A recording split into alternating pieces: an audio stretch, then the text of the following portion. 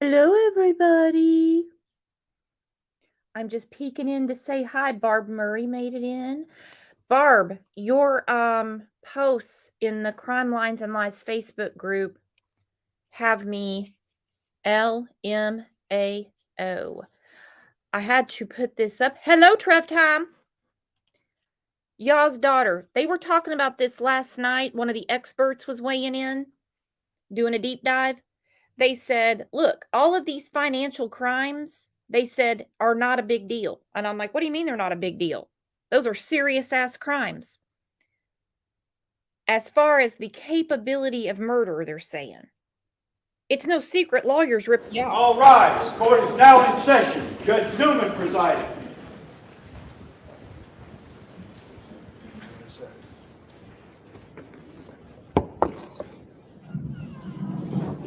Please be seated. Good morning. Let's bring the jury.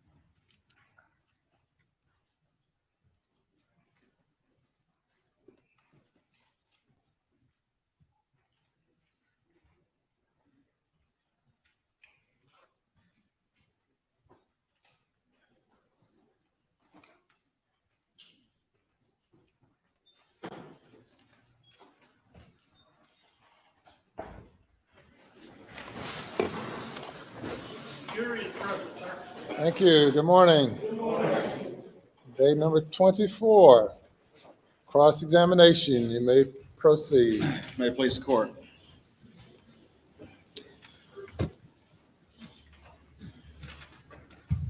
Morning, Mr. Murdaugh. Good morning, Mr. Waters. All right, let's see if we can move forward with this a little bit. See if we can go back to some things we may be able to agree on. All right, sir. All right. First thing is that the money you were stealing, in addition to your income and the money you were borrowing, was not just to pay for drugs. Would you agree with that? Sure. All right. And would you agree that your stealing, in addition to the money you were borrowing, increased over the years as we moved towards June of 2021? Repeat that, please, sir. Sure. Would you agree that your stealing increased over the years as we moved towards June of 2021? Yes, sir. All right. And would you admit that your stealing increased in particular after the boat wreck?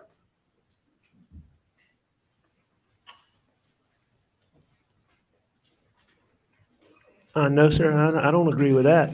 You don't agree with that? I think I continued to do it, but I don't.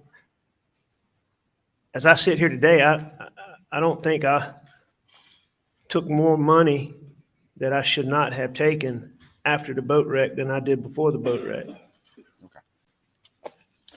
But again, those documents speak for themselves, Mr. Waters, and if that's the case, then that's the case. But as we sit here, I think that I probably wrongly took from clients and people that trusted me as much money before that boat wreck as after. All right. And I'm just trying to get through this so we don't get bogged down like we did yesterday. All right. I understand. All right. So you wouldn't agree with me that in 2019 alone you stole about $3.7 million? No, I think that's correct. All right. And would you agree with me though that figure in 2019 was generally higher than any other year that you've been stealing since 2011. In any year, sure, I'd agree with that. Okay. I thought you were talking about overall, the whole, the whole cycle.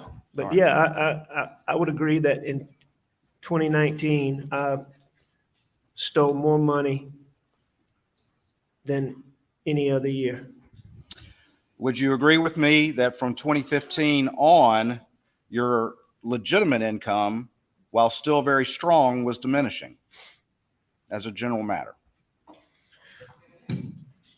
Well, I think whatever my income is speaks for itself, but as a general rule, a plaintiff's lawyer doing what we do, income ebbs and flows. You have some really good years, you have some really lean years. And no, I think I had some good years, maybe not the, $4 and $5 million years, but I think I had some $2 and $3 million years in there. And my caseload was such that, I had, one of the things I was working on that Monday was one of the biggest cases that I've ever been involved in. Talking about the Dominion case, right? Yes, sir. And so, I think it was cyclical. So I don't, without looking at the record specifically, I don't necessarily agree with that. Okay, so you don't remember then? No, I do remember. I don't think I agree with that. But again, those records will speak for themselves. Okay. All right. So would you agree with me that in 2014, your reported income was over $1 million?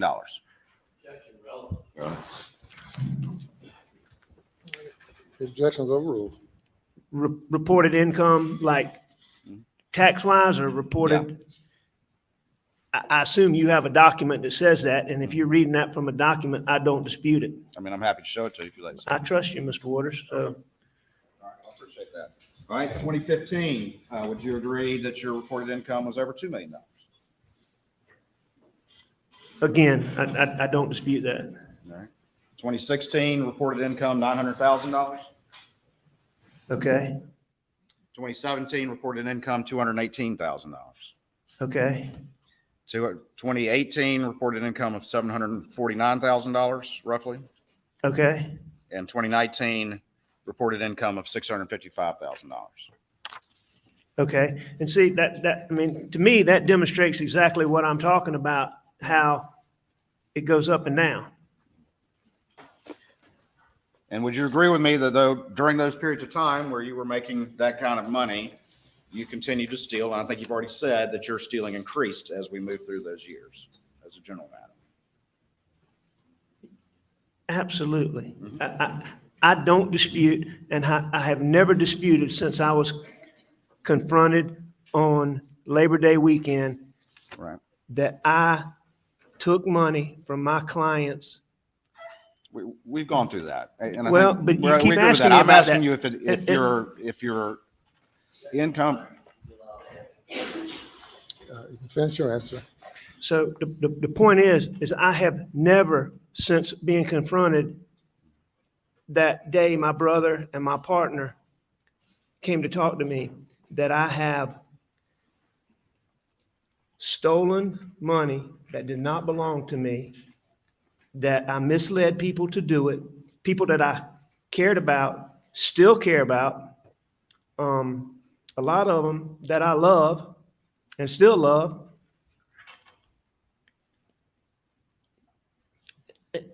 And I misled them to do it, and I was wrong. I have never disputed that from day one.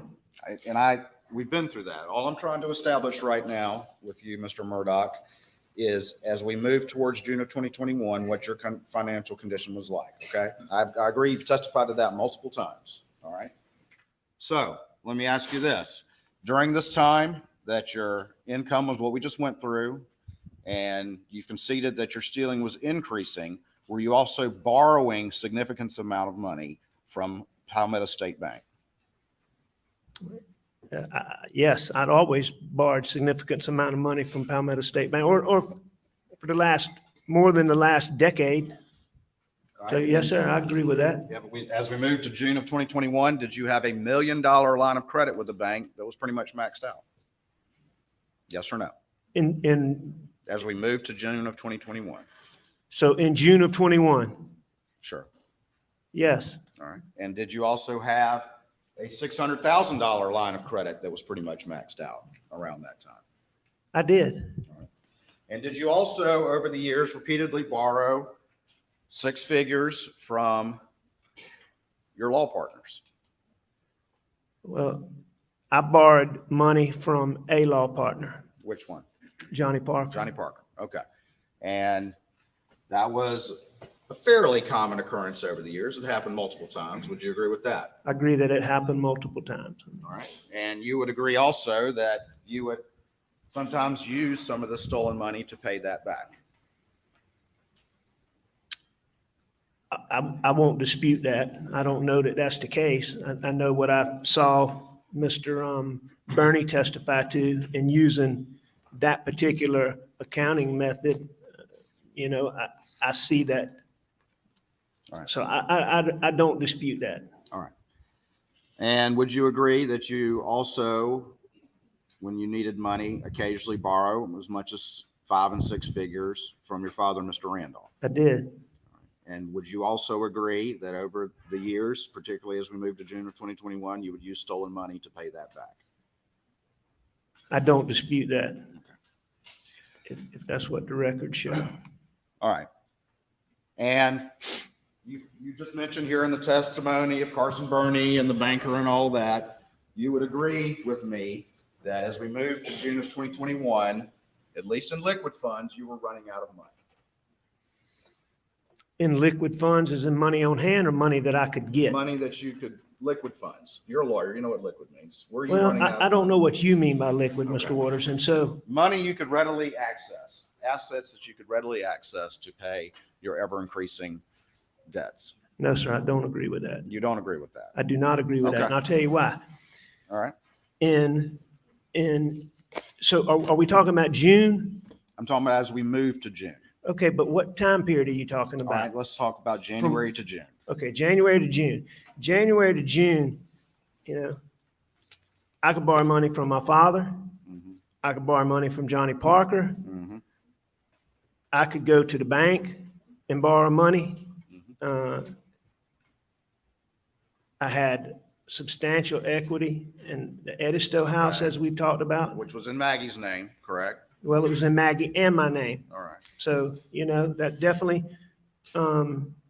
was in both of our names. Moselle was in Maggie's name. There's substantial equity in that could have been borrowed against. So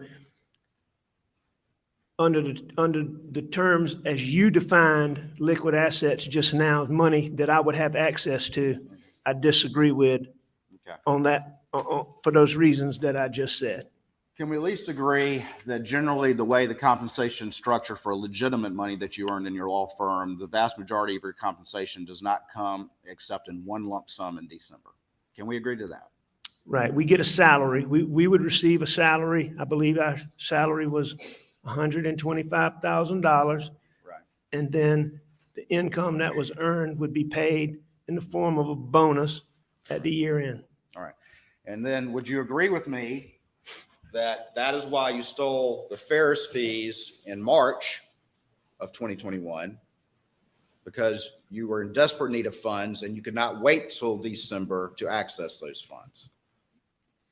I think there's probably a lot of reasons why I stole those funds, but I certainly would believe or don't dispute that that's one of the reasons. And would you agree with me that the $792,000 that you stole of those Ferris funds, that you exhausted those within about 2 months? I don't know the time period, but I know that I exhausted them. Now, again, I'm trying to get through this quickly because there's a lot more to talk about, obviously. But we went through a number of questions yesterday about the various clients that you stole from, correct? You remember that? the back and forth we had yesterday? Do you remember all that? Sure I do. Okay. All right. And so I'm going to try to shortchange this, but I think it's important that we at least say the names of the people that were involved. But let's just do this to see if we can. To the comment, Your Honor, inappropriate. I'll rephrase, Your Honor. The clients that we're talking about, these are all real people, yes or no? They're all real people. All right. They're And all these good clients- people. Okay. They're all people that I care about, that I cared about then. And a lot of them are people that I love. Okay. And I did wrong by them. Yes, you hurt the people that you love, I know. So, Sustained. these were all people, every single one of them, that you at least had a personal conversation with at some point during the course of your representation. All of my About the clients. representation. Absolutely. I had multiple conversations with all of my clients. And these were people, every single one of them, real people that you looked in the eye and convinced them that everything was right. Your Honor, 403, repetitive, cumulative. We spent 2 hours doing this yesterday. I'm just trying to the simple questions that applies to everybody, and then I'm moving on. Proceed. I would have had conversations with all of my clients, and some of the conversations would have been on the telephone.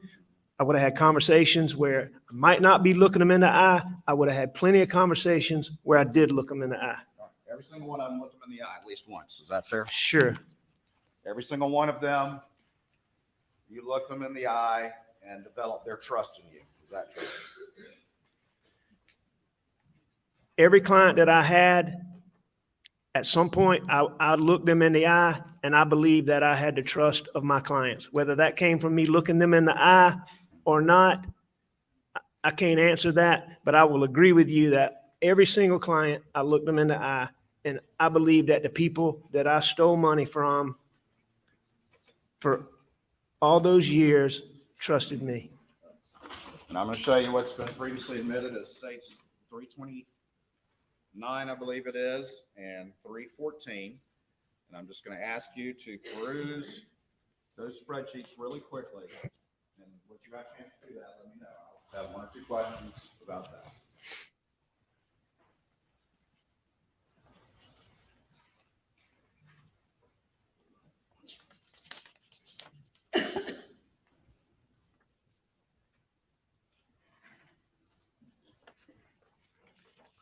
All right, so I'm sorry. What was your question? I just asked you to look at them. Have you had a chance to review those documents? I have. All right. And would you agree with me that every single name on here are either clients that trusted you that you stole from, or instances in which you stole from your law partners who trusted you as well? I agree with that. All right. So we don't need to go through each one of these, correct? You agree? Mr. Waters, like I've told you, I'll go through whatever you want to go through, but each one of those clients is just what we've already talked about. Good people, fine people, upstanding people. They trusted me. Every single one of them I did, and I do still care about. And many of them I love and consider them close friends. Like Barrett Boulware? Absolutely. It's a perfect example. And you stole from Barrett Boulware. I did.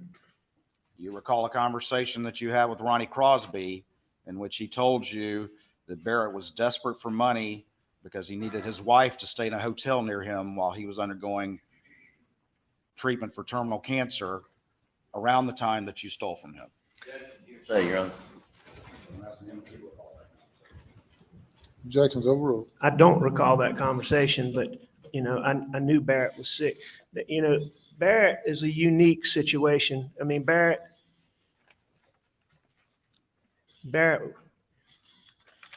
is and was dear to me as a friend. But, I mean, Barrett and I had a long, long history. I guess really, and I lied probably more by omission, lies by omission in stealing that money. But that's a perfect example. You keep asking about me having these conversations and looking people in the eye. I mean, that's a perfect example. I mean, when I stole that money, he was nowhere around. It was more based on lies by omission. And Barrett and I had such a history, these real estate deals that you're asking me about. Barrett was one of my good friends, and we had been in these real estate deals together. Barrett was just an interesting person. He was a shrimper, was born and raised in Allendale County. And he moved down to the coast. And Mr. Murdaugh. as shrimping, Mr. Murdaugh, I don't know that we need Barrett's entire life story. no, but it's important Let to me just understand ask this you based on the this. question you asked. I don't think his entire life story is responsible, Your Honor.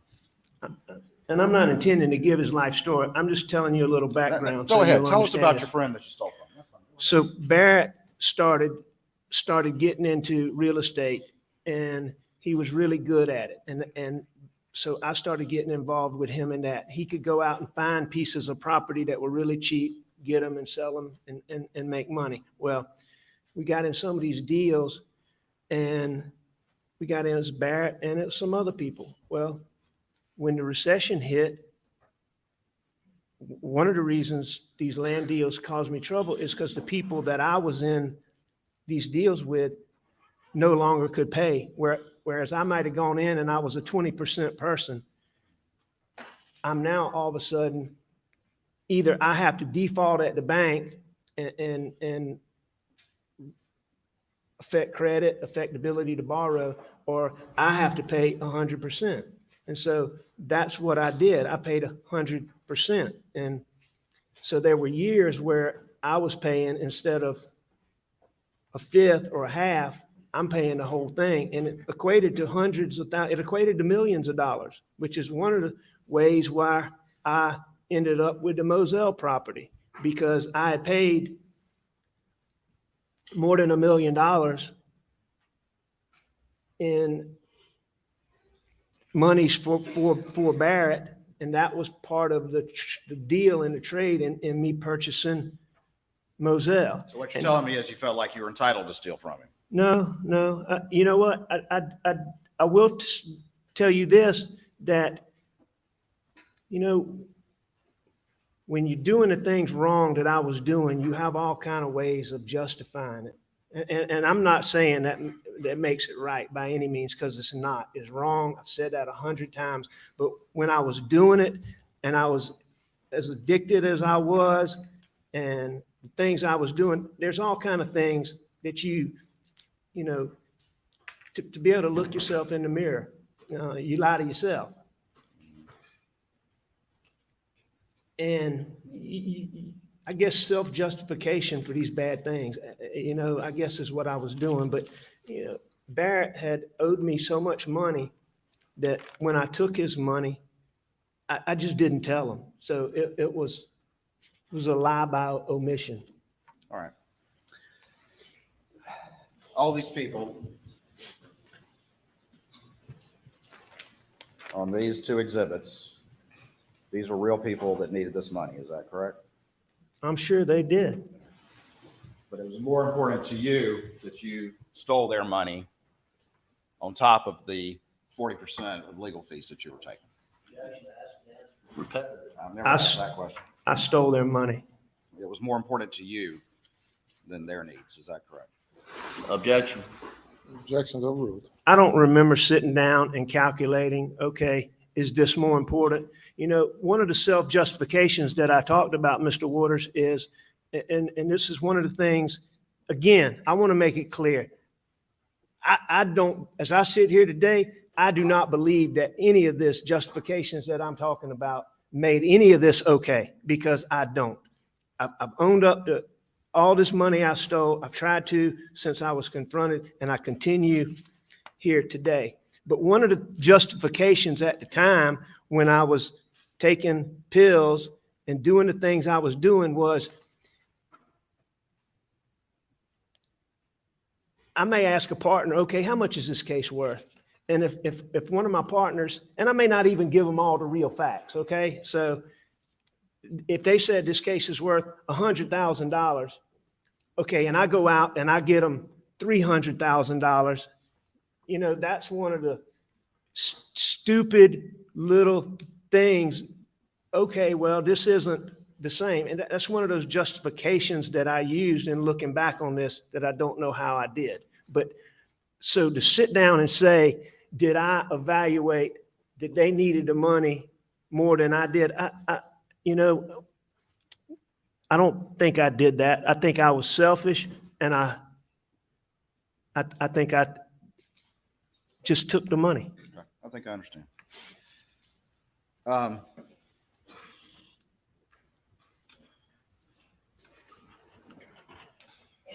asked you a series of questions yesterday about at least relating one conversation you had with one of these clients. And I'm just going to ask you this one. Do you remember looking Tony Satterfield in the eye and lying to him? I remember lying to Tony Satterfield, and I remember looking him in the eye on many occasions. And lying to him? Yeah. Lying to his family? I lied to his family. I don't know if I did it in person, but I know I had phone conversations with him where I lied to him. Let's talk a little bit about the pills, if we can. Okay. And you've already testified, as have other people, that you were still able to function as a lawyer over the years despite the pills that you were using. Is that correct? Yes, sir. And you were able, of course, during this period of time to engage in these relatively complicated thefts that increased over the years that we've just talked about, despite the pill usage. Is that correct? I was. I was. All right.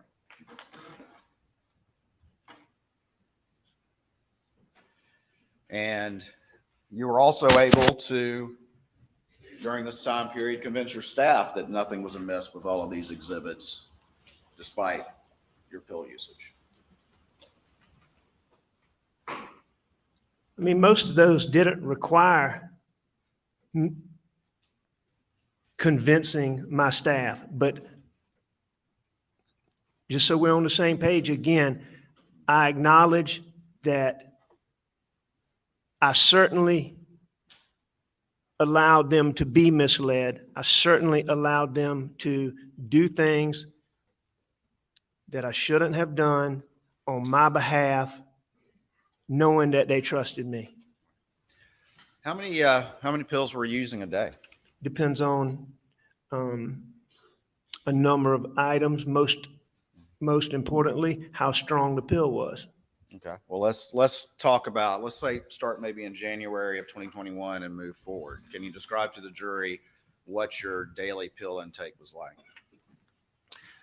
I think at that time, most of what I was purchasing was 30 milligram pills, instant release, oxycodone, that probably mixed in with some OxyContin, which is made of oxycodone. It's just time release. I would have been taking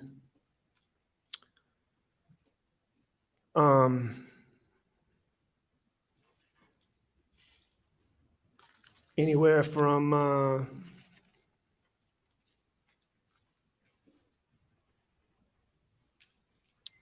1,500 milligrams maybe to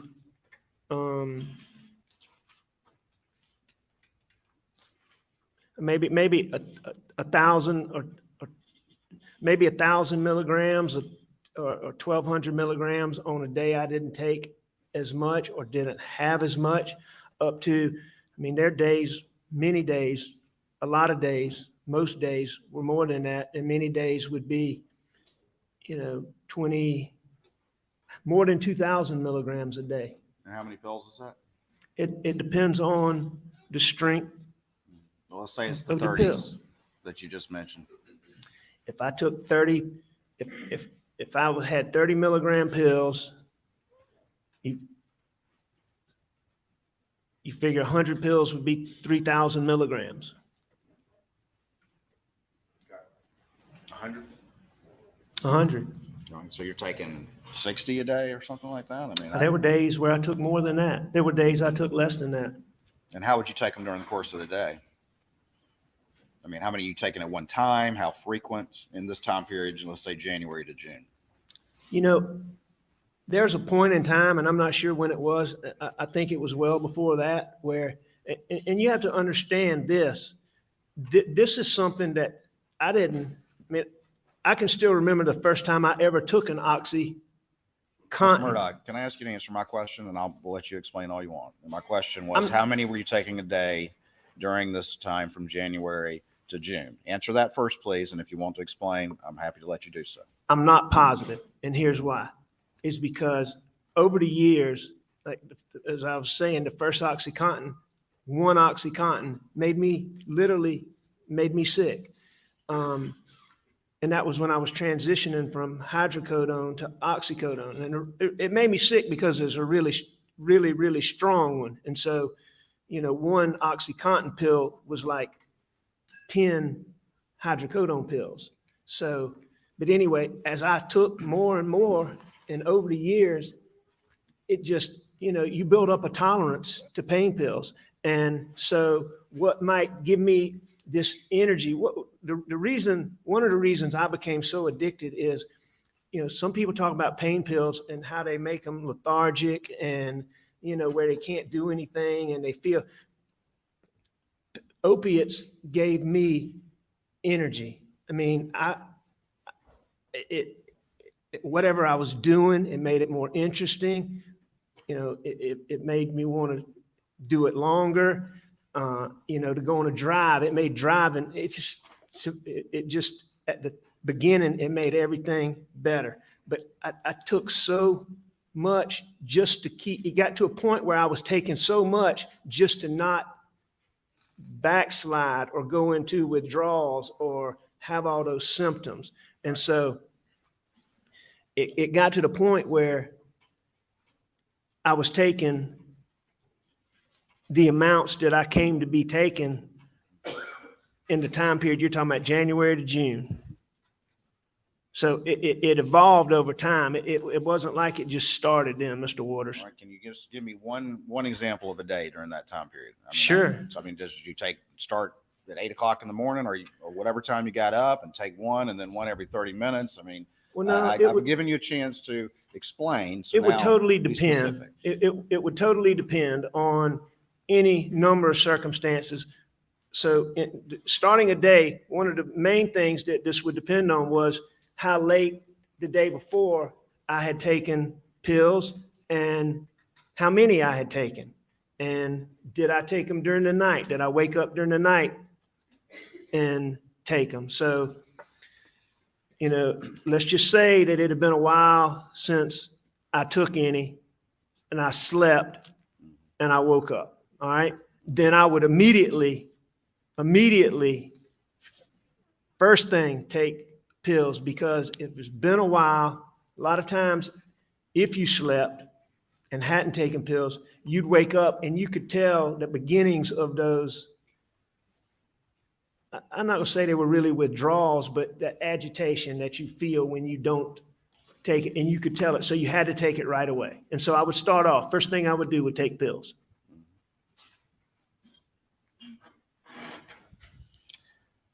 And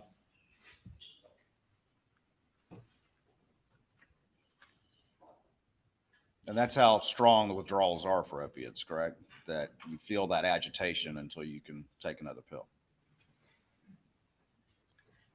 Yes, I mean, but that's just, agitation's the tip of the iceberg when Let's it talk about that comes just a to little bit. withdrawals, opiate withdrawals. I think you said in your, what's been played for the jury and the telephone conversation with Special Agent Kelly that, and you talked about withdrawals, just how strong they are, how you're willing to do anything to make them stop, correct? I think what I said is almost anything. Almost anything. Well, describe that, please. I mean, you're sick.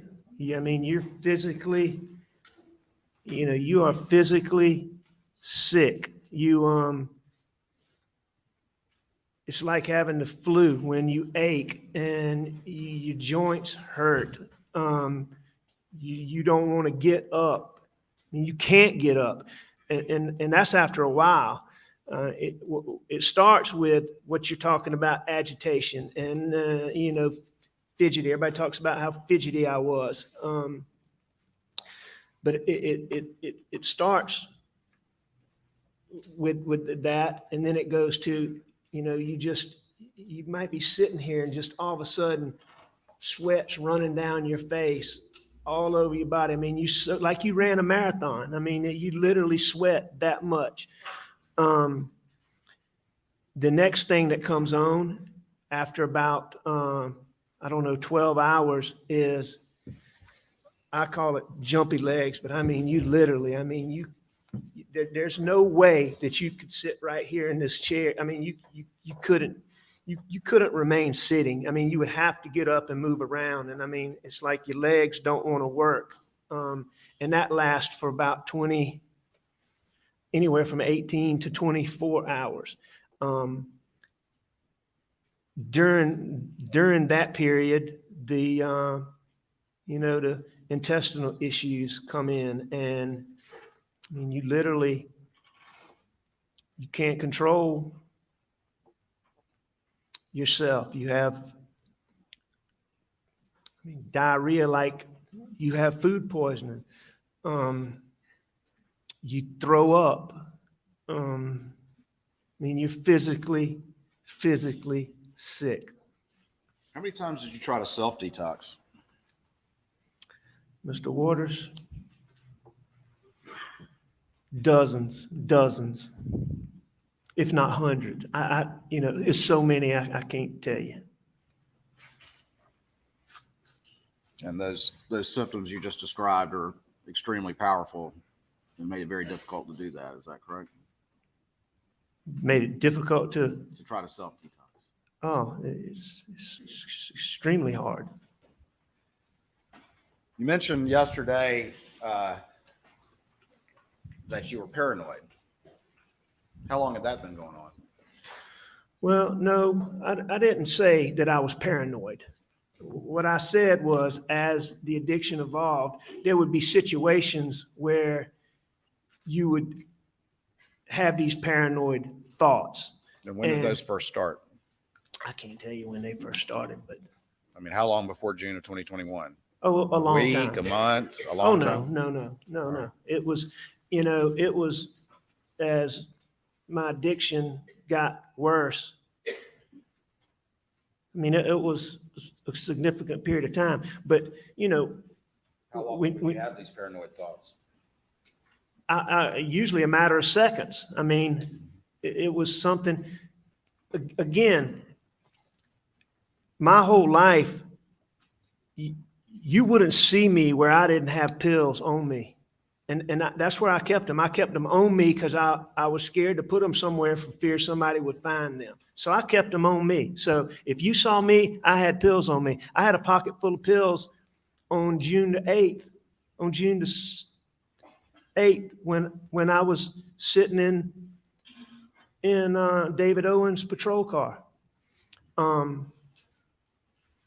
So I always had them on me, and I might be going to Edisto, and I turn on Hampton Street right out here, and a police car pulls out. Boom, I have paranoid thoughts.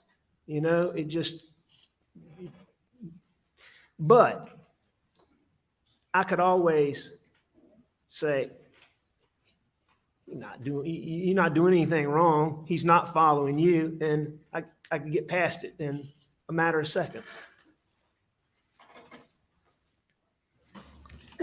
Did anybody in your family ever see you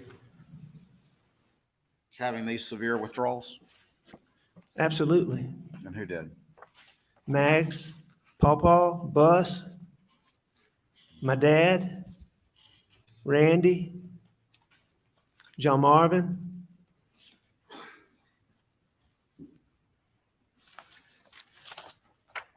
And just to be clear, Randy and John Marvin never saw me having withdrawals before September. They So saw who- me, And I thank you for clarifying that. Prior to June of 2021, who in your family saw you having these severe withdrawals? Bus, Pawpaw, Maggie, my dad.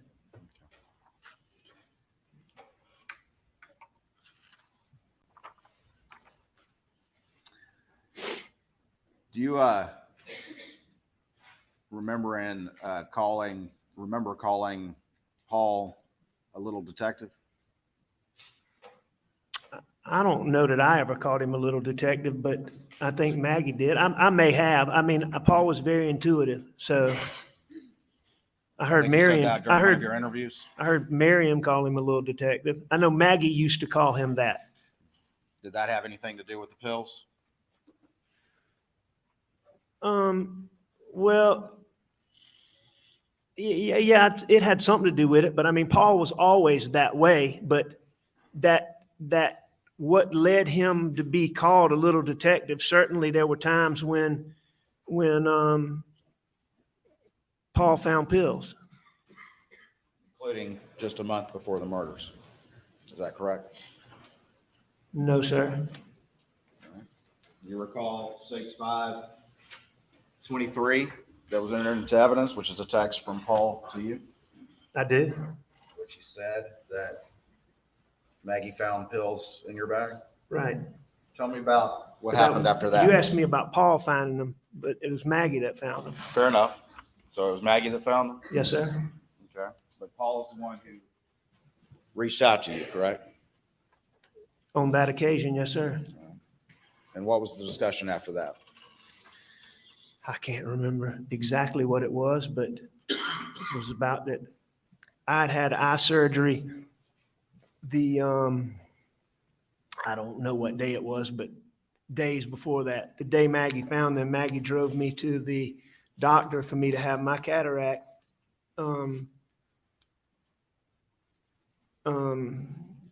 removed, whatever they call that surgery. I can't remember, but I had a cataract taken out, outpatient. You go in for a couple hours and you come out.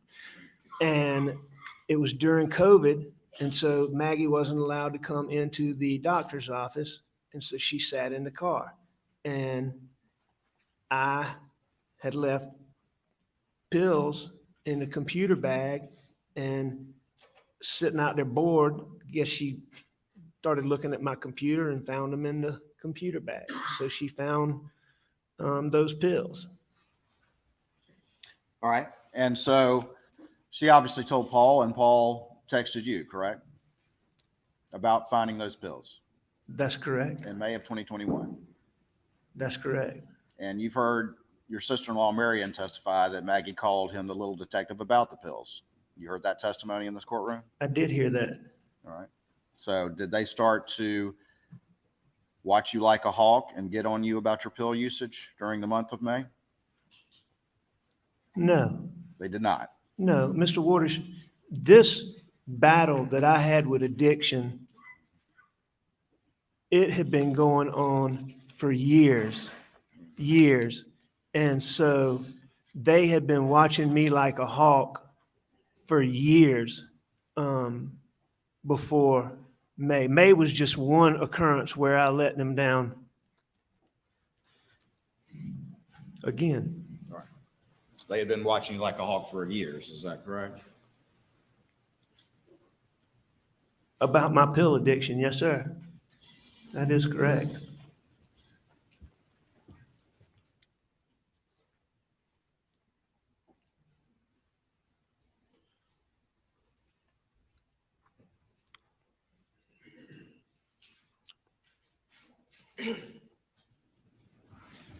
This time in May, that wasn't the only time that Paul found pills or Maggie found pills. Is that correct?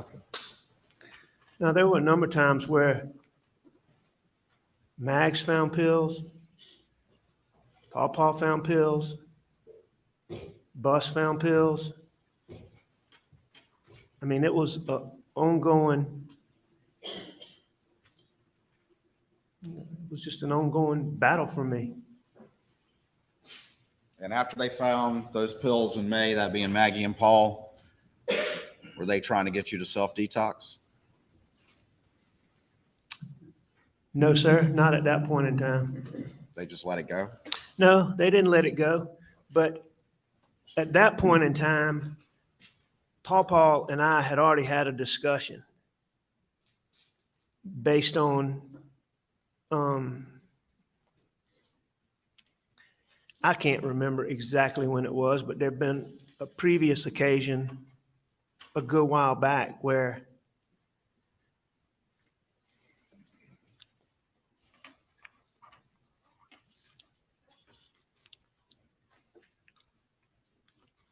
there'd been a previous occasion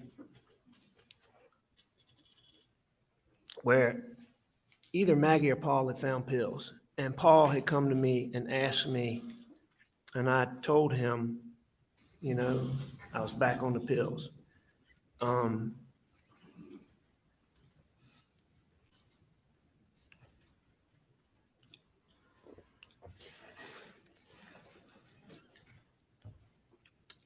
And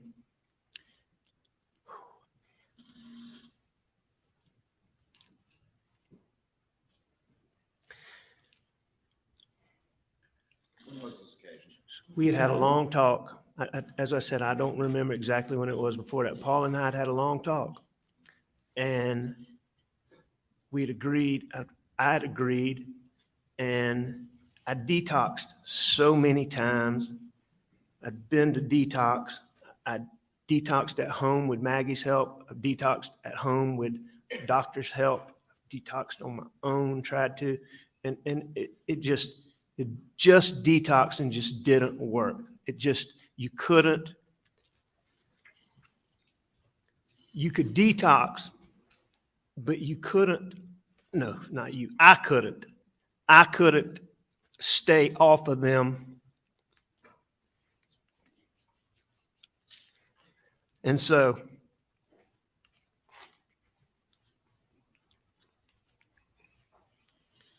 I promised Paul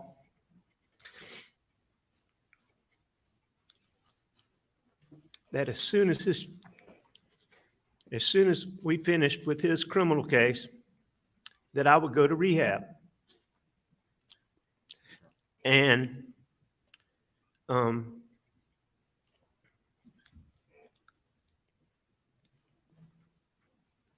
and on this particular occasion, Paul knew that his mom worried about me so much with pills that on this particular occasion,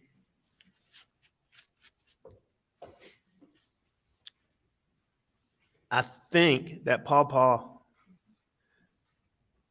convinced Maggie that I got those pills in anticipation of the eye surgery, but that I never took them, so that she would not worry that I was once again.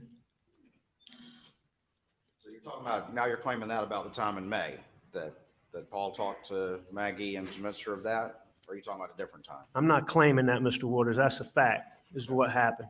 All right, we're hearing that now, correct? Hearing what now? What you just said. Well, you just asked me this. Mr. Waters, you keep making the issue about first time you hearing these things. When I got arrested and I went to jail, we began reaching out to you to talk to you about all of these things, to try to tell you everything that I'd done, to give you all these details to help y'all go through these financial things.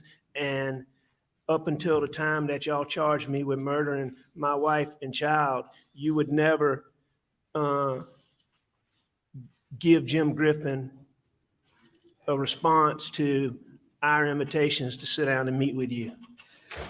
So you're telling me I never responded to Jim Griffin? Is that what you're saying here today? I'm telling you. Are you saying that you ever before yesterday reached out to anyone through yourself or through your attorneys and reached out to anyone in law enforcement or the prosecution and told them the story about the kennels? Are you telling me that? What I'm telling you, answer my Mr. question Waters, first, please, sir. Answer my question first. Did you ever reach out to anyone in law enforcement or the prosecution and tell that story that you told this jury yesterday about the kennels before yesterday? Did I ever reach out to law enforcement Did you- to say, I want to tell you about the kennels? No, sir, I did not. What This is I, the Fifth Amendment line. Pardon? This questioning about him volunteering information on these charges violates his Fifth Amendment rights, and we strongly object. Any more, we have to make a motion. You brought it up. The objection's overruled. what I did was, so, Answer yeah, my question first, sir. Your Honor, for the record, he did not bring it. He was talking about financial Sit down, stuff. Mr. He was- Gibson.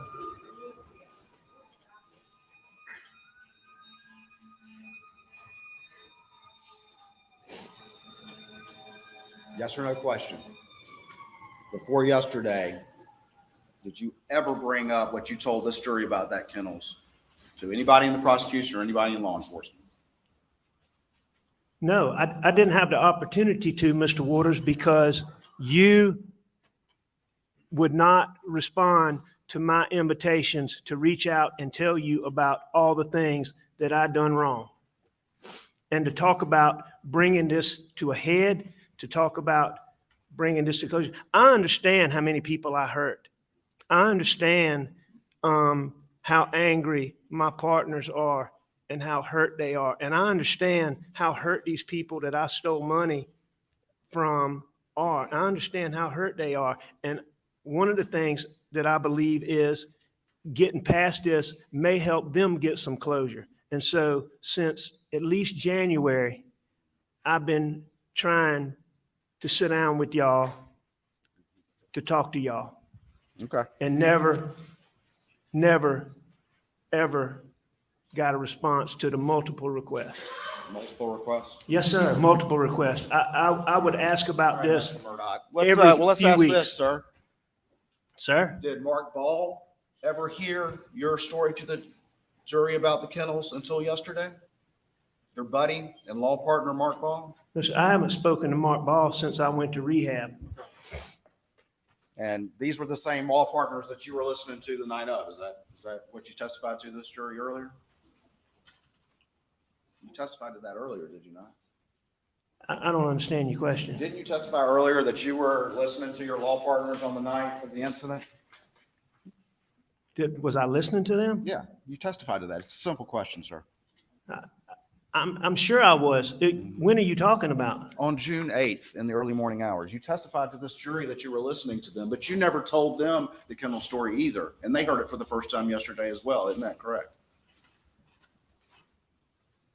Yes, that's the first time they heard it. First time that Ronnie Crosby ever heard that would have been yesterday. If he was listening, that would have been the first time he heard First it. time Johnny Parker ever heard that was yesterday. Yes, First time Danny Henderson, who was representing you in the boat case, ever heard that was yesterday. yes. Yesterday is the first time that I have said that openly. But that's not what you were asking me, Mr. Waters, but you go ahead First time your brother Randy heard that was yesterday. if he was listening.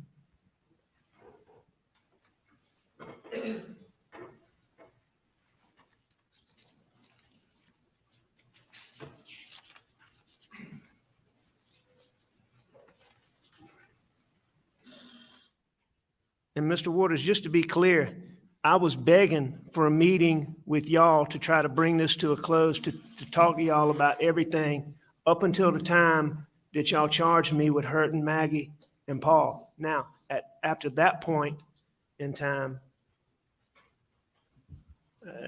I stopped, obviously. You're claiming that you were begging for a meeting and but you admit information was never conveyed that you wanted to change your story after multiple interviews with law enforcement about what happened that night, including the most important fact of all, which is when the last time you supposedly saw your wife and son alive was. I don't know exactly what was conveyed or not because I wasn't part of it. All I know Fair is enough. what You don't I know was what- trying to do was to sit down. I understood to bring all this to a close that y'all would want me to sit down and go through all of these financial things, all of these things that I'd done wrong, and to try to bring that to a close, I was repeatedly trying to sit down with y'all. The reality is, Mr. Murdaugh, is the reason why no one's ever heard that before is because you had to sit in this courtroom and hear your family and your friends, one after the other, come in and testify that you were on that kennel video. So you, like you've done so many times over the course of your life, had to back up and make a new story that kind of fit with the facts that can't be denied. Isn't that true, sir? No, sir, that's not true. You've done that over and over again over the years with all of this that we've been talking about, haven't you? I've done what over and over again? The second that you're confronted with facts that you can't deny, you immediately come up with a new lie. Isn't that correct? Mr. Waters, have we established, I have lied many times, but I can't sit here and tell you that, what are you talking about, facts that I can't deny? That I would disagree with that proposition that you're putting out, that was what I did all the time. But in doing that, I admit again that I've lied to people that trusted me.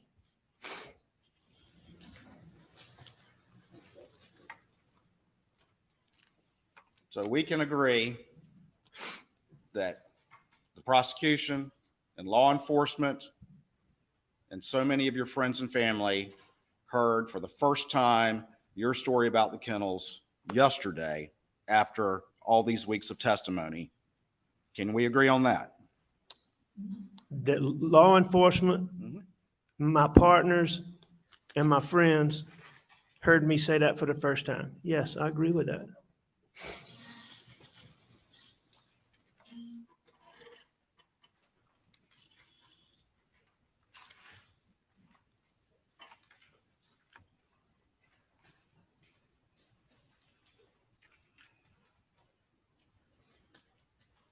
Would you agree with me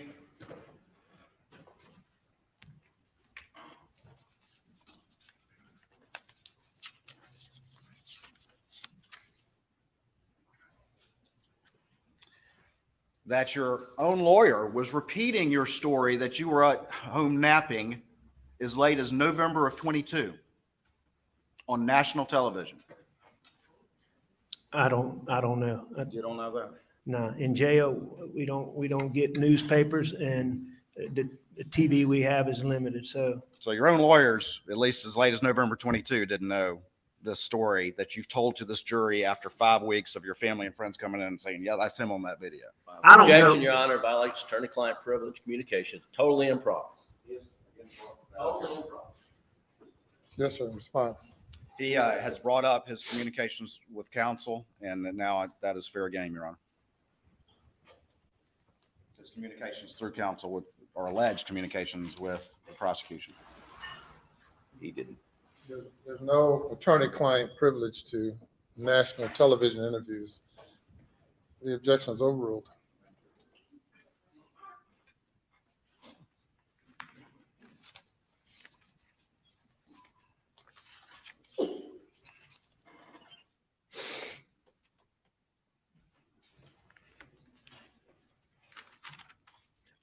Are you waiting for me to answer, Mr. Waters, or did I answer? I think the point's made. All right, sir. You said you were unaware of that national television interview. Is that what you said? You were Unaware of what national television interview? The one where your lawyer repeated that story as late as November of 2022. Your story that you were actually home asleep at the house. The only national TV ad that I'm aware of is program is one that Mr. Griffin was involved in. Are you referring to like a Dateline something? I'm talking about HBO. Okay, HBO. All right, yeah, I am aware of that. And what I believe the case to be is that I believe that when that was in its works, that Mr. Griffin made those statements sometime substantially before November of 22, as early as around the very beginning of 2021. Well, let's talk. At least what I understand to be the case. All right, let's talk some more about your testimony from yesterday. And you're telling this jury, even on something as clear as this kennel video, that your story doesn't change when you have to make them fit the facts that no longer can be denied. Is that what you're telling this jury? I don't understand that question. Say that again. I said, you're telling this jury that you don't change your story to make the facts fit evidence you can no longer deny, like what's been going on in this courtroom. I'm not telling the jury anything about that. All right, good. All right, let's move on. Let's talk some more about that issue. Let's talk about the confrontation on June the 7th with Jeannie Seconder, which you said was no big deal. Isn't that what you testified? Words to that effect? I think what I testified to is that, to me, it certainly didn't seem like a confrontation. Jeannie came to me and was almost apologetic. And this is what I believe, Mr. Waters, is I believe that what Jeannie Seconder and my partners have had to go through since September has been hard. I know I could see it. I could see the hurt that I caused them. And I know that they're betrayed, and I know that they're angry, and I know that they're hurt. And I want to make clear to this that while I disagree with what Jeannie said as to it being a confrontation, because I don't believe that it was, I don't think that she was lying. I think that she feels it. I think that, she believes that that's the case after all this time that she's had to deal with this. But on June the 7th, when she came to me, she was almost apologetic. You heard her say that she said that she wouldn't be doing her job if she didn't do this. And it was made clear to me that someone had said this, that I had to make sure that income came through the firm, that I couldn't structure money. In other words, I had the impression that there was concern that maybe, like Mark Ball and Ronnie Crosby said, that maybe I was hiding fees because of the civil boat case. Let me But see if I that can conversation was so summarize. quick, Mr. Waters, that you keep using the term confrontation. I didn't take it as a confrontation. And you're telling this jury you're not making that issue fit, make your story fit with those facts by saying, it wasn't a big deal, and Jeannie, she's hurt, so she's overreacting now. No, that's You not got what on I'm that saying. stand and testify. What I'm saying is exactly what I just testified to, that to me, on that day, that was not a confrontation. It ended almost as quickly as it began, and I didn't think about it again for a period of time until after everything happened. You testified earlier, you get paranoid if a police officer turns out behind you, but you're not getting paranoid when Jeannie comes in here and says, I need an answer about these fees? No, Because I because believe you took them? no, things like that wouldn't cause the paranoid thought and the paranoid thinking. It was always related to pills. It was always, okay, that reaction that somebody just gave me. It was always related to pills. Do they know something? Did something somebody said? It was, I mean, the times that's what, when I had to deal with paranoid thinking, that, if a judge confronted me in the courtroom about a piece of evidence, or if Jeannie asked me about that, those are not things that gave me paranoid thinking. Okay. And you testified the same thing about the boat hearing on June 10th. Not worried about it. No big deal. Correct? No, I didn't say that it was no big deal, but I said that my main concern about those motions coming up on June the 10th dealt more with the venue motion than they did with the motion to compel. I believe is what I Are said. you saying on this jury that you didn't testify yesterday that you weren't concerned about it? I wasn't overly concerned about it. Okay. And I'm sure I had some level of concern because the venue motion was, it was a big issue in the case. Well, were you concerned enough about it to bow up with Mark Tinsley at the trial lawyers conference and say, "What are you doing, Bo?" No, absolutely, unequivocally, never happened.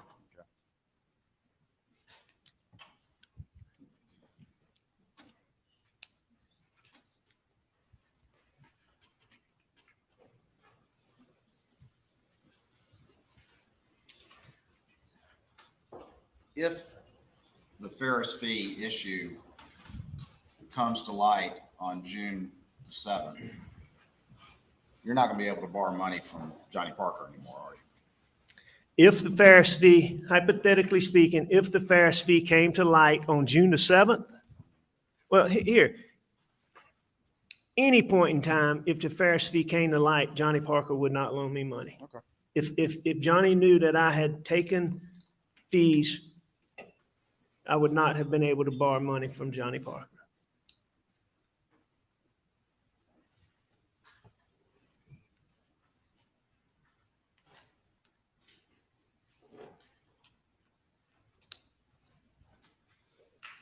You testified earlier about going to the Gamecock baseball game on the weekend prior to Monday, June the 7th, 2021, correct? Correct. Hold on for me real quick. Sir?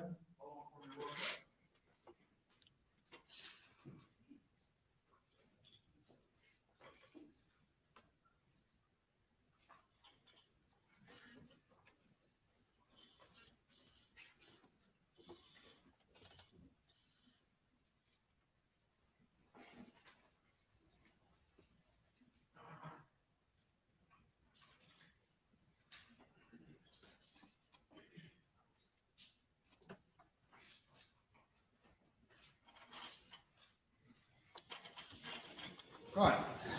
I'm going to show you what's been marked as States 572 to this trial. You got your readers with you, or your glasses. And first, I just want you to look through that document and then answer the question, do you generally know what that is?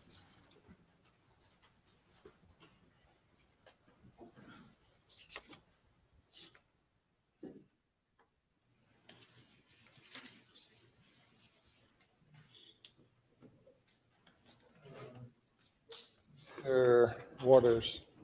Someone wants something, so if you'll stand for a moment, everybody stand for a moment.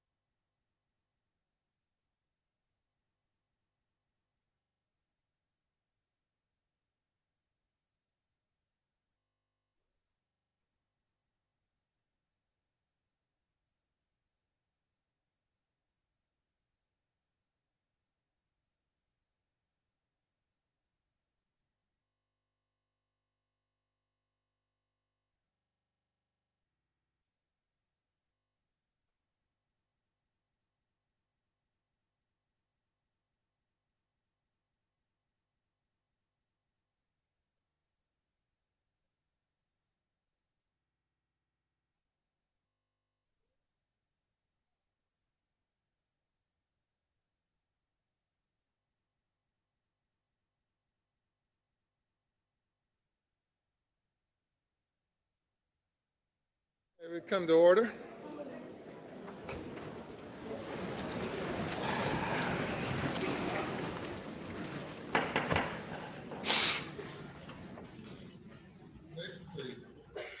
May it please the court. Have you had a chance to review that, Mr. Murdaugh? Yes, sir. All right, and do you recognize what those are generally? I do. And what are they? Text between Maggie and I. And what day did they take place?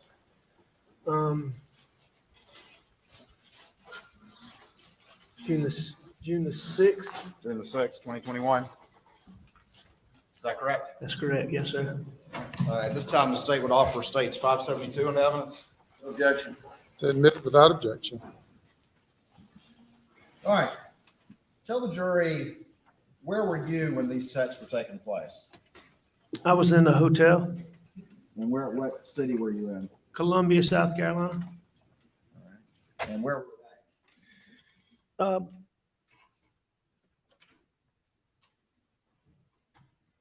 I'm not exactly sure where they were when they first started, but they would have been somewhere between the hotel, a restaurant, and the ball field.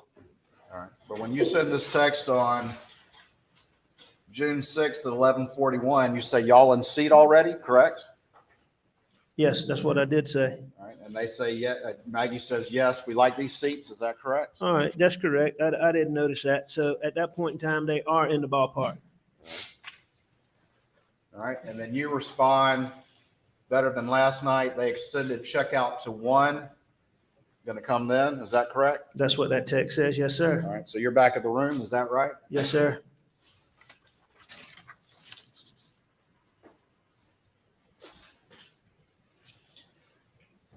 Later on, you text after she asked you to bring a charger and says, Muggy, you text, I'm dreading it. See you in a little bit. Is that correct? That's what I said. Yes, sir.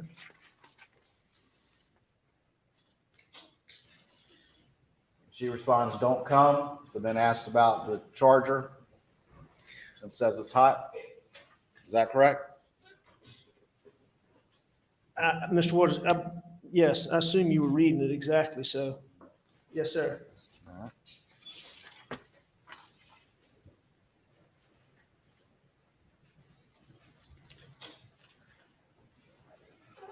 She eventually responds, not crowded, but not the place to come if you don't feel well. Very hot and muggy. We are inside, sitting at the bar, very nice indoors. Is that correct? That's what it says. Yes, sir. And then you respond, Algie, by accident, they are making me leave, so I'll see y'all in a few. Is that correct? That's correct. And who was making you leave where? It was past checkout time at the hotel. After you'd gotten an extended checkout, correct? It appears so.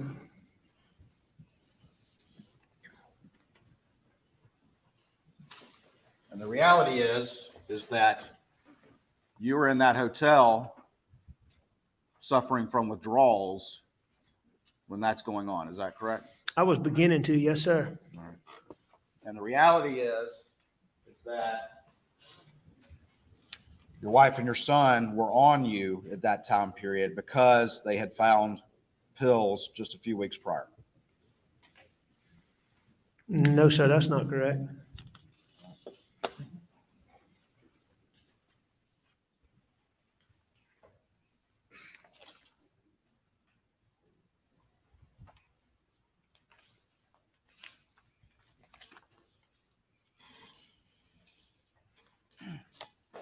Let's talk about June 7th, okay?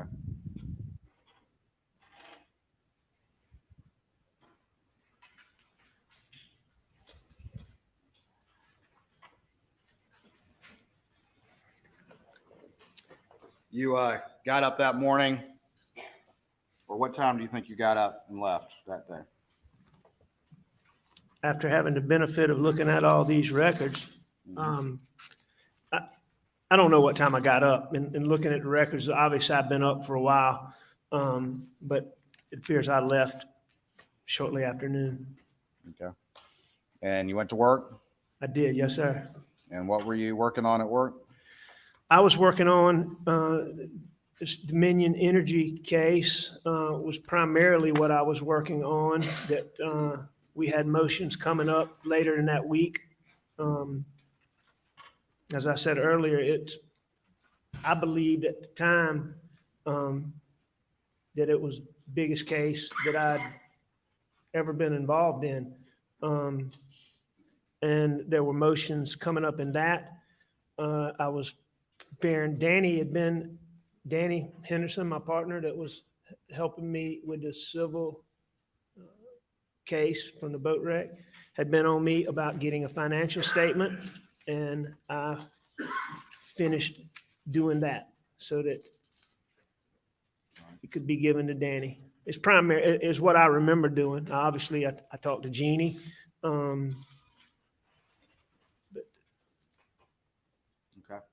And what time did you leave? And I'm sure I did some other routine office things, but I can't tell you what they are. What time did you leave?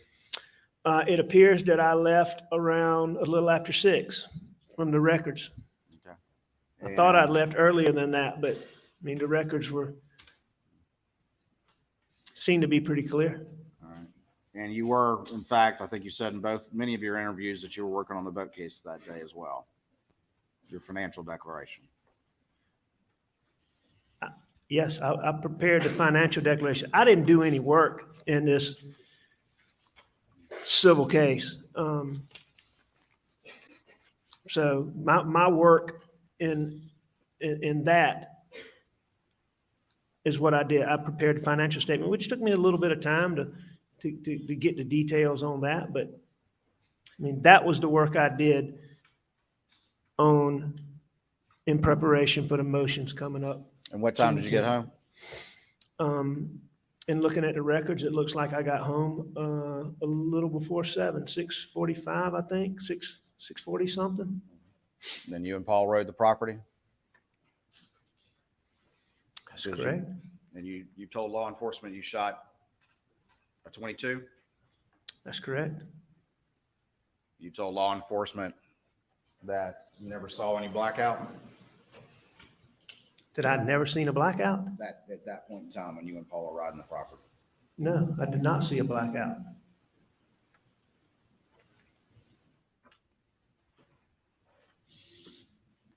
Did you tell law enforcement that you and Paul were going around looking for hogs? If I said that, Go ahead. and if I told them that, you don't look for hogs in the daytime. All right. The hogs are deep in the swamp in the daytime. So I can tell you that Paul and I were not riding around looking for hogs. But what we were doing is we were going from food plot to food plot, and we were looking for hog signs. All right. What a hog will do is come out and root, and they tear up food plots. They tear up everything. And so that was one of the things we were doing. But we were not hog hunting. We were not looking for hogs. We did not have the 300 blackout with us. Okay. Paul didn't have the gun that blackout that he favored with him while y'all rode the property. The gun that's in here, Any rifle. there was no 300 blackout with me and Paul. All y'all had was a 22. And that was a 22 pistol, but we didn't have that with us at that time riding the property. Right. And you testified, you've seen the Snapchat video of you on the tree, is that right? I have seen that. And you don't dispute the time of that video, do you? I don't even know what time that was taken, but whatever the gentleman that. came and testified to, I don't dispute that. All right. And what time,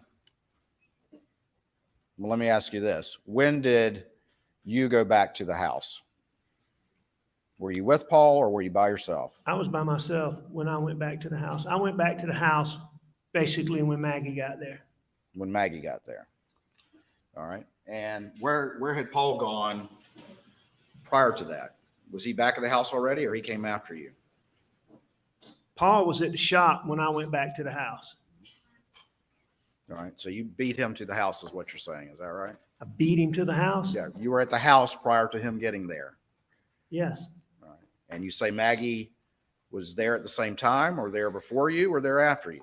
That's what I'm not absolutely certain about. I believe that Maggie came through the kennel entrance, and going back and looking at these records and these times, I believe she came through the kennel entrance while Paul and I were at the shop.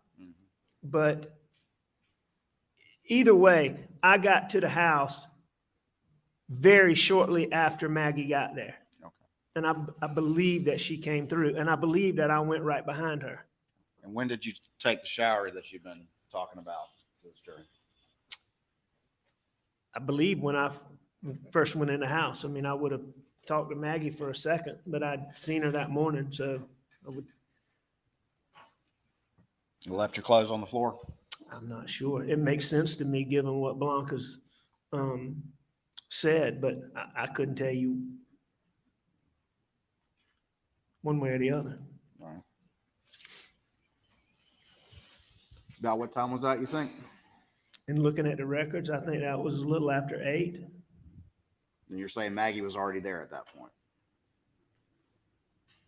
When I got to the house, Yeah. yeah, And what did you do after that? I came back out, sat out on the couch to eat dinner. All right. About what time was that? A few minutes later, I mean, it didn't take me long to shower. And you say Paul was already eating at that point? He was. You say he left first. What I said is he got up and he finished eating and he left our immediate vicinity. Now, I don't believe he left at that point, given what I've looked at time records and all. I believe that he was around the house for a little bit longer, And just to be clear, again, but I didn't see him. all of this detail was people were hearing for the first time yesterday, like we talked about before, correct? Say that again? All of this detail that we're going through right now is not anything that you related before. We're all hearing this for the first time yesterday. Objection, Your Honor. Fifth Amendment privilege. Objection is overruled. So yes, I did not tell law enforcement.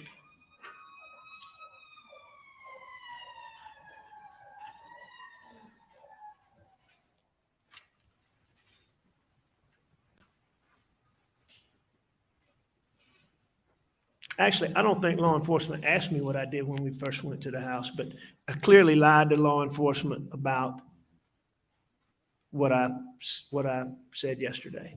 Okay.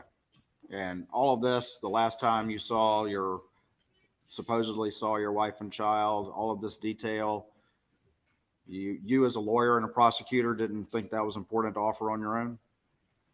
Oh, I think it's important. You told this jury how cooperative you've been and how much information you wanted to provide, but you left out the most important parts, didn't you? I left out that. I sure did. You don't consider that one of the most important parts? I think it's important.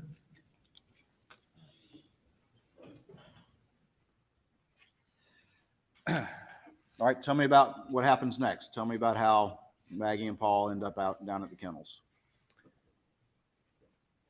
I'm still not absolutely certain exactly how they ended up at the kennel, but in looking at the time frames and looking at the GPS points, I think I pretty well know, because I wasn't sure if Maggie had walked to the kennels or ridden to the kennels, and I wasn't exactly sure how Pawpaw got there, but I'm all but certain that Maggie and Paul went to the kennel together. All right. And what was the discussion? You said that they were going down there, but you didn't want to go. Is that right? Maggie, what I said is Maggie asked me to go to the kennels with her, and I wasn't going to go. I said, I'm not going to go. And how long after she left did you supposedly go down there? It was very quickly. And what did you tell this jury and all these new facts as to the reason you changed your mind? Why'd you change your mind? I just had a shower. When you go to the kennel, you always end up at the shop, the dogs are running around, you're always going to end up doing more work. All right? It's hot. I'd already had a shower. I didn't want to go to the kennel. I understand that. So why'd you change your mind? Because Maggie wanted me to. All right. So you thought about it for a few minutes and then decided to go down there? I don't think I sat and contemplated, am I going to go? Am I going to go? I think that, like many things Maggie wanted me to do, if I didn't do it at first, I ended up doing it. And you took the golf cart down to the kennels? That's correct. How long did that take to drive from the house down to the kennels in a golf cart? You know, in looking at the records from OwnStar and all of that, seems to take about a minute in the, On a golf cart? nope, in the Suburban. So I would think it's probably, in looking at those speeds of what, 20, 24 miles an hour, I would think it takes double that. I think it takes a couple minutes. All right, so you'll concede at least a couple minutes to drive down there. I Is that think, right? yes, In a golf cart? that's correct. When the kennel video was going on, had you arrived before that? I believe that I had. Okay. How long do you think you had been there before that was going on? Not long, because when I got there, in looking at the kennel video, you can see Pawpaw standing in the kennel. When I got there, Pawpaw wasn't standing in the kennel. He wasn't in the kennel anymore? Well, he wasn't in the kennel like he is in the video. Right. He's probably, and I don't know exactly, but I know he wasn't in the kennel. He was like in the driveway. He was fooling with cash. He was in the driveway, but like close to the kennel, but not in the kennel like he is in the video. So the video happened after that, according to you? Video happened after I got After there. you first saw Paul? You're saying he wasn't in the kennel. When did the video happen? I believe that to be the case. Okay. After you had arrived, is that correct? Yes, And, very shortly after I arrived, but after I arrived. all right. And did you tell Maggie at that time that you were going to go to Alameda? I did not. Did y'all discuss it at all, according to you, to these new facts you're testifying to? I don't believe so. Did you have any conversation with her? Oh, yeah. Had you had a conversation, did you have a conversation with Paul about the dogs, about Cash's tail prior to going down there? Prior to going down there?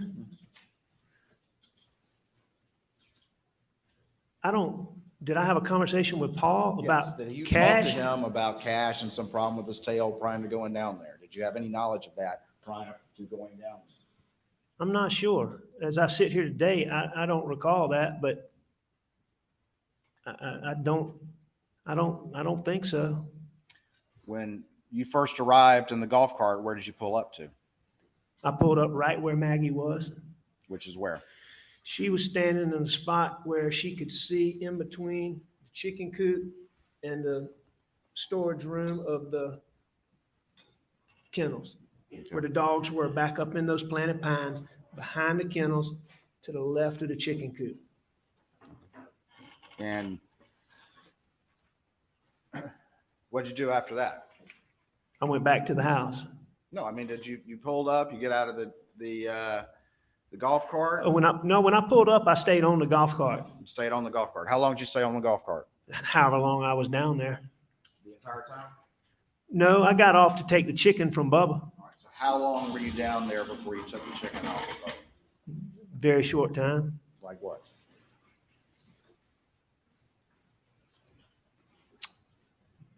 Couple minutes, And what were you doing during the couple of minutes before you got over there to deal with Bubba? talking to Mags.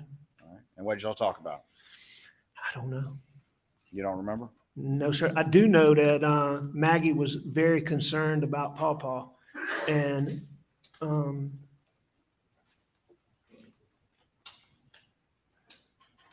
You remember a lot of detail about all these new facts, but you don't remember what you talked about?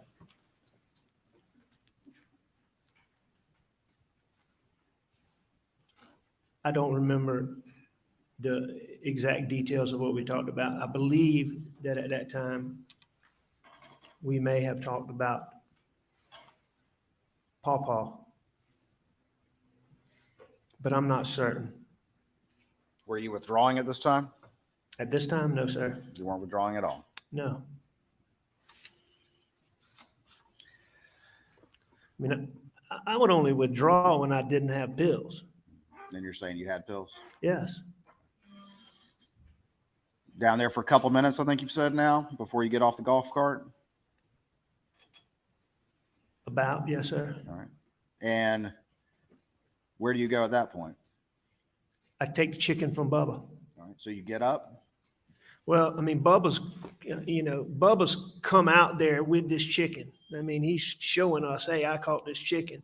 And I take the chicken from Bubba. Bubba came up to the golf cart. He came up by the golf cart. He came up to Maggie and I, which I was on the golf cart. She's by the golf cart. I mean, he's not coming to the golf cart, but he's coming to us. Is this during the kennel video or is this after the kennel video? Well, no, you hear Maggie say he's got a chicken. Okay. That's what she's talking about is Bubba caught a chicken. All right.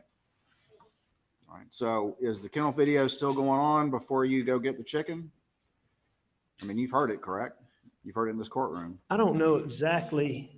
I don't know exactly, but in close timing to Bubba coming out of those woods with the chicken, I got up and took the chicken from him. Okay. Let me ask you this. Were the dogs barking and carrying on or going out into the woods or acting like they sensed somebody was around that they didn't know? Were the dogs acting like there was somebody around that they didn't know? Yeah, like dogs do. No. No, they weren't. There was nobody There was no around that the dogs didn't know. Okay. Dogs didn't, to your indication, sense anything out of the ordinary. They were just chasing after the guinea. There was nobody else around All right, good. for them to sense. You've heard the kennel video. Would you agree with me that it lasts for about 50 seconds? I agree with that. So it would have ended around 8:45 and 45 seconds. Would you agree with that? I do agree with that. Did you have the chicken out of Bubba's mouth at the end of the kennel video, or did it take longer than that? You know, I can't remember exactly when in the video he came up with the chicken, but I would have had the chicken out of his mouth within 10, 15 seconds of Maggie saying he's got a chicken. All right. And so then what did you do? I put the chicken up. All right. How long did that take? Did you get out of the golf cart to do that? I did. All right. And you had to go walk to where it was? Well, yeah, I mean, a few feet, but I did that, yes. All right. So how long did that take? I mean, Seconds. we're at 8:46 now. How long did that take? Seconds. Just seconds? All right. And what did you do after that? Got back on the golf cart. And what'd you do after that? I left. You left. Now, Just did I jumped leave? on the golf cart and left. Well, that's what I was getting ready to say. Did I get on the golf cart and leave that second? Probably not. But did I get on the golf cart and leave very quickly after that? I did. Okay. Yeah. I think you testified yesterday. I got out of there. I did. Why'd you get out of there so quick, Mr. Murdaugh? Because it was chaotic, it was hot, and I was getting ready to do exactly what I didn't want to do. You're getting ready to do what you didn't want to do. That's correct. Yeah. I was getting ready to sweat. I was getting ready to work. I went back to the air conditioner.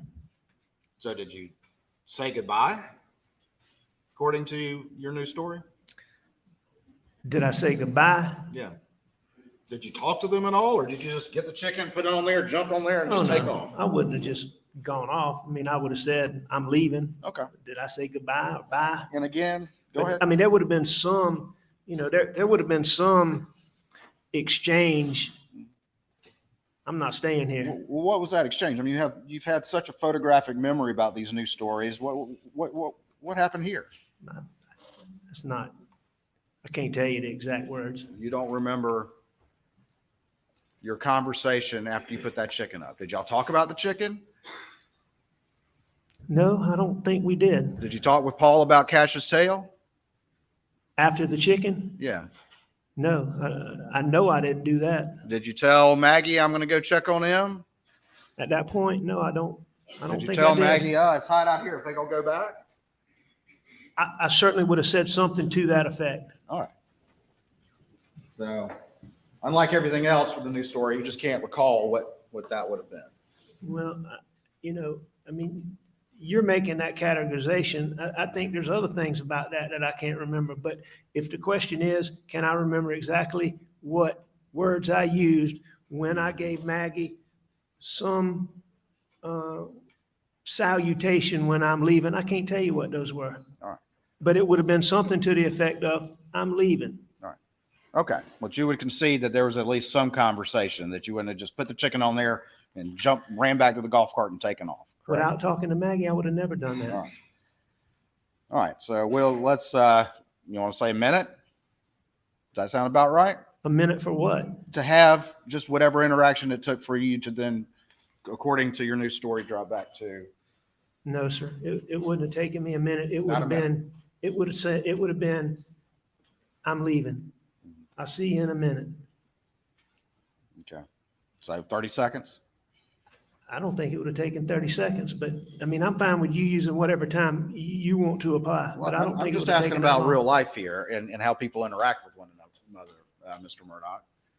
I mean, so what you're telling this jury, I call you're fuzzy on these kind of details, is that you jetted down there, you dealt with the chicken and jetted right back. No, sir.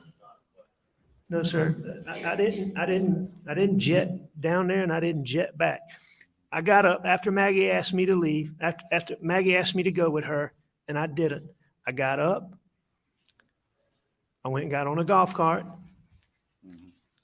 I drove down there. I did what I did.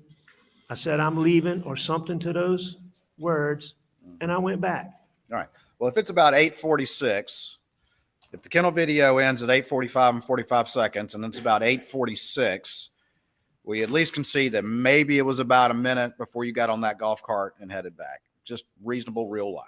Maybe. Yeah. I mean, I don't think it was that long, but maybe, sure. All right. So But I don't think it was that long. I mean, all right, well, how long do you exactly think it what I was, thought Mr. was going to be Murdaugh? going on at that kennel, why I didn't want to go there to begin with, is exactly what was going on. Yeah. Well, I get that. And I left. Are these also convenient facts in your new story that have to fit with the timeline now that that evidence has been thrown in your face? No, sir. Does that sound like real life to you, that you jet down there and jet back, Mr. Murdaugh?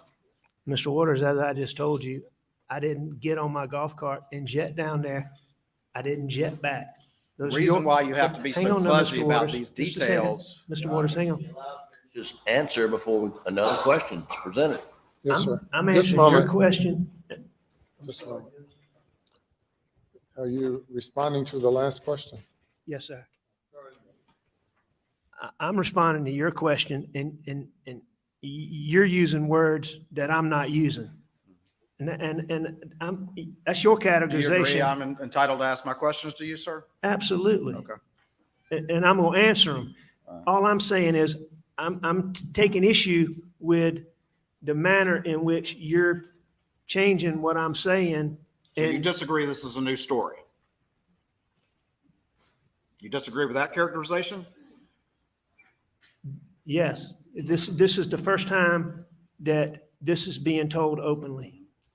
And you disagree to my characterization that you've got a photographic memory about the details that have to fit now that you know these facts, but you're fuzzy on the other stuff that complicates that. You disagree with that? I do disagree with that. I think that I have a good memory about a lot of things on this. How about this? We got the kennel video ending at 8:45:45. So just to take care of the chicken, put it up. I was going to say 8:47, but somewhere around there. I think you said somewhere around there. Is that fair? Just to do whatever you need to do and get on that cart before you head back The kennel video ended at 8:45, in 45 seconds. 8:46. It certainly could have been 8:47 before I left out of there. Okay. I think it was sooner than that, but it could have been. All right. That's 60 seconds and 75 seconds, correct? After it ends. If it ends at 8:45 and 45 seconds, it's a minute and 15 seconds. You characterized it yesterday as I got out of there, right? That is exactly what I did. So if we're at 8:47, I think you said, giving you the benefit of the doubt, it's 2 minutes to get up back to the house, correct? Approximately. All right. And when you got back to the house, where'd you park the golf cart? Same place I'd gotten it from, right where Mark Ball testified that it was. And what door did you go in? I would have gone in the front door. And if you left around 8:47, and it took about 2 minutes to get up to the house, what time would that make it, Mr. Murdaugh? If I left at 8:47, and if it took me 2 minutes, that would make it 8:49. 8:49.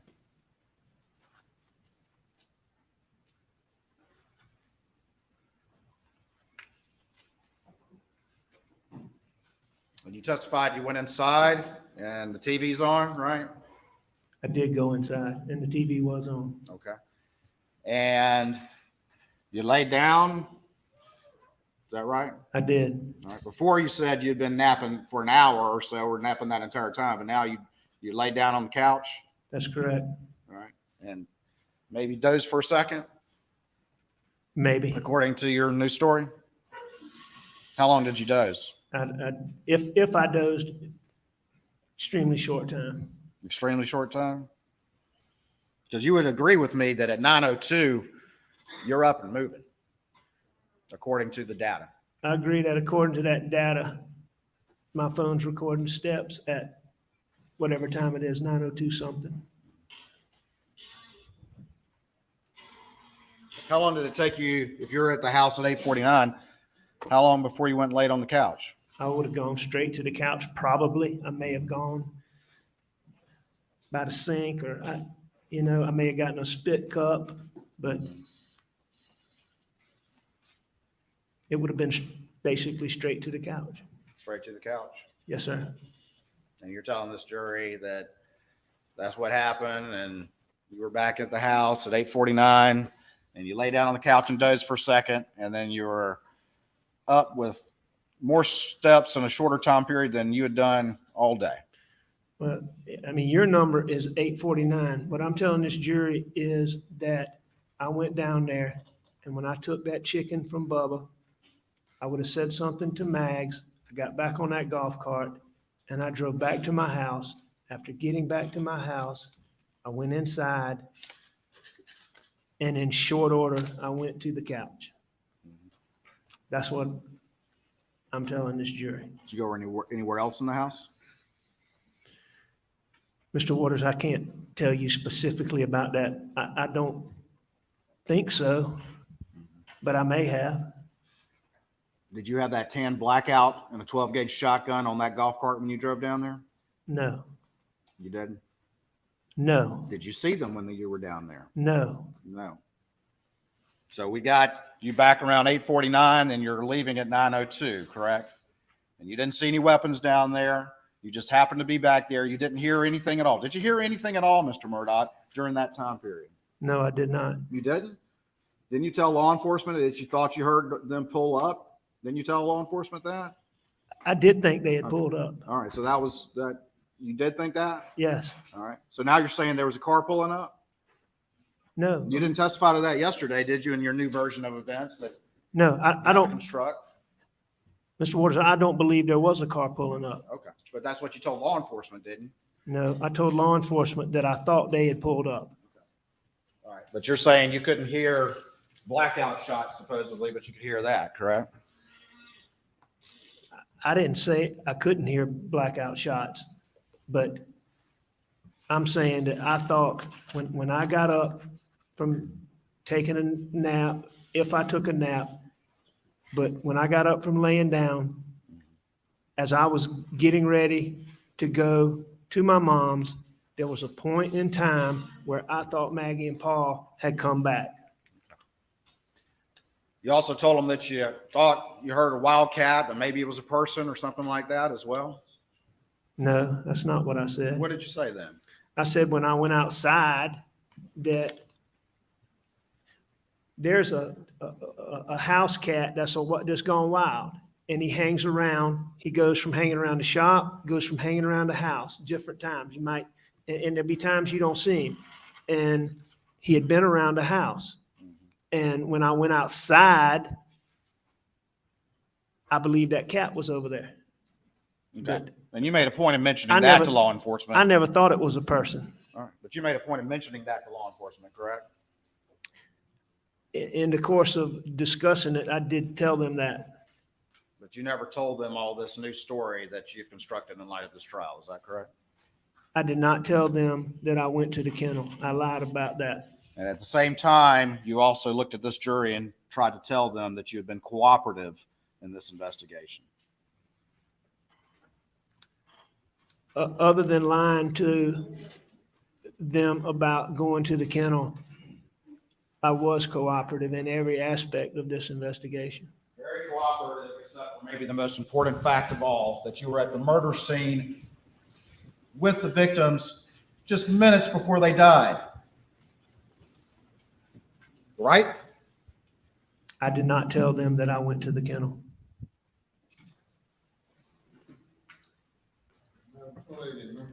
We'll take a break at this time for about 15 minutes, talking to the jury. Please go to the jury room. Please not discuss the case.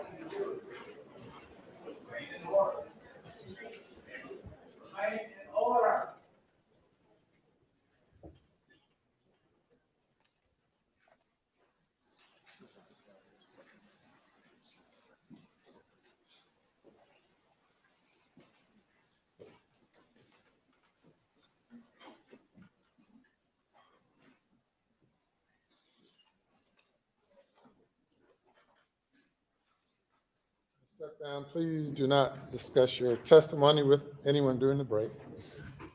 We'll be in recess for 15 minutes.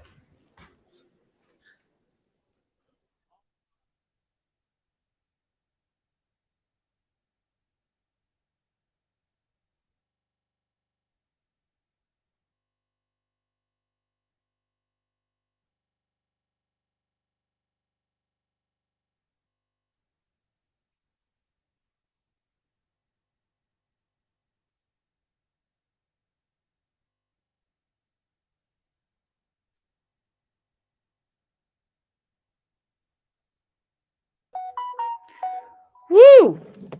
I guess that's a good time for a break. What the hell was all that? He's pissed. I love it. I hate to say it. I mean, I'm not on Firecrotch's side, but he's getting under the skin of, as he says, Mr. Waters. I wonder if they watched Firecrotch's old footage from when he was in front of the jury. Because he's pushing all the buttons. I'm so sick of this pill talk. Yeah, I understand that the dude had an addiction. That could be a partial motive. I get it. But the more they let him, he's getting sympathy from that damn jury. That's the reason. That's just my opinion. That is the reason that his attorney is allowing it to go on. They're just letting him flap his gums. He's not even answering questions. It only takes one juror. It only takes one. Only one. Man, this is crazy. I cannot believe it. JTB says I need some limes and tequila for all that salt. For real? Their sound is back on. How long is the break supposed to be?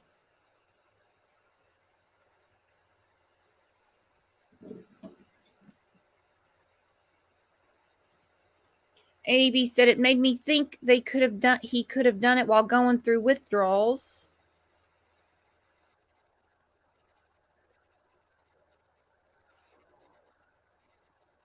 What did Jakey do? Everybody's telling Jakey thanks.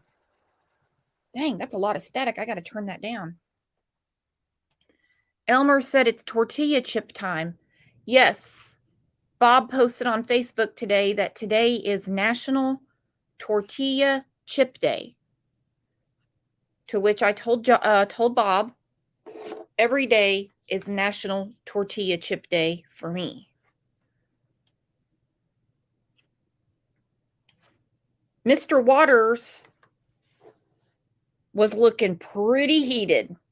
But it's like, dude, you're the prosecutor. You have the line of questioning. You're letting him just talk. If he can't answer a question, then you give it to the judge. What the hell? Sitting there talking about his addiction and rehab and detox. And this is the thing. You have one person on that jury that could be had the problem in the past, struggling with it now. I don't know. He was using particular wording. He kept saying this battle, this battle, this battle, this battle. I don't like it. I don't like it. 12 people, it takes one. It just takes one. Mermaid with salsa, please, for real.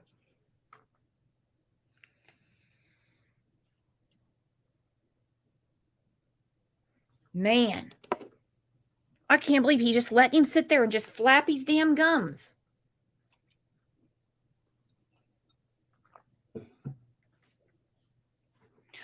Jakey5, thank you for the super sticker. I'm going to get some of that real cheap margarita mix. Some Don Julio tequila in a plastic jug, and I'm going to have it with my tortilla chips. It's National Tortilla Chip Day. Missy said I prefer queso. I do too. When I go to El Azteca or Monterey House, whichever one I go to, I always mix my queso with my pecani sauce or salsa. It's not cool to say pecani sauce. Thank you, Jakey.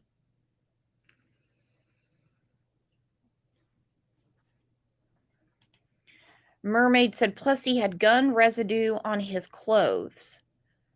That's from the pills, don't you know, Mermaid? That's from the pills. Thank you, Lisa Martinez. Thank you so much.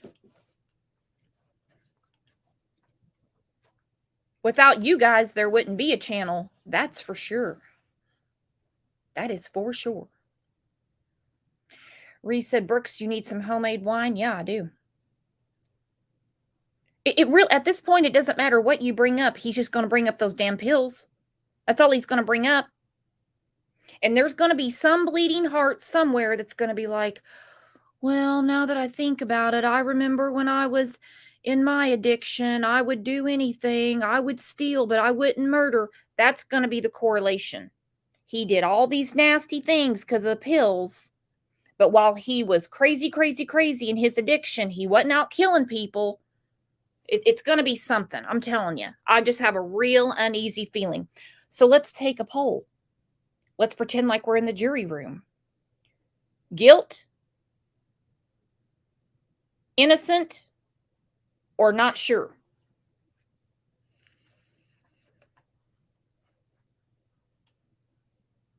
I need Jeopardy music. I'm going to get Jeopardy music.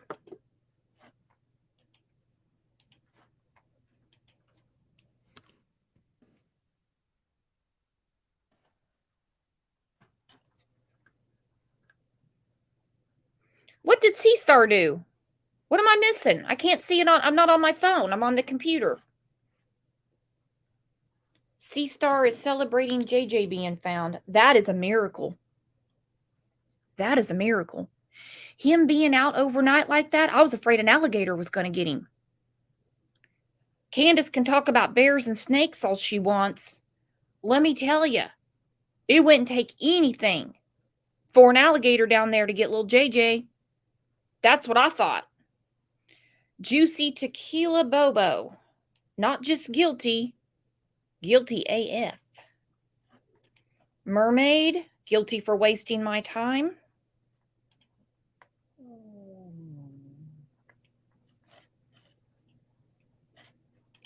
Wow, this is just nuts. I just cannot believe that.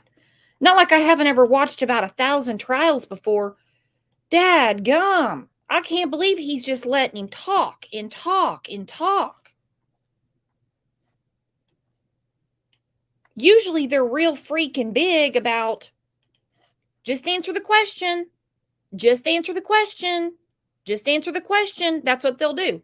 Just answer the question. I just need you to answer the question. And they're just, he's just telling his story. He sounded like Forrest Gump up there, talking about the shrimping guy. Then I had to hear all about how hogs root and stuff. God, my mind is blown.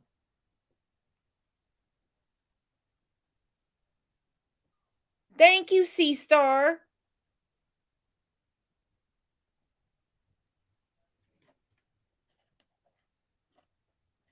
And here's the thing. You're not breaking down any barriers by telling the jury, the people at court TV, me or you, that lawyers lie. We know that. Those personal injury lawyers, let me tell you what, dude. I don't know if you've ever been hit in a car wreck or know someone that has and had to get a lawyer. You get that settlement sheet, you can't make heads or tails out of where your money went. It'll show you here, because I used to do medical settlements for car wrecks. And I was on the side for like the MRIs. And the attorneys would start calling when it was time to settle it. And they're like, okay, so I see that on the medical lien, we owe you $3,500. Can you take $1,500 because all my client's going to get is this? And it's like, well, yeah, I guess we'll have to. Then sometimes when the insurance company, if the insurance company was paying direct, they would put the settlement sheet. Lies. Lies.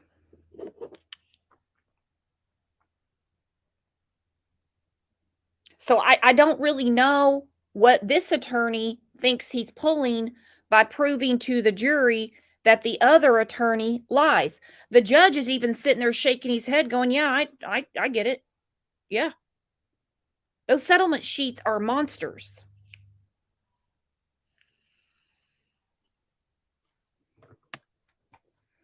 Wiz said, he even said if I took a nap. Jules said, why is Creighton letting him ramble on? I don't get it. I don't get it. Normally, it's very cut and dry. You ask a question, they answer the question.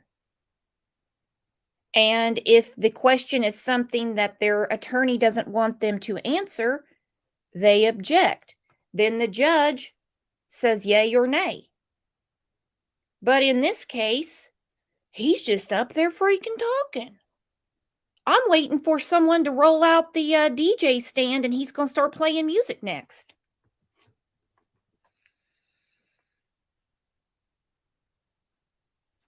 I got to turn my phone on. I'm missing something in here because I'm on StreamYard. I keep seeing a bunch of thank yous. I'm getting embarrassed. I keep seeing a bunch of thank yous. Oh, that's me talking in my own phone. I better turn my phone down. Oh, Connie, thank you, dear. Thank you, Sea Star. Let me go through it.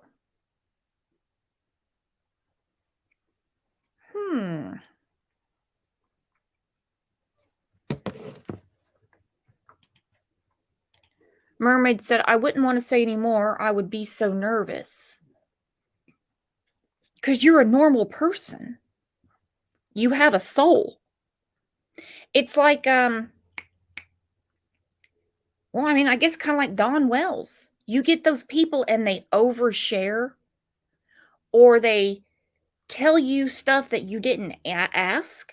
Those people make me kind of nervous. It's like, why are you volunteering all this information?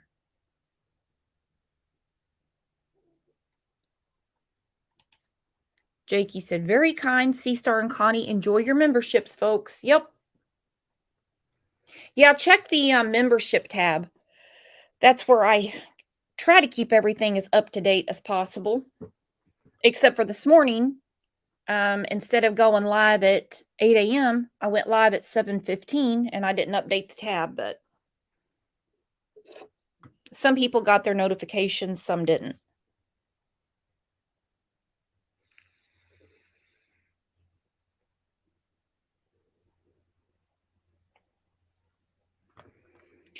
I don't know. I mean, I was watching all this stuff last night. Well, what I could get through. And it seems like most people are thinking it's going to be a hung jury. But you don't know. Because I'm not in the box. With the Piketon, Ohio, we were pretty sure rolling into that verdict watch it was going to be hung or innocent because it didn't seem like the state really knocked it out of the park. Then here comes the jury, and they were like, guilty on all counts. Guilty everywhere. Amanda, heat-seeking drone. I read a little bit of that. I had an article sent to me, and that heat-seeking drone found JJ. Because even though they don't understand it in some areas, the rest of us understand that when a child wanders away from home, whatever the reason, mom in the shower, mom on the phone, mom took a nap, whatever the reason, when a child wanders off, they can be found.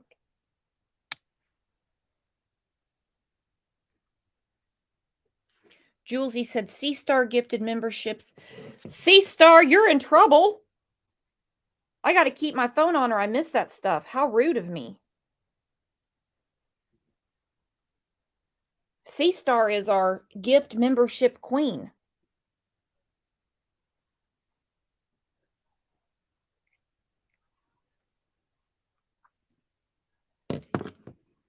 Yeah, they said the heat-seeking drone found him.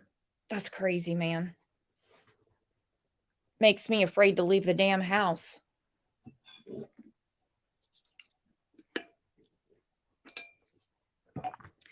Yeah, I really appreciated Firecrotch bringing up his diarrhea, too.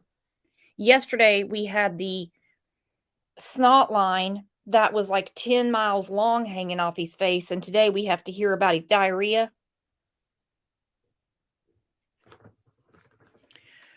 Mermaid said, why didn't knock on the door and say your baby is alone in the yard? I'm wondering that, too. I don't know how the yard is set up. I mean, I see kids out playing by themselves, and I don't think anything to go say to the parents because, well, they're close to home and they're old enough to be by themselves. But a 2-year-old, I think I would say something.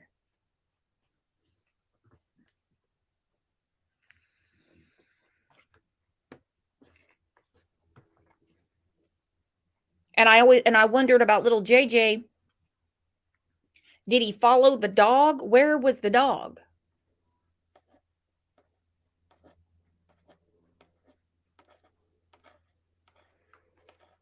I don't know. OJ, you're about to push this computer off the table. Would you stop? Stillwater said, I simply made a comment that no child that age should be alone in Florida because of the gators and somebody jumped all over me yesterday. Don't you love that shit? You say something so elementary and people will lose their minds. That's why I just hang with you guys. Nope. Nope. Nope, I don't hang anywhere else. I can't handle that stuff. You say something like that. Honestly. You say something like, man, that little guy's going to be out by himself overnight. Alligators, Florida, particularly that area. How can anyone get upset about that? I can't believe the stuff that people get upset about. Mermaid, did they find the dog? That's what I want to know. I keep thinking about little, I use her as an example quite a bit, little Vady in Alabama. A few years ago, 2019, 2020. And she was taking a walk with her grandma. Her grandma can't run. She can't run after a 5-year-old. Vady was chasing her dog. She couldn't find her. She went off in the woods. The grandma could not get to her. She couldn't find her. Vady got to where she wasn't yelling back, and she had to get the police out there. And it took them overnight up until like the next afternoon. All sides and come to order. Uh-oh. Quiet. I better be quiet.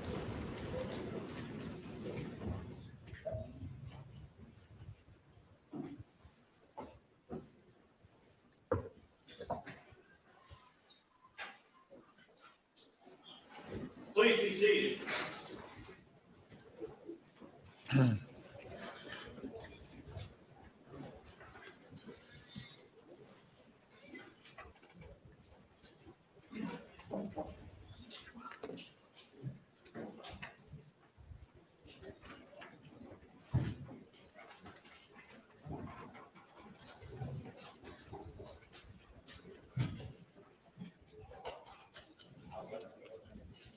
I remind everyone in the courtroom that there is to be no reaction to the testimony. No jeers, cheers, no reaction at all by anyone in the courtroom. You'll bring the jury. On the record before the jury comes in. There will be an opportunity to put something on the record. If it's regarding an objection, it can be done later. Yes, sir.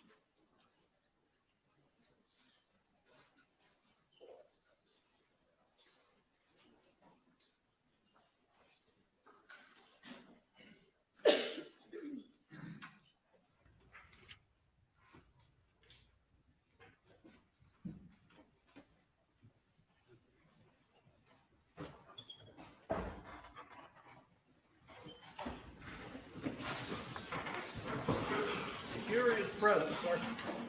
Thank you. You may proceed.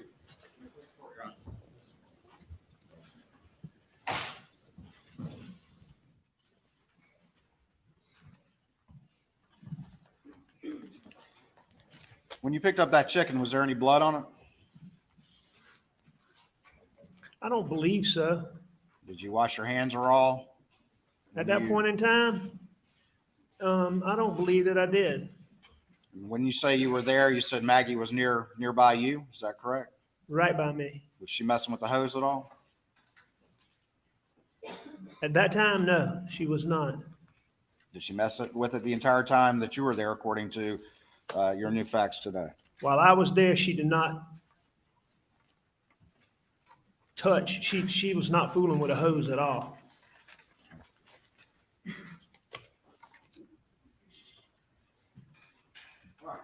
I'm gonna move this thing along.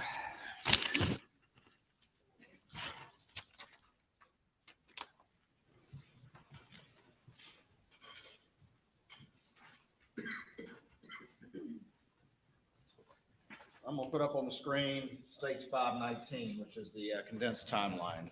If I could have computer input, please.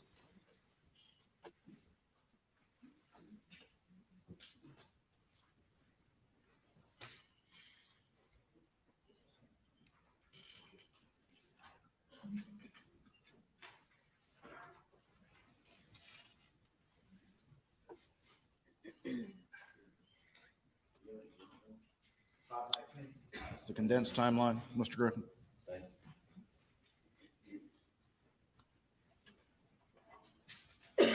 Coming out all right. You see that up there, Mr. Murdaugh?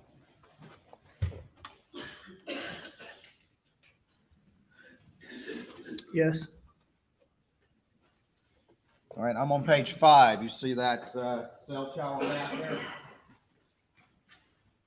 That's up on my screen. Yeah. I do see that. Would you agree with me that it reflects no cell tower activity on your phone from 6:52 to 9:04? I do agree with that. Let me ask you this, Mr. Murdaugh. Did you take your phone with you down to the kennels according to the new facts that you testified to yesterday and today? I must not have. You must not have. If this is accurate, no, sir. Is that typical for you? Sure it is, absolutely. Okay. Tell me why that's typical. If and when I'm going, now, it would be unusual if I was going out for any extended period of time, or if I was going, even on the property, if I was going somewhere for an extended period of time, I would usually have my phone. But for me to go knowing that I'm going to the kennel and coming right back, that's not unusual at all. I mean, you've heard the testimony about the service out there. The service is terrible. You have to be in a particular spot. All right. And you have to find a spot. So the answer is you don't know whether or not you took it down there And I believe that I probably didn't based on this data. based on this, but unlike your photographic memory about other things, you don't remember whether or not you had your phone on you. Mr. Waters, I've never claimed to have a photographic memory, but I do not specifically remember if I had my phone that night. I do not dispute it based on this data, and that's not unusual for me. Just like you don't remember, according to your new story, the last conversation you had with Maggie. No, I remember having my last conversation with Maggie. Looking at this screen, you have the map up there. We're on page 6, and it shows you arriving back at Moselle at 6:42. You don't dispute that now, is that correct?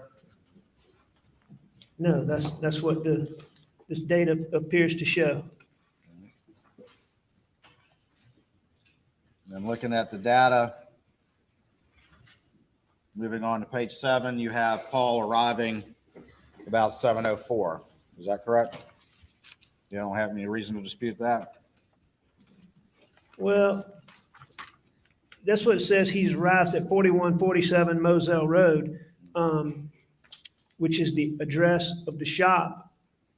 The house is 4157. I believe that Paul actually got there a little bit before that, but I think that's approximately accurate. I Okay. think Paul got there a little bit closer to 7 o'clock. All right. You would agree that that's the earliest data point that reflects his presence in Moselle? If that's what the records show. You don't dispute that? I don't dispute that if that's the earliest data point. But again, I believe he got there a little bit earlier. And I tried to look at these records to see if if that could be refuted. And I believe he got there a little closer to 7 or a little bit before 7. No, that's a good point. You looked at these records a lot before you had your testimony yesterday and today, didn't you, Mr. Murdaugh? I've looked at these records other than the OnStar records that just came when they were provided to me. Sure, I've looked at them. Right here, we have some steps on your phone, 29 steps. And then down at the bottom, we have 89 steps. Is that consistent when you and Paul were together on the property? I mean, sure, we would go to different locations on the property. Sometimes we would get out, sometimes we wouldn't. We'd get out and walk around. We'd look at stuff. We'd do things. For example, you saw me messing with the tree. There'd be other ones. We may get out and look at a feeder. Maybe other ones we get out and look at hog signs where hogs are rooting. So it would be perfectly consistent with what Papa and I were doing that day.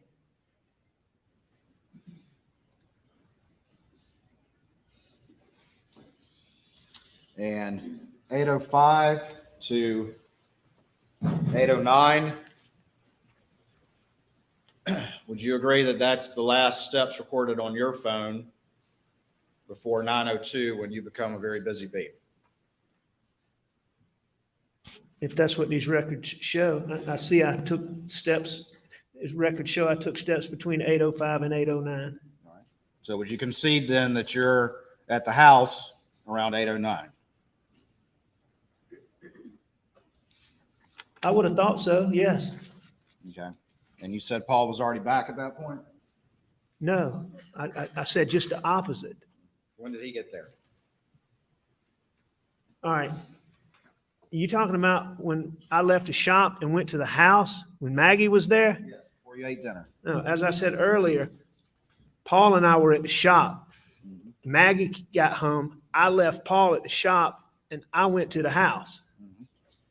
I think you were saying that I said I met Paul at the house, and that's incorrect. Paul was still down at the shop when you were at the house, correct? When I first went to the house, Paul was still at the shop, I believe. All right, and was Maggie there when you arrived at the house? Yes, I believe she was. All right, and 809 is the last steps that you have on this phone before 902, correct? That's what the data shows.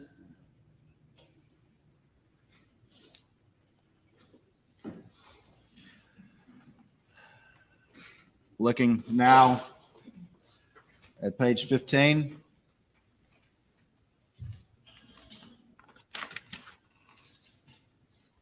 I'm sorry, page 14. Your steps that you say when you got to the house is 809 and Paul was still down at the shop. But don't these records reflect that Paul is pinging with GPS data at the house at 808? This record appears to show Paul at the house at 8:08. All right. So those records don't fit with your new story that you testified yesterday and today. Is that correct? No, I don't believe even right now, Mr. Waters, that that's right. I'm not saying, what you're doing is you're taking 809 and saying that I'm at the house. And I mean, that may or may not be right, but what I'm saying is that when Maggie came through, I left, and I believe that Paul stayed at the shop. Now, did Paul come right behind me? I'm not sure, but when I left him, I believe that when I left to go to the house, I believe that Paul stayed at the shop for a minute. When you got to the house, did you put your phone down? I'm sure I did. Did you put it in the car, in the Suburban? Did I put it in the Suburban? When you got back to the house, did you put it in the Suburban? Was the Suburban parked out front? The Suburban would have been parked wherever I parked it. Which is where? I believe on the side. Okay. And did you put your phone in the Suburban? At that time? No, I did not. Where'd you put it? I'm not sure where I put it. You're not sure about that either, huh? No, I'm not sure. When I went in the house, I'm not sure where I put my phone. I would think that I put it down somewhere, probably by the couch. Didn't you testify yesterday when you were being asked by your lawyer about that pause in Alameda when you were leaving, and you had a very specific recollection of your phone had fallen down in the crevice and you had to pick it up and get it out? You remember testifying to that? I do. But you don't remember what you did with your phone when you got back at this point, huh? I mean, Mr. Ward, those are two distinct, different things. I'm coming in the house and I put my phone down. I don't have a routine spot that I put it in right on this corner or right there. You know, Yeah. I would assume that when I went in the house, I put it somewhere either on the table, you go by, going to the couch. I may have taken it to the bathroom. When I took a shower, it may have taken me a few minutes to go to the shower. So I can't tell you exactly where I put it. That console story is an awful specific recollection when you need it to try to make the new story that this jury's hearing and everyone's hearing yesterday and today with the data, correct? But you're awful fuzzy on far more important things, aren't you, Mr.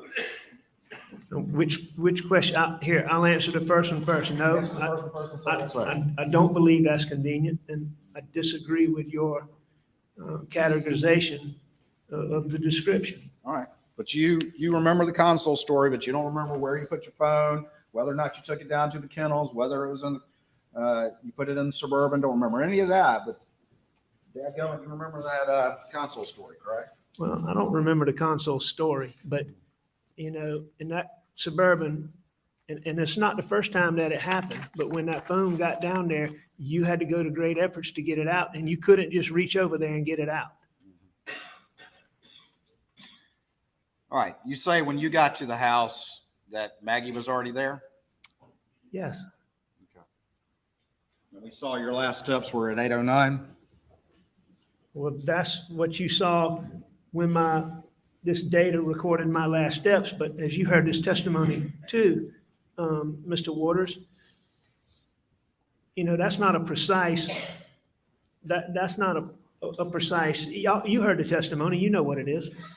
Well, how did you get back to the house? Remind us. From the shop? Yeah. I went in the white pickup truck. Went in the white pickup truck? Okay.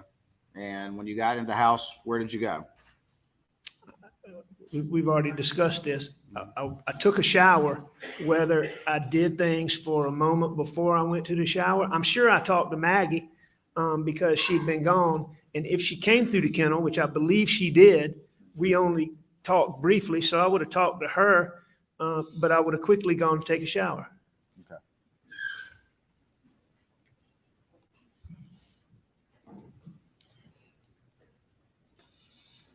Going over to page 16. You would agree with me that the data reflects Maggie start logging steps and her phone disconnecting from the Mercedes around 8:17, correct? I agree. At 8:17, her phone ends connection to her Mercedes. And starts logging steps. I don't see that, but I don't dispute it. Well, you see the purple line talking about it disconnecting from the Mercedes. I and do then if see, you go I down see, to- I see where you're talking about. So yeah, I Yeah. see it. 8:17, her phone starts logging steps. I agree with that. Okay. So what you can see that appears to be when she arrived. No, I don't believe that's when she arrived. I believe that, it was very normal for Maggie, when she's driving to jump out of the car, run inside, go to the bathroom, do things, and either send me or Paul or go back or Buster or go back to her car herself and unplug her phone. So, I agree that's when her phone's unplugged, but I believe that Maggie got to the house a little bit before that. That's the whole reason why Paul and I went to the house. Okay. But you're saying Paul arrived after Maggie, is that what you're saying? At the house? at I this point believe in so, time? yes, sir. Okay. That's what I recall. And Paul arrived at the house after I arrived at the house, I believe.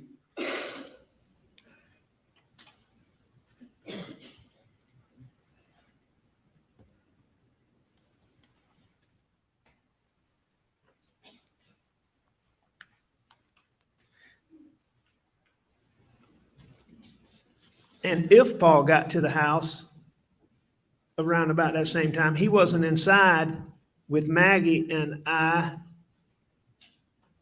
when I went to 8:08? get to the shower. So you say if Paul he wasn't inside with Maggie and you? Is that what you said? Mr. Murdaugh, is that what you said? Sir, You said if Paul got the house prior to that, he wasn't inside with you and Maggie? Is that what you said? I'm saying he was not inside when I went to get in the shower. Okay. But again, looking back at this data point, 8:08, we see a little blue dot right there in the middle of the house, don't we? Yeah, that's what these records show. Okay.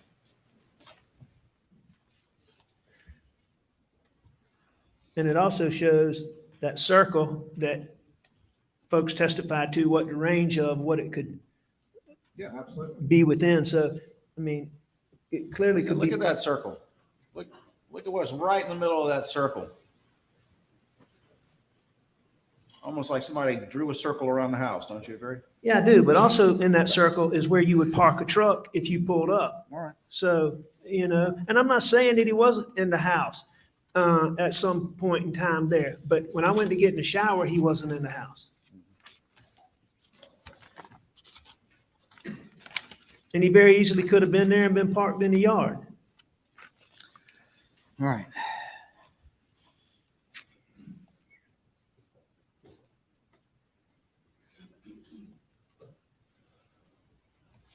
You agree at the bottom of page 16 that about 8:30, Maggie starts tracking steps again on her phone? Yes, sir. That's what the data shows. All right.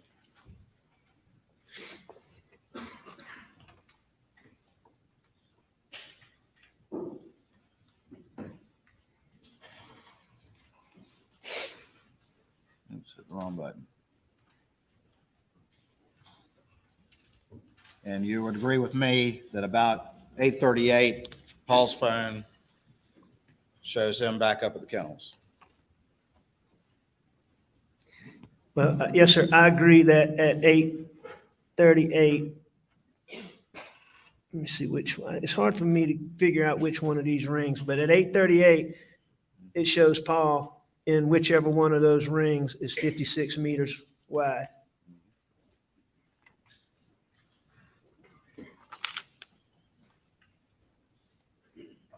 And I have no reason to believe he wasn't at the kennel. And then 8:44:55, we've already gone through this, but that's the kennel video, right? Yes, sir, that's correct. And you would agree with me that it lasts about 50 seconds, correct? Yes, sir, I agree with that. And you would agree with me, moving on to page 19, that both Maggie and Paul's phones locked for the final time around 8:49. That's what the data shows.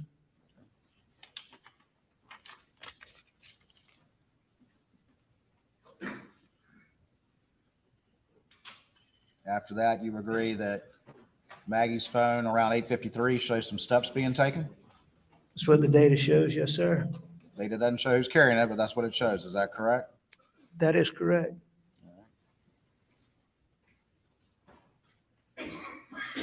And then you would agree with me that from 9:02 to 9:06, your phone finally comes to life and starts showing a lot of steps. I do agree with that. What were you doing? I was getting ready to go to my mom's house. Getting ready to go? I thought you took a shower already. You were just laying down on the couch. What all you need to do to get ready to go to your mom's house? I mean, there wasn't anything to get ready in that aspect, but Wasn't anything to get I was ready, getting ready to go. I was preparing to leave. doing what? I don't know if I got up, went to the bathroom. I don't know. I can't tell you exactly what I was doing. That's far more steps in a shorter time period than any time prior, as you've seen from the testimony in this case. So what were you so busy doing? That's, Going to the bathroom? no, I don't think that I Did you get on a went to treadmill? the bathroom. No, I didn't get on a treadmill. Jogging place? Nope, I didn't jog in Jumping place. jacks? No, sir, I did not do jumping jacks. What were you doing, Mr. Murdaugh, for those 4 minutes? Preparing to leave for my mom's house. What? What does that mean? I mean, you're in the front room on that couch where you say you laid down. The Suburban's just right outside. What all are you doing? I don't know if I got up and went to my room, went to the gun room, went back in the, Doing what? You've been so clear in your new story about everything. What were you doing during these 4 minutes? I disagree with your assertion about every detail. I don't recall. I know that I was getting up and I was leaving. I was going to check on my mom. But specifically what I was doing, I don't know.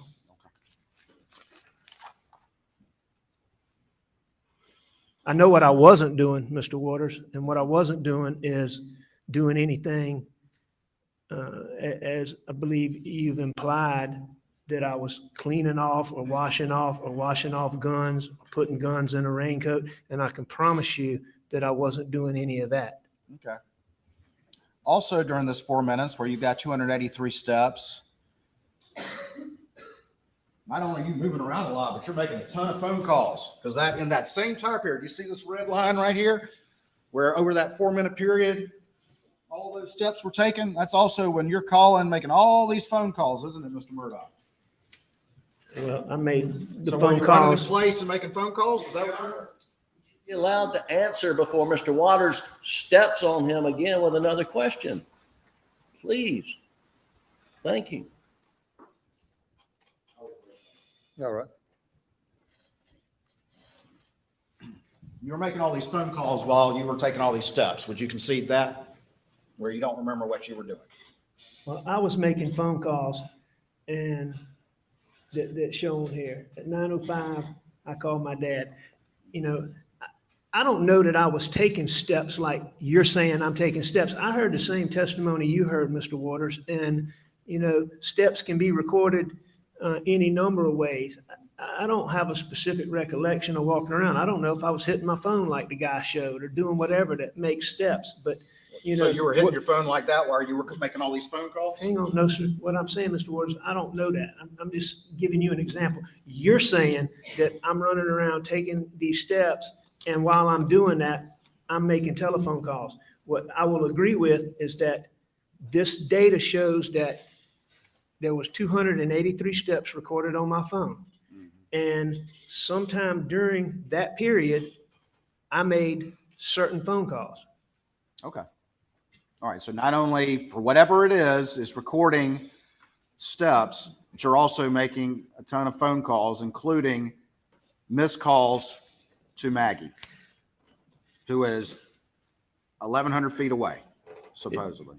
You're using the term a ton of phone calls. Yeah. What I agree is that I made the phone calls that are listed on these call data records, which, you know, are very normal phone calls for me.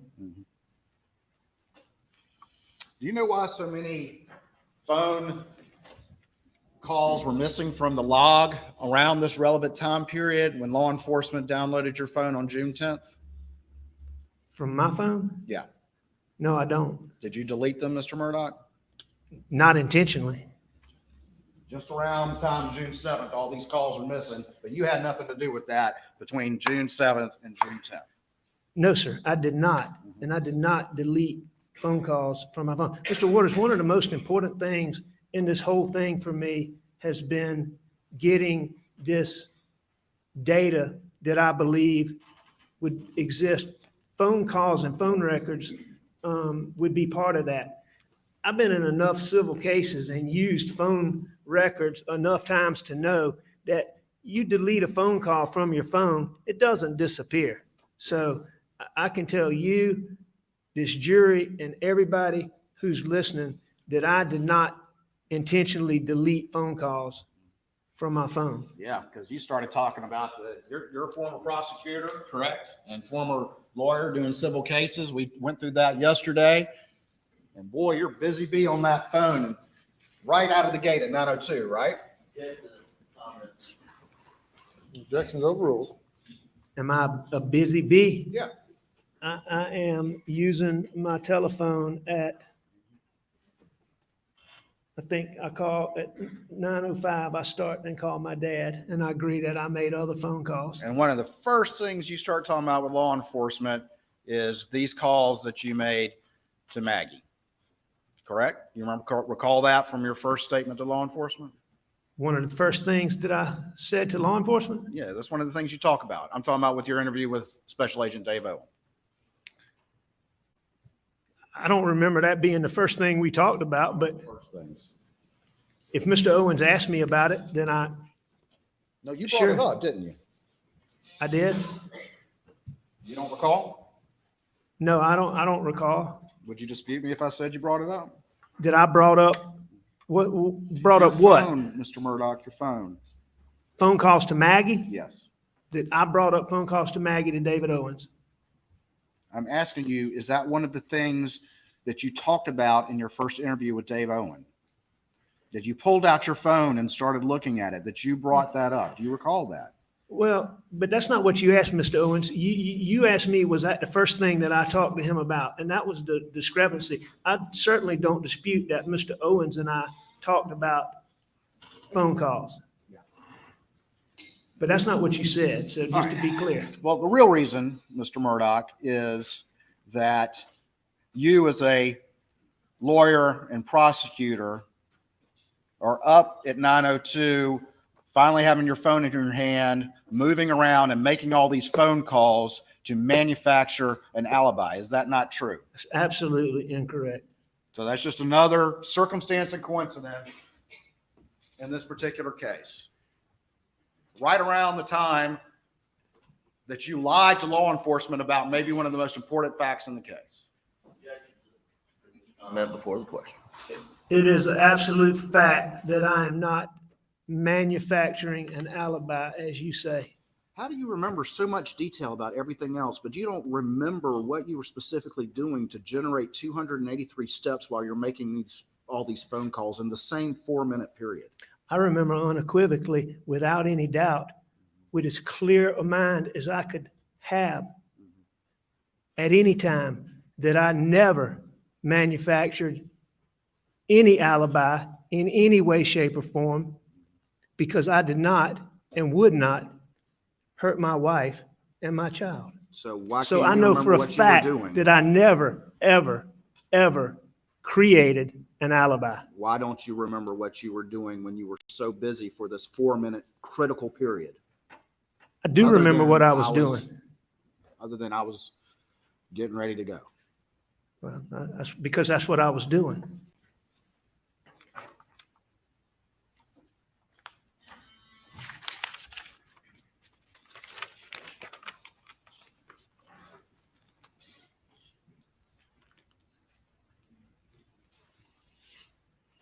Okay.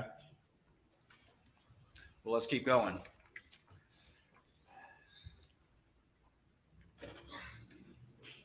You made those calls to Maggie in that 4-minute period. You had just seen them a few minutes ago when you say you went down there and came right back. Why didn't you just take that quick little left 1,100 yards away and stop by? See why they didn't answer the call. You're obviously wanting to get in touch with them. Why didn't you go down to the kennels that were so close by? There was no reason to. I mean, Making multiple missed calls to Maggie, and she's so close. And there's a driveway right there. Why do you not just go down there and say, hey, guys, I'm heading over there? it wasn't important to do that. Me making those phone calls is simply me letting, I believe I called Maggie and I called Paul, but that's simply me just letting them know that I'm leaving for a minute, I'll be back. The fact that they don't answer is not unusual at all. Now, it is odd, it is unusual that they never call me back. But at that moment, the fact that there's a missed call, when I know they're on the property, I mean, that doesn't even register at all. That's perfectly normal to try to call somebody who's on the property and not be able to get them. And as far as not going down there, there was no sense of urgency. Maggie was with Paul. You know, she should be as safe as she could be.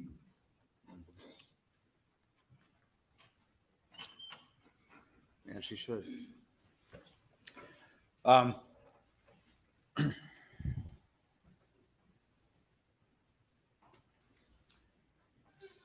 Did you talk with Maggie about going to Alameda when you were at the kennels?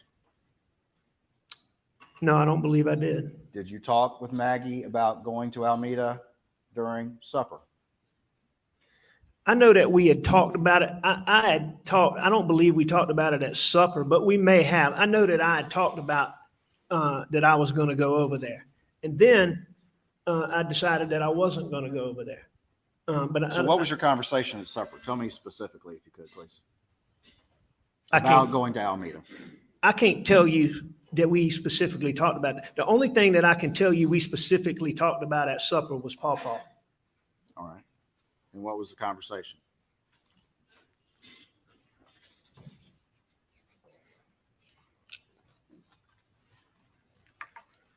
Maggie was just concerned.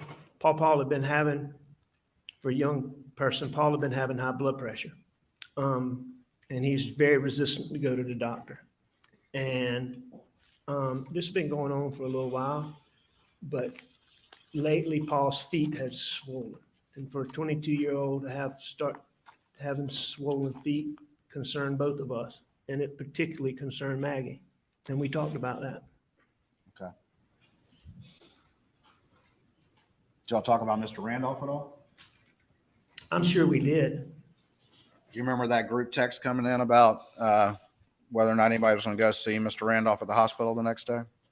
Do I remember it coming in? Yeah. I don't remember it coming in, Because but you didn't read it till the next day. But I've seen the data. why didn't you? Did you ever text the group and say you were going to Alameda at all? No, Did you and Maggie ever specifically discuss her going along with you to Alameda? I don't believe that we did. I know that there was a point in time where I said Maggie might go, but it's highly unusual for Maggie to go and visit just my mom. Now, that whole situation, it just made Maggie sad, and she didn't like to go. So You, I don't believe that we did, but I do acknowledge that at some point I said she might go for some reason. you told law enforcement on multiple occasions that, first of all, Maggie was planning to stay at Edisto the night of June 7th, correct? I did say that. All right. And you also said that you came to find out that she came home of her own accord, correct? You told that to law enforcement. Is that true? She did come home of her own accord. That she decided on her own to come home because she was worried about you. Isn't that what you said? I did say that, and I believe that to be the case. All right. But since despite what you told law enforcement, we've since seen the text that you actually called her and asked her to come home on the night of June 7th. No, sir, that's not correct. That's not correct? No, sir, that's absolutely not All correct. right. So you heard your sister-in-law Marion testify to just that fact of a conversation she had with Maggie, but you're saying that's not true? I don't believe that's what Marion said. All right. And your defense put in this exhibit 107, where Maggie texted Blanca and said, Alec wants me to come home. I've seen that. I agree with that. Is that it up on the screen? Oh, I've got the wrong input here. I'll just hold it up. You've seen this text? I have seen that. Mr. Waters, the only dispute I have with what you're saying is you're saying that I called Maggie and wanted her to come home. I always wanted Maggie to come home, and I would have talked to Maggie about coming home before she ever left to go to Charleston and to Edisto. And I can tell you this, and I didn't realize this at the time, but I realize it now, that Maggie was already undecided. Now, I didn't know this, but Maggie was already undecided about staying at Edisto. I can promise you that, because Bubba and Grady were in their kennels, as y'all well know, that night. That day, if Maggie was certain that she was spending the night at Edisto, at a minimum, Bubba would have been with her, and probably both dogs would have been with her. It was very unusual for her to spend the night anywhere without one of us or those dogs. So you're that saying, tells me that when she left that morning, she was already seriously thinking about coming back. So you're saying that you never called her and had a conversation that day asking her to come home, specifically on the night of June 7th, 2021? Maggie and I had a couple of phone conversations that day. What I'm telling you is that before she left, no, I don't believe we had a phone call about that. We may have discussed it during the phone call, but I didn't make a phone call to her to ask her to come home. I had already told her I wanted her to come home. I always wanted her to come home. You heard Marion say that too, that I always wanted Maggie with me. Maggie thought enough of it to talk about it with Marion, didn't she? The fact that I wanted her to come home? Correct. Well, sure. I mean, that's what Marion said. So you're denying that you called Maggie and specifically asked her to come home that night? I didn't make a phone call to Maggie to ask her to come home that night. I asked Maggie to come home long before she ever left. And I probably asked her again each time I talked to her, but I didn't make the phone call specifically for that, as you're saying.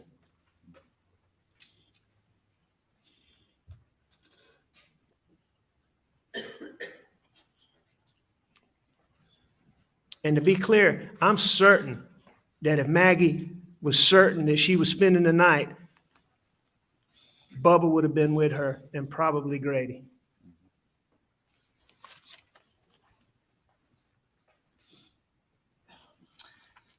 All right.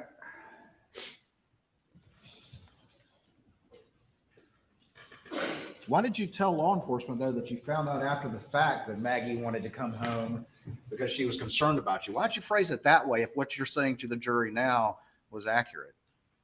Why would you phrase it that way? Because I believe that to be the case. that you found out afterwards, but now you're saying you knew. No, I'm saying I found out afterwards why she came home, Mr. Waters. Okay. And she came home because she was worried about me. So I want to be clear about that. I did not learn that until I think the day after she got killed. But you're saying that you found out that after the fact, but you're telling this jury that you knew the things that you just said about her wanting to come home. And you were unaware of what Marion would say at that point either. No, I'm saying at that time, I had not thought about Bubba and Grady. Since that time, I've thought about that. I'm certain of that. At the time, I thought Maggie was staying at Edisto. All right. She was going to Edisto to meet the people, to do the work. Maggie loved to stay at Edisto. There's no doubt about that. It would not be unusual at all for her to stay at Edisto. But just like every other time, I had already asked her, please come back, come back. Always wanted her to stay with me. Always. But I did not learn about, and Maggie even texted me, I'll see you in a few hours. But I did not know why she decided to come back until later, is what I'm saying.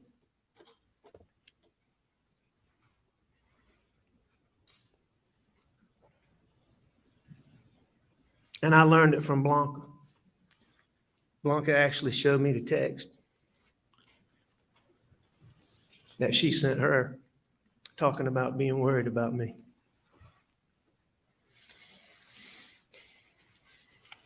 You would agree with me that you sent a text to Maggie at 9:08:58 while in motion in the Suburban, as reflected by the data? I do.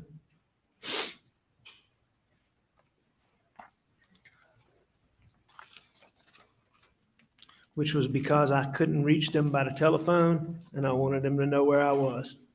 Okay. Which is what we do. And you got to Alameda around 9:22?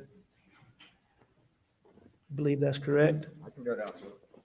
No, I don't have any reason to dispute that.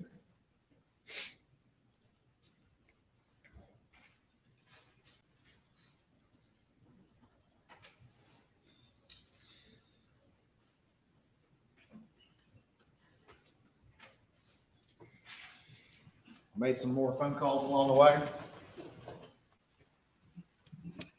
I did make more phone calls along the way while I was riding. Called Chris Wilson. I did call Chris Wilson.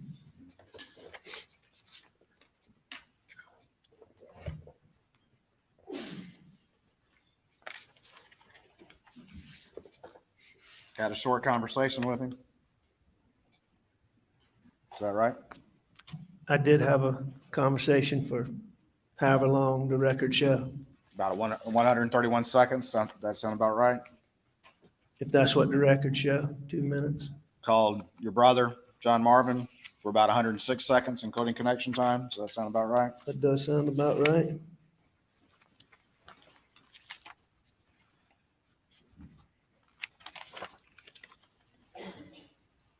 Arrived at 9:22. Does that sound about right? It does.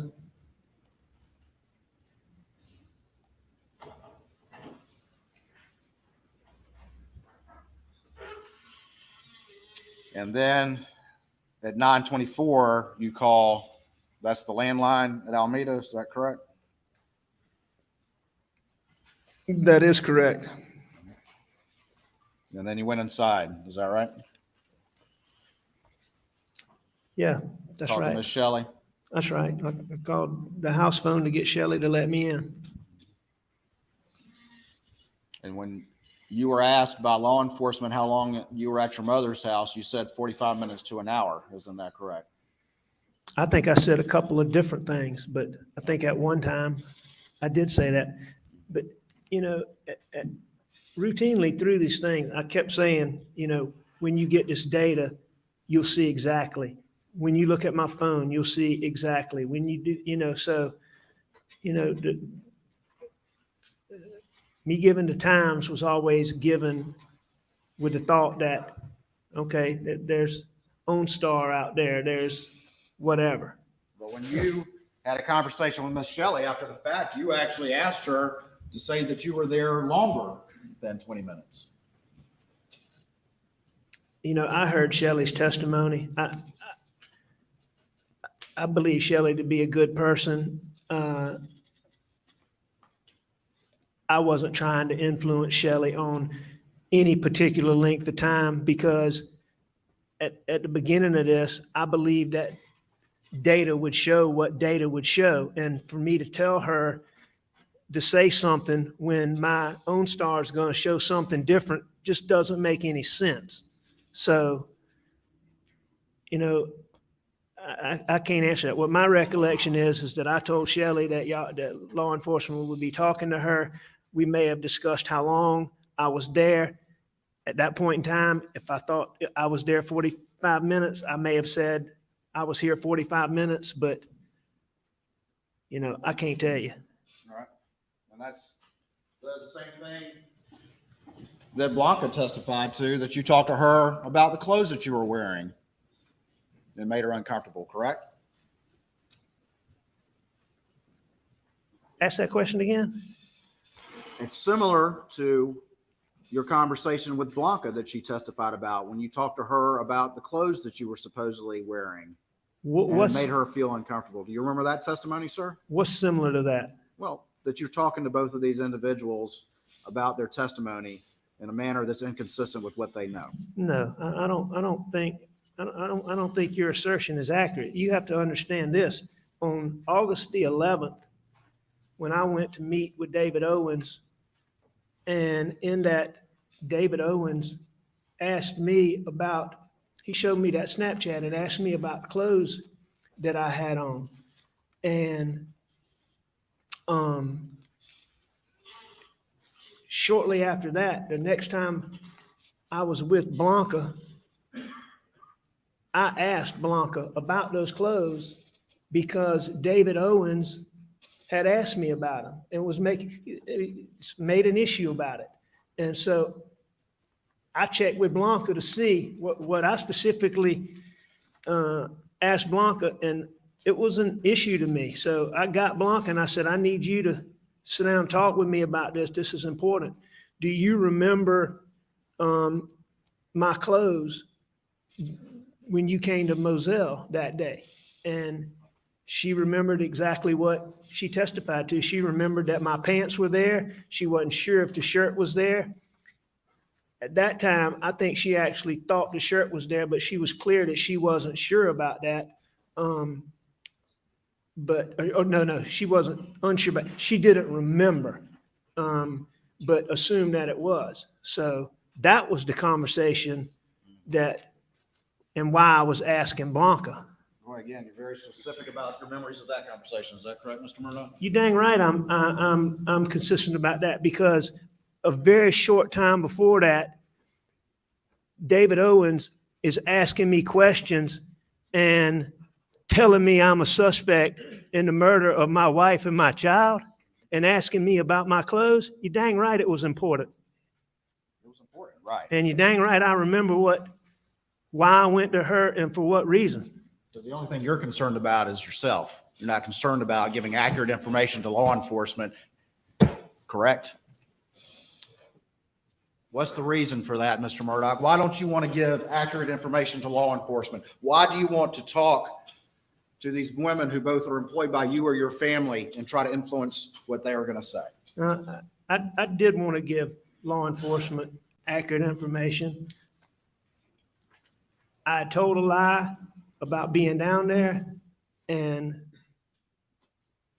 I got myself wed to that. But I wanted to give them as much. I knew that I hadn't done this, and I wanted to give them as much accurate information as I could. But the reason I went to Blanca is specifically because David Owens talking to me on August the 11th.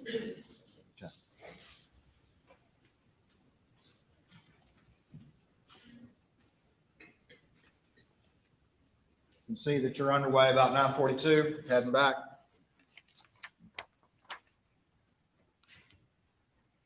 I do. 9:42 to 9:43. I do.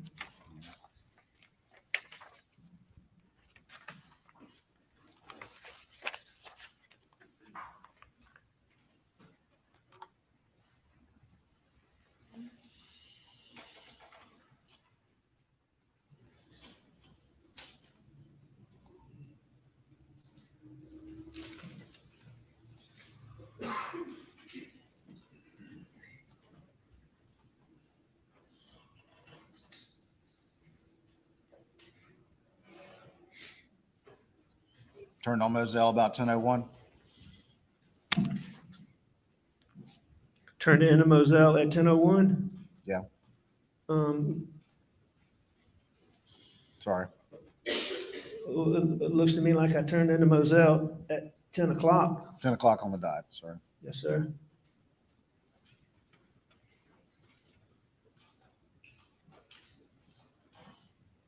At the house at 10:05. Yes, sir. And then that's when you went back to the kennels after you came back from Alameda, correct? I went to the kennels after I went to the house at, I went from Alameda to the house, to the kennels. And we got to the scene. You got out of the car, according to what you told law enforcement repeatedly, and went and checked the bodies, correct?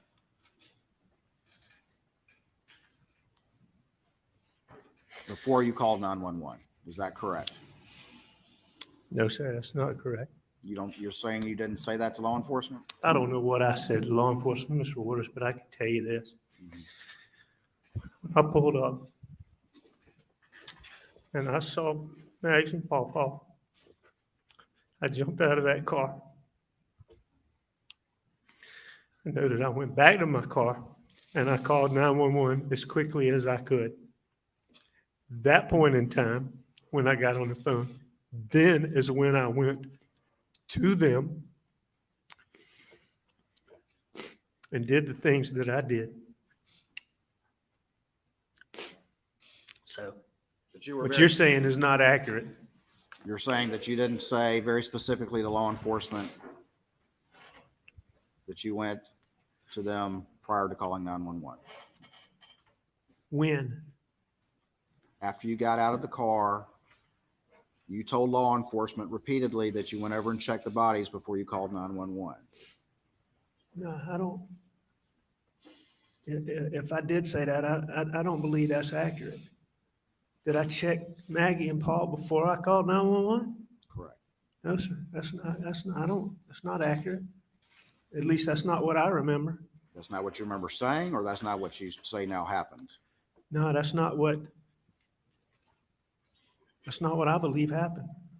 Okay, but you don't deny that's what you said.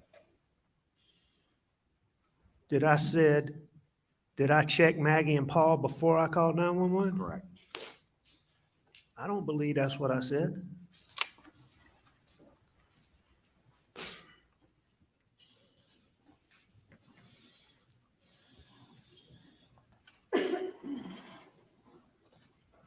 Now, I know I checked them, but I don't believe I checked them before I called 911.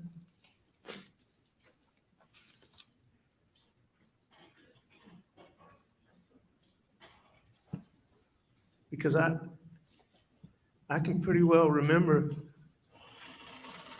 vividly when I checked Paw Paw, I was already on the phone with 911.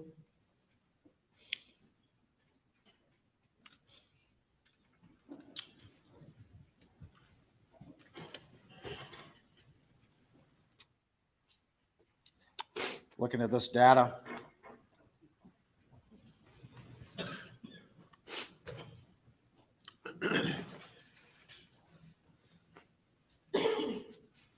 to show the vehicle parking at 10:05 and 55 seconds.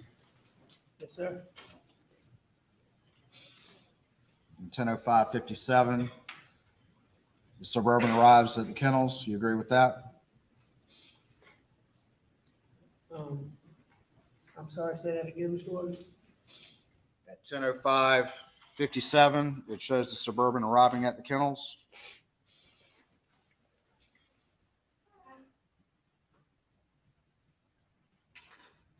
Okay. Okay. The 911 call was at 10:06:14, Okay. just about 20 seconds later. You agree with that? I think that sounds right. Yes, sir. I mean, that makes sense. But that goes back to what I'm saying is I pulled up.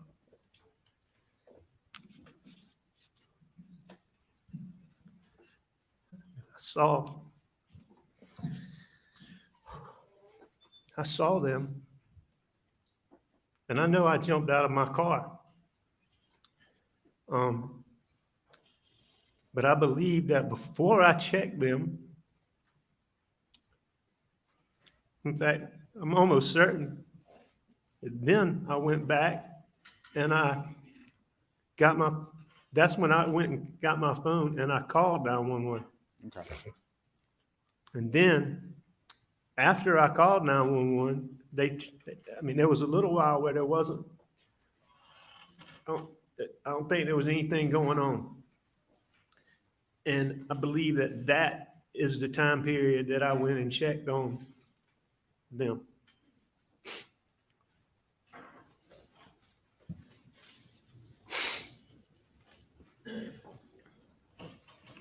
I don't want to belabor this point, but what you're saying here today, now that we have this data, that's not exactly how you expressed it to law enforcement in your prior statements. Is that correct? No, sir, I disagree with that. I totally disagree with that, Mr. Waters. Will you point to what you're talking about? Sure.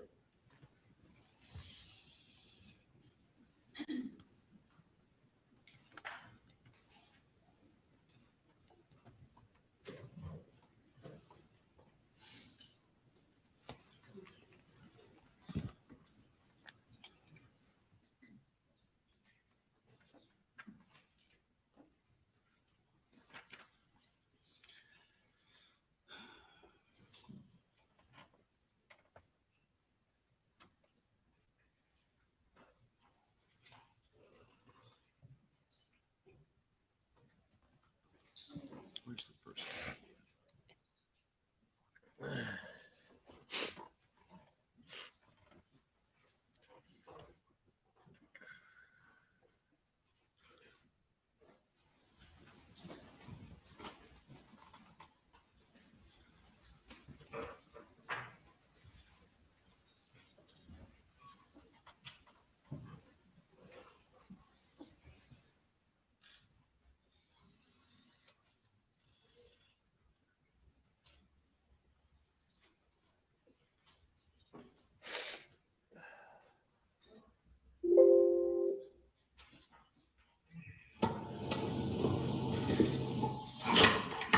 All right, sir. I didn't know. When I left the house, I don't know. 12:57.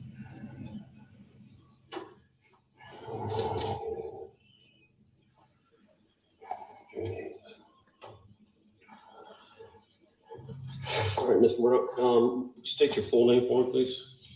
Richard Alexander Murdaugh.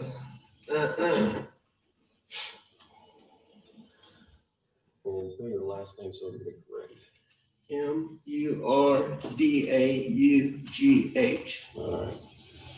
And you go by Alec? Yes, sir. And date of birth, Mr. Murdaugh? May 27th, 1968, And a good phone number for you.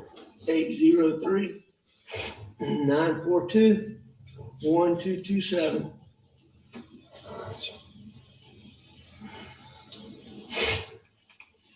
And sir, what was your name? Yeah, Danny Henderson. Okay.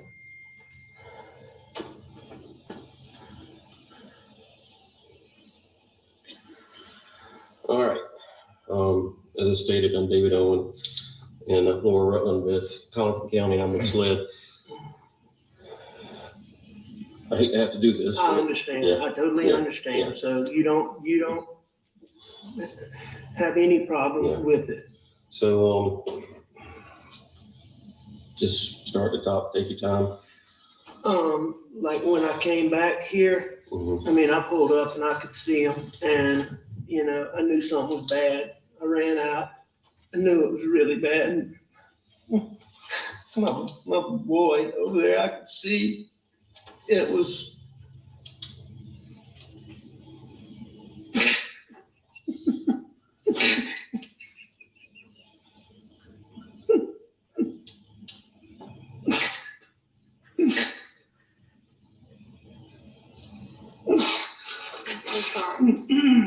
And I could see his brain on.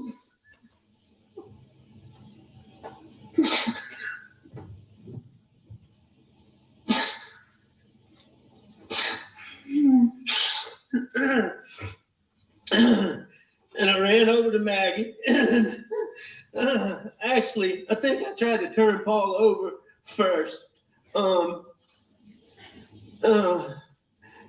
I tried to turn him over, and I don't know. I figured it out.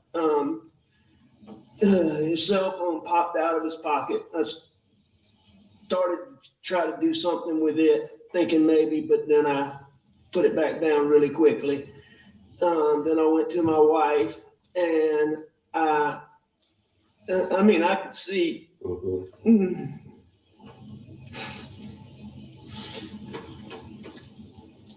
Did you touch Maggie at all? I did. I touched them both. Okay. I tried to do it as limited as possible, but I tried to take their pulse on both of them. Mhm. And, I called 911, pretty much right away. And she was very good.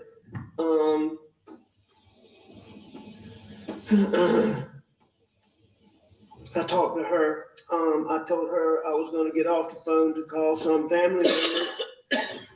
I did that.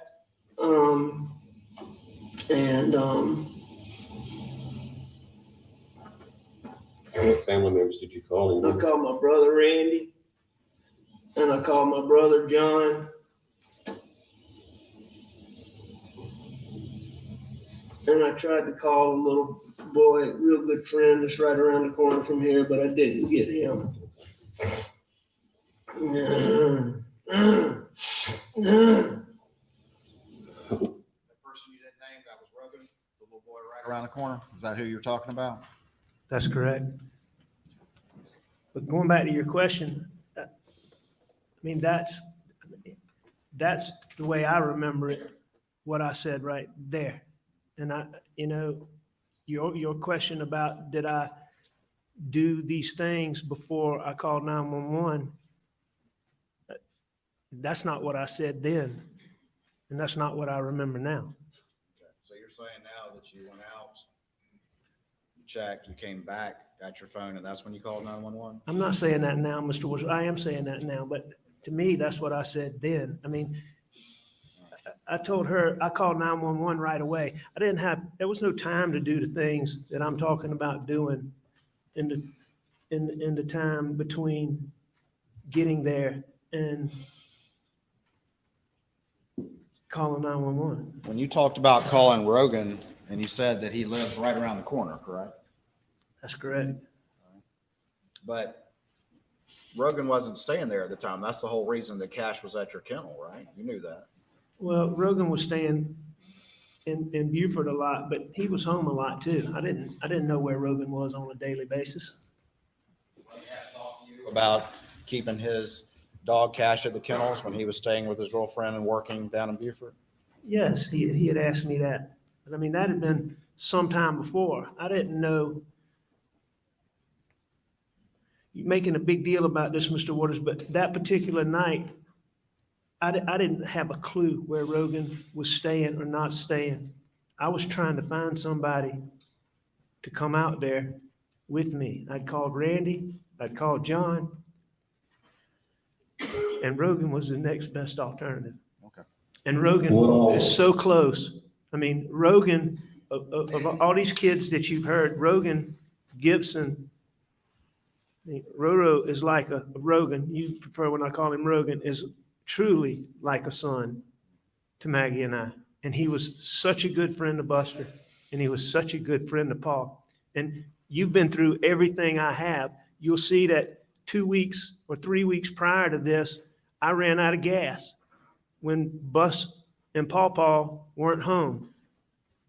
And Rogan's the person that I called to bring me gas. Nobody's disputing any that Rogan would have helped you.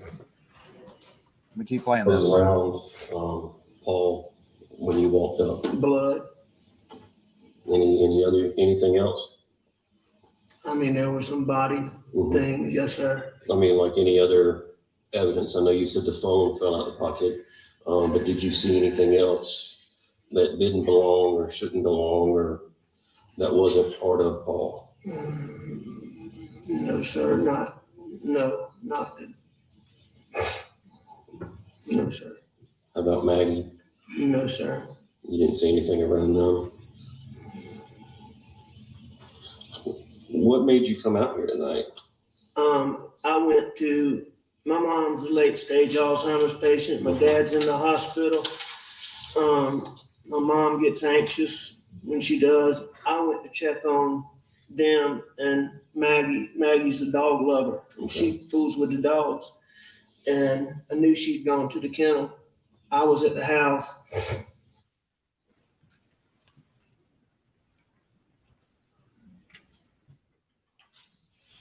You just testified that in the wake of this, you didn't know what you said to law enforcement. That was what you just said. No, I mean, I know a lot of what I said to law enforcement, but there's a lot of things in looking back at this video for one, the 911 call for one. I mean, there's a lot of things that I didn't remember. Okay. But right then and there, just not long into this interview, you made a conscious decision to lie right there. Play that again? You said, I was at the house.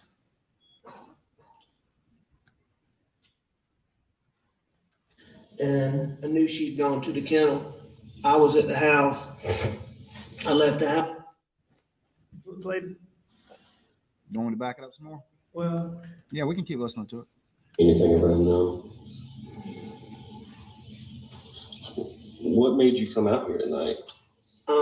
I went to, my mom's a late stage Alzheimer's patient. My dad's in the hospital.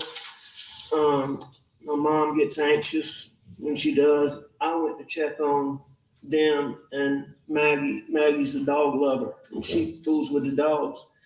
And I knew she'd gone to the kennel. I was at the house. You want to hear it again? no, sir, but I don't So you think, made a conscious decision to lie right there, this early into an interview, sitting in the front seat, correct? I don't believe so. You didn't make a conscious decision to lie? I don't believe that. I don't believe that was lying at that point. Okay, tell me why not. Because Maggie had gone to the kennels and I was at the house. Okay. So you think you were that was not a lie at that point? I don't believe so. At that At what point did you decide to lie? I'm not sure, but it was in that. It was in this interview?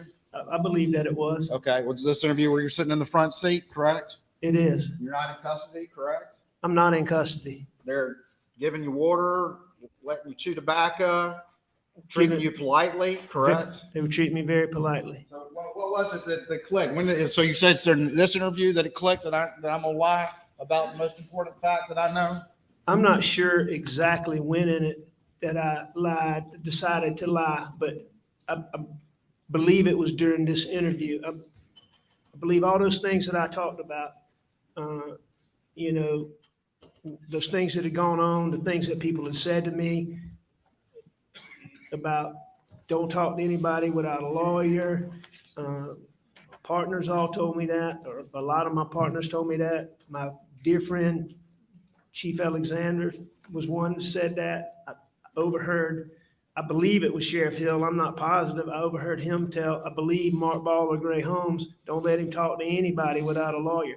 And what I believe is that based on my distrust of SLED and getting in that interview, and I'm not positive about this, but I believe when he asked me, about my relationship with my wife and my son, I believe that's when I decided to lie. You But I'm also not left positive. out when you had the GSR too, because that's what you testified to yesterday.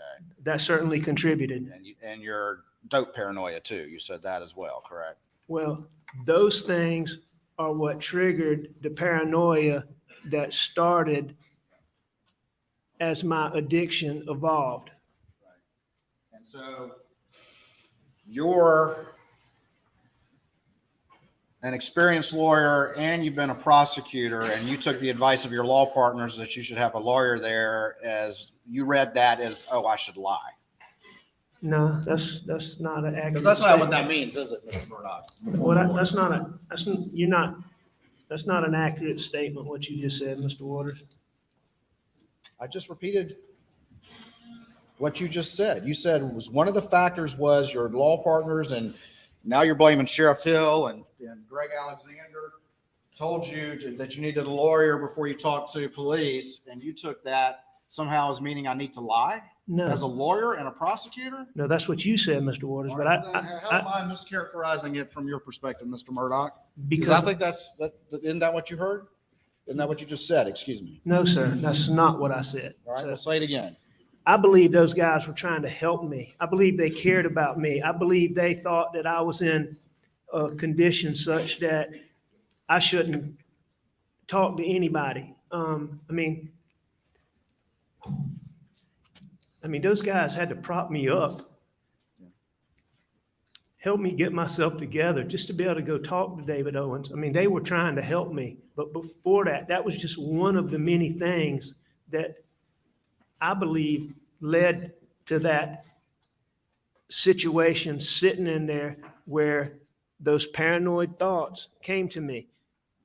Them talking about not talking to anybody without a lawyer, Brian Murdaugh, checking my hands, the fact that I got a pocket full of pills in my pocket. I was the person who found Maggie and Paul. My distrust for SLED. All of those factors combined and made me decide to lie. I also know him asking me about Maggie and Paw contributed to that paranoia. All I'm saying is, I'm not disputing that I lied. I'm just saying at this point, you're saying I made a conscious decision to lie here, and I'm saying I don't think I made a conscious decision right there. Okay, so it's later. I believe so. Had you already had your GSR done at this point? Yes, sir. Okay. I had. And you already talked to your law partners and and heard Sheriff Hill. Now you're blaming him and I'm not- blaming no. Chief Alexander now as well for your lies. No, sir, Mr. Waters. You just added that one. You didn't say that yesterday. You just added that one. Be given an opportunity to answer the question. Objection. Can you finish your last answer? Mr. Waters, I'm not blaming anybody. I accept full responsibility for what I did.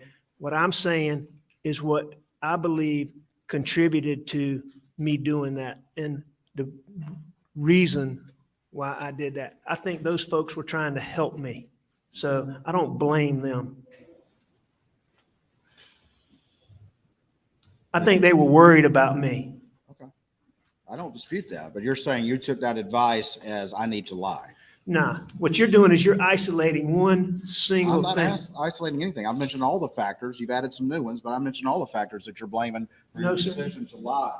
That's not what you did. What you asked me is you said, I took my partners telling me not to talk to somebody without a lawyer as a reason to lie. And that's an inaccurate statement. That was one of the factors that went into a series, decision to lie. hang on, Mr. Waters, a series of events, all right, that caused me to have paranoid thinking, all right, and then I lied.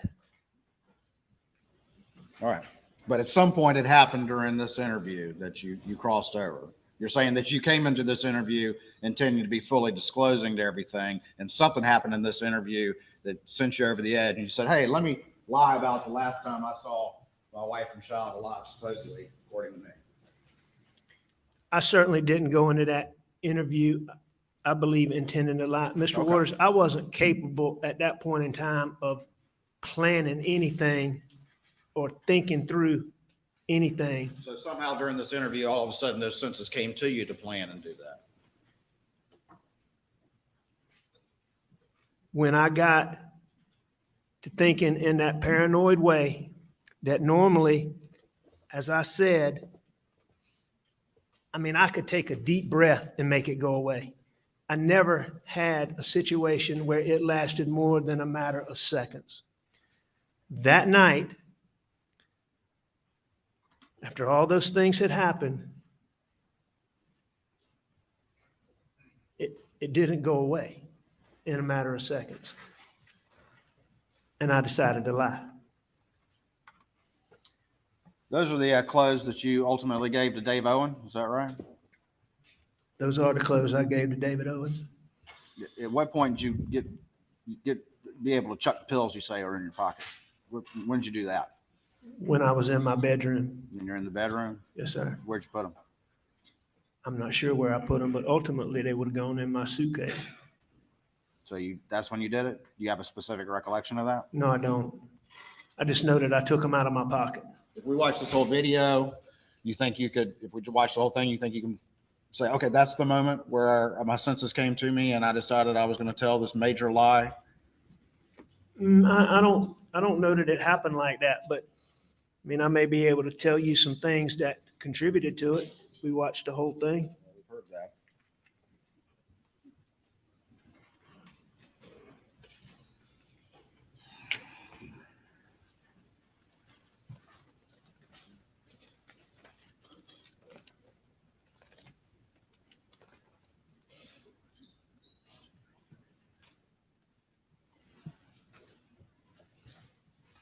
I just want to be clear, though.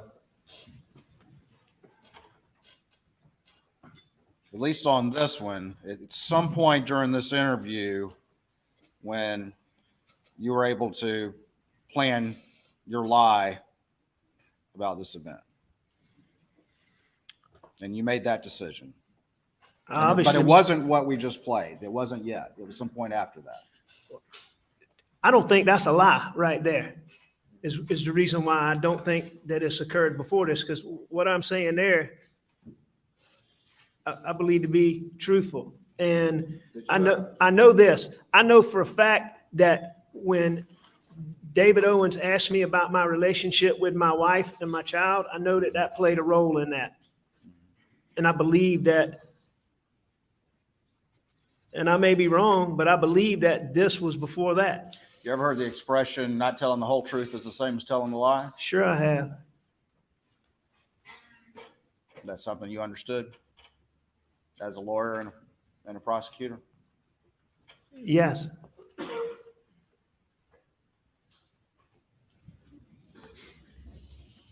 All right.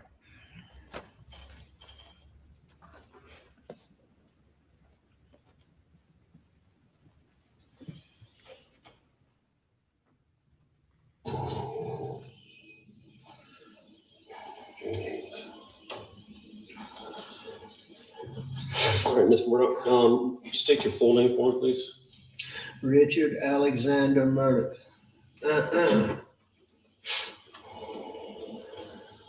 And spell your last name so I get it correct. Murdaugh. All right. And you go by Alec? Yes, sir. And date of birth, Mr. Murdaugh? May 27th, 1968, And a good phone number for you. 803-942-1000. 1227.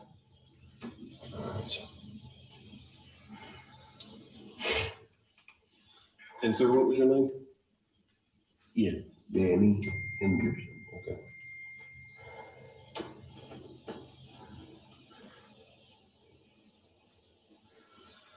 All right. As I stated, I'm David Owen in Lower Rutland with Collin County. I'm with SLED. I hate to have to do this. I but understand. yeah, I totally yeah, understand. yeah. So you don't have any problem Yeah. with it. So,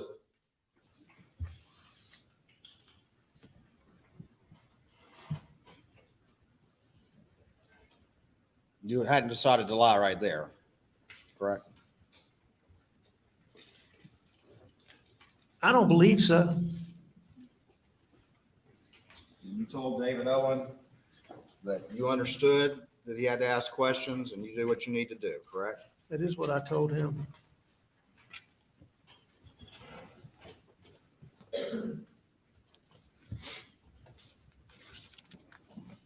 Ron, this might be a good time for a break. Clock. Ladies and gentlemen, addressing the jury. We'll break till 2:15. We'll go to the jury room. Please do not discuss the case.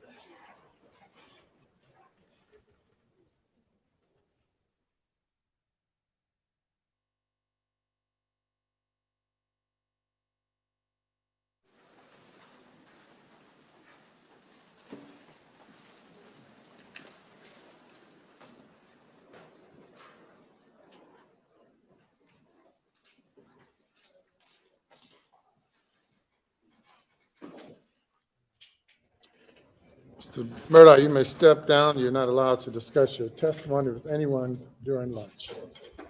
And Mr. Griffin, we'll address whatever matter you want to place on the record when we return. Yes, sir. 1 second for everybody. All right, 1 second before everybody moves. So I guess everyone can be seated.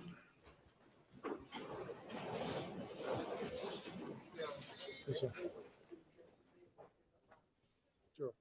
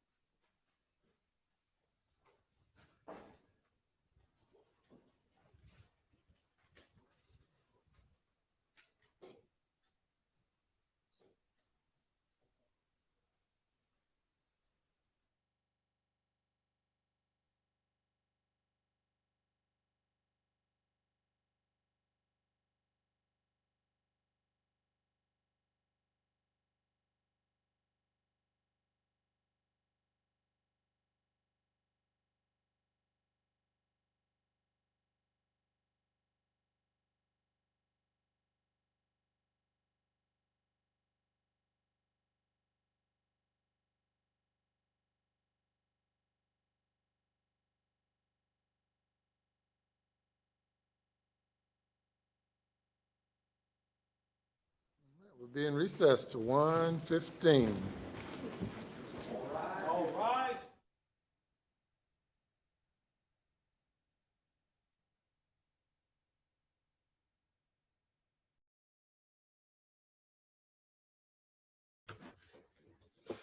I feel dizzy. What the hell did we just watch for the last 4 hours? No, I'm not getting up, Aaron. Aaron Hicks goes, "Did you guys just rise?" No. What was all that? Freaking hogs, chickens, chicken blood, a bunch of stuff about the pills. Every time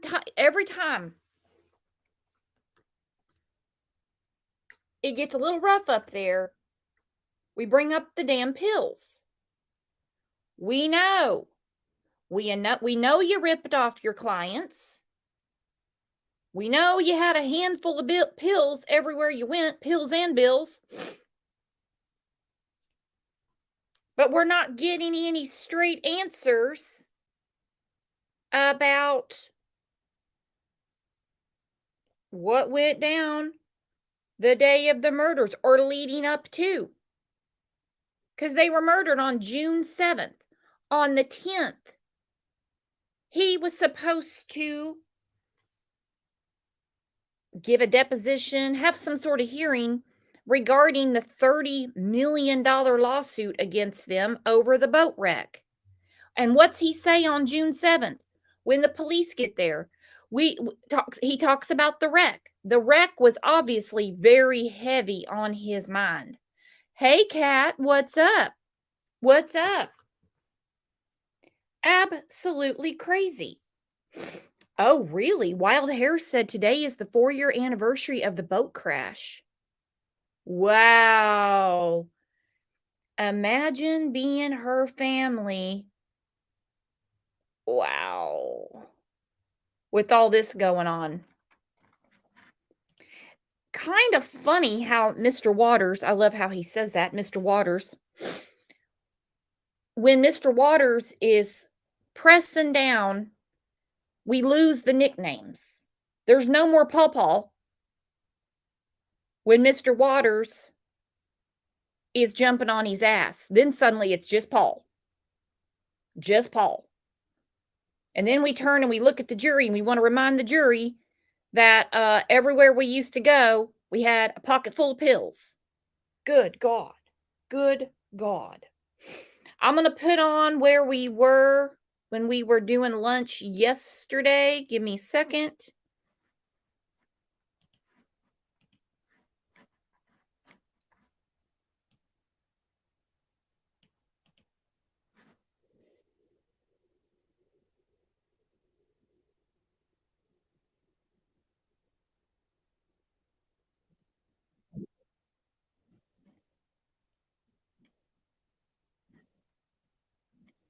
I say I am.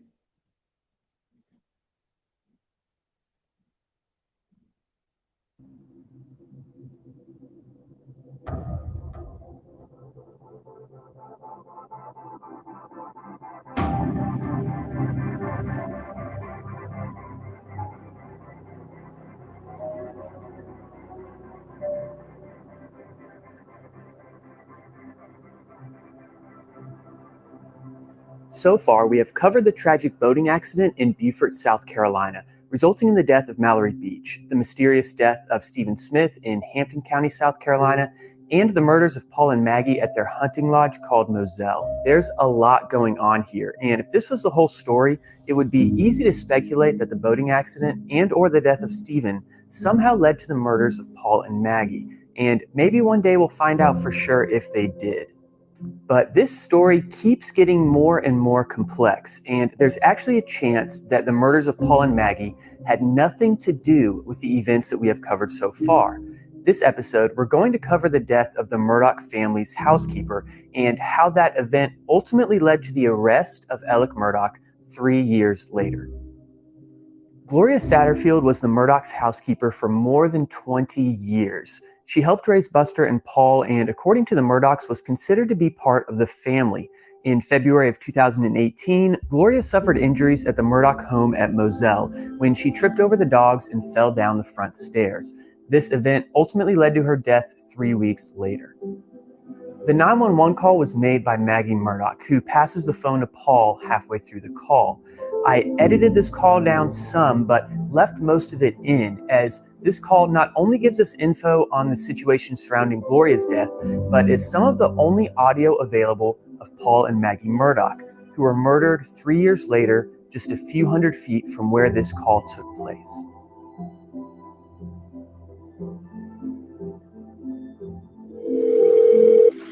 What was your emergency?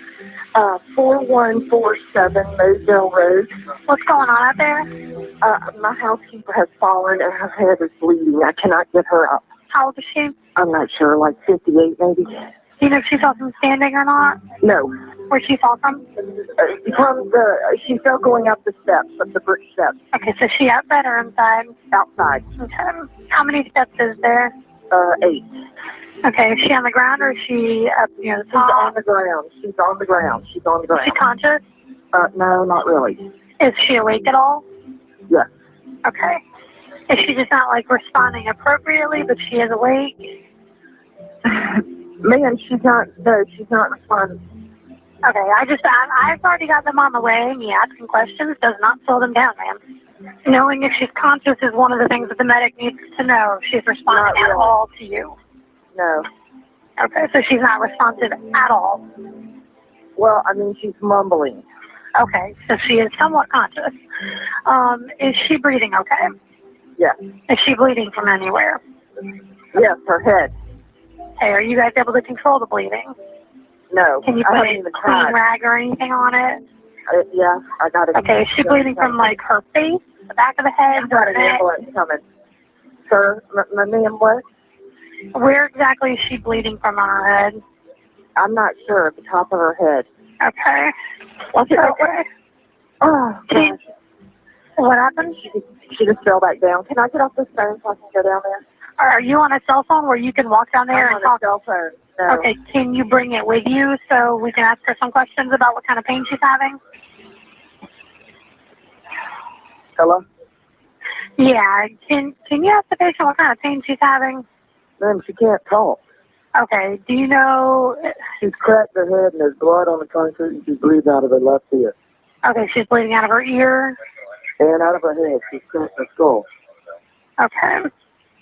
All right, the other lady said that she had tried to stand up and fell down again? No, I was holding her up. And Okay. she told me to turn her loose and she was trying to use her arm, but then she fell back over. Okay, do you guys know who she is? Yes, she works for her. Okay, do you know if she's ever had a stroke or anything before? Ma'am, can you stop asking her these I questions? already have them on the way. I already have them on the way. Me asking questions does not slow them down in any way. These are relevant questions that I have to ask for the ambulance. One of my questions is, has she ever had a stroke? I don't believe she's ever had a stroke now that I know that. Okay. Okay, is she able to talk to you guys at all, or is she unconscious now? She's not unconscious, she's just mumbling. Okay. I believe she's maybe hit her head and maybe has a concussion or something. Okay. Maybe. Do you know what her name is? Gloria Satterfield. Okay, what's the house look like out there? It's it's offset off the road. Okay. It's a big house, got a wide driveway. With a long driveway?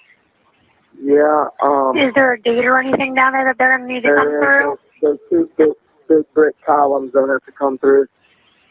Okay, but there's no like gate code or anything that they need? No, ma'am. And tell them that they can look for a fellow on a 6x6 Ranger. Okay. Waiting on them in the road is green. You know what they probably know what the Ranger looks like. Yeah. You said like Fella's green. got on a black sweater, a hat, and pants. Okay. All right. If something changes with her, if she loses consciousness or anything like that, I need one of you guys to call me back right away, okay? Okay, well, how long is it going to take? Because this pickup... That I don't know. I've had them on the way since Maggie first called me. They were toned right away. Okay. Thank you. All right, but like I said, if something changes, call me back. Yes, sir. This is kind of a side note, but some people listen to this call and hear an inconvenienced Paul and Maggie, frustrated that they have to deal with this situation in the first place. I hear 2 people who just want EMS to get there as quick as possible and are frustrated with the amount of questions being asked. One of my best friends is an emergency dispatcher, and he told me that this is a common occurrence. When you call 911, the dispatcher gets the location and immediately emergency services are dispatched. At this point, the more information they have, the better. From a dispatcher's perspective, once all seemingly relevant questions are asked, you have to think up more questions on the spot. Oftentimes, these can seem irrelevant, but they're worth asking even if there's only a small chance the answer has some relevance to the situation. Asking more questions will not slow EMS down, so they might as well make the most of the time they have until EMS arrives. It seems to me if Maggie and Paul, like most people, just didn't quite understand this concept and felt the dispatcher was wasting precious time by asking so many questions. There was a settlement to be paid out from the Murdaugh's insurance for Gloria's family because of her death. For a while, this was more of a footnote when it came to the Murdaugh story.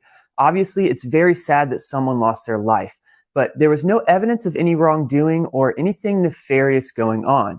But all of that changed when on September 14th, 2021, the Satterfield family came forward and said they hadn't received a dime from the settlement. Since then, we've discovered a lot about what really happened, and the full story is wild. Here's what really happened following the death of Gloria Satterfield. It's February 28th of 2018, and Alec Murdaugh is at the funeral for Gloria. Alec approaches the family and tells them that he's going to take full responsibility for her death, and that he's going to set up the family with an attorney so they can file a wrongful death claim against Alec. It was his dogs that tripped her, and Alec has insurance for this type of thing, so it's only going to help the Satterfield family and won't really hurt Alec in any way. On the surface, this seems like a pretty kind thing to do.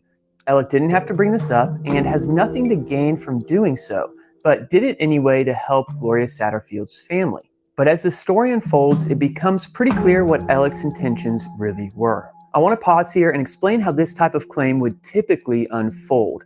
These are the parties involved. First, you have a personal representative or PR of the estate.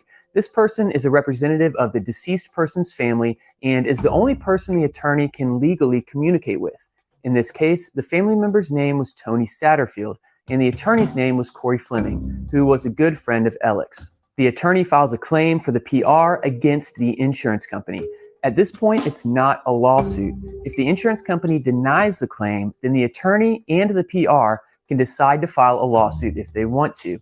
If the insurance company accepts the claim, they write the check to the attorney, who instead of giving one lump sum to the PR, sends the money to a third-party company who sets up an annuity, which allows the money to be paid out over time and results in the family receiving significantly more than the original amount, while also avoiding larger tax implications.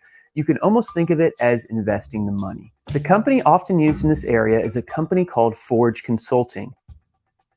Now, the insurance company is in an interesting place in this particular scenario. They could deny the claim, but their client Alec is 100% admitting fault. So if the claim is denied and a lawsuit is filed, the amount the judge grants could be even higher, especially in the judicial hellhole of Hampton County, where Alec Murdaugh has strong roots. So what happened? Corey Fleming convinces the family that the best way to move forward is to make someone else the PR. There's going to be a lot of complicated financial decisions to make, and it's better to leave those in the hands of an experienced professional. The family agrees, and Chad Westendorf, the president of Palmetto State Bank, becomes the new PR. At this point, Corey Fleming not only has zero obligation to communicate with the family, but legally isn't even allowed to. The insurance company agrees to the claim and ends up paying out a total of $4.305 million for the death of Gloria Satterfield. Here's the disbursement sheet, which lists where the money is supposed to go. A total of $1.43 million goes to Corey Fleming for attorney fees, $105,000 goes towards prosecution fees, and the rest, a total of $2,765,000, is to go to the family of Gloria Satterfield. So where did it actually go? Corey writes out a check to Forge, not Forge Consultants, just Forge, and mails the check to a P.O. box in Hampton, not the Forge Consulting offices in Atlanta. Alec takes the check and deposits it in a bank account that he opened under the name Forge, and the family never sees a dime. So how did all of this come to light? On June 7th, 2021, Paul and Maggie are murdered at Moselle. 3 days later, on June 10th, 2021, Mandy Matney with Fitz News published an article that detailed a settlement that was approved for the Satterfield family. This info is public, and Mandy thought she was just bringing this info to her audience as it was a part of the wider Murdaugh story. The Satterfields, however, were completely caught off guard when they saw the article, as they not only hadn't received a dime from that settlement, they weren't even aware that the settlement existed in the first place. They attempted to reach out to Corey Fleming for answers, but according according to their current attorney, Eric Bland, they were never able to reach him.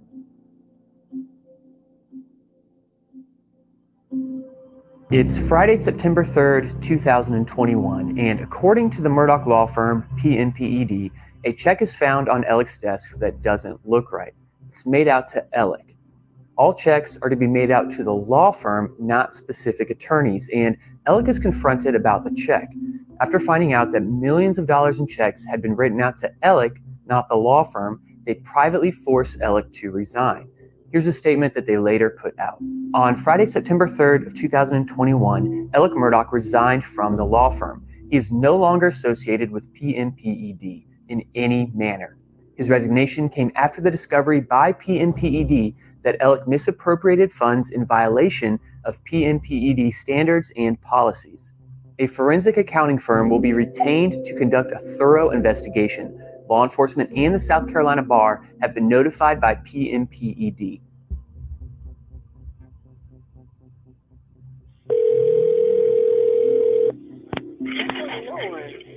Hampton County 911, what's your emergency? On Salcahatchee Road. Okay, what's the address on Salcahatchee Road? I'm by the church. What church are you talking about? I don't know the name of it with the red roof. Okay, what end of Salcahatchee Road? Because I don't know what you're talking about. At the Hampton County side. Okay, what's going on? I got a flat tire, Mm-hmm. and I stopped, and somebody stopped to help me, and when I turned my back, they tried to shoot me. Oh, okay. Were you shot? Yes, but Okay. I mean, I'm okay. You shot where? Where were you shot at? Huh? Did they actually shoot you or they tried to shoot you? They shot me, but, Okay, where you need EMS? well, I mean, yes, I can't drive. Okay.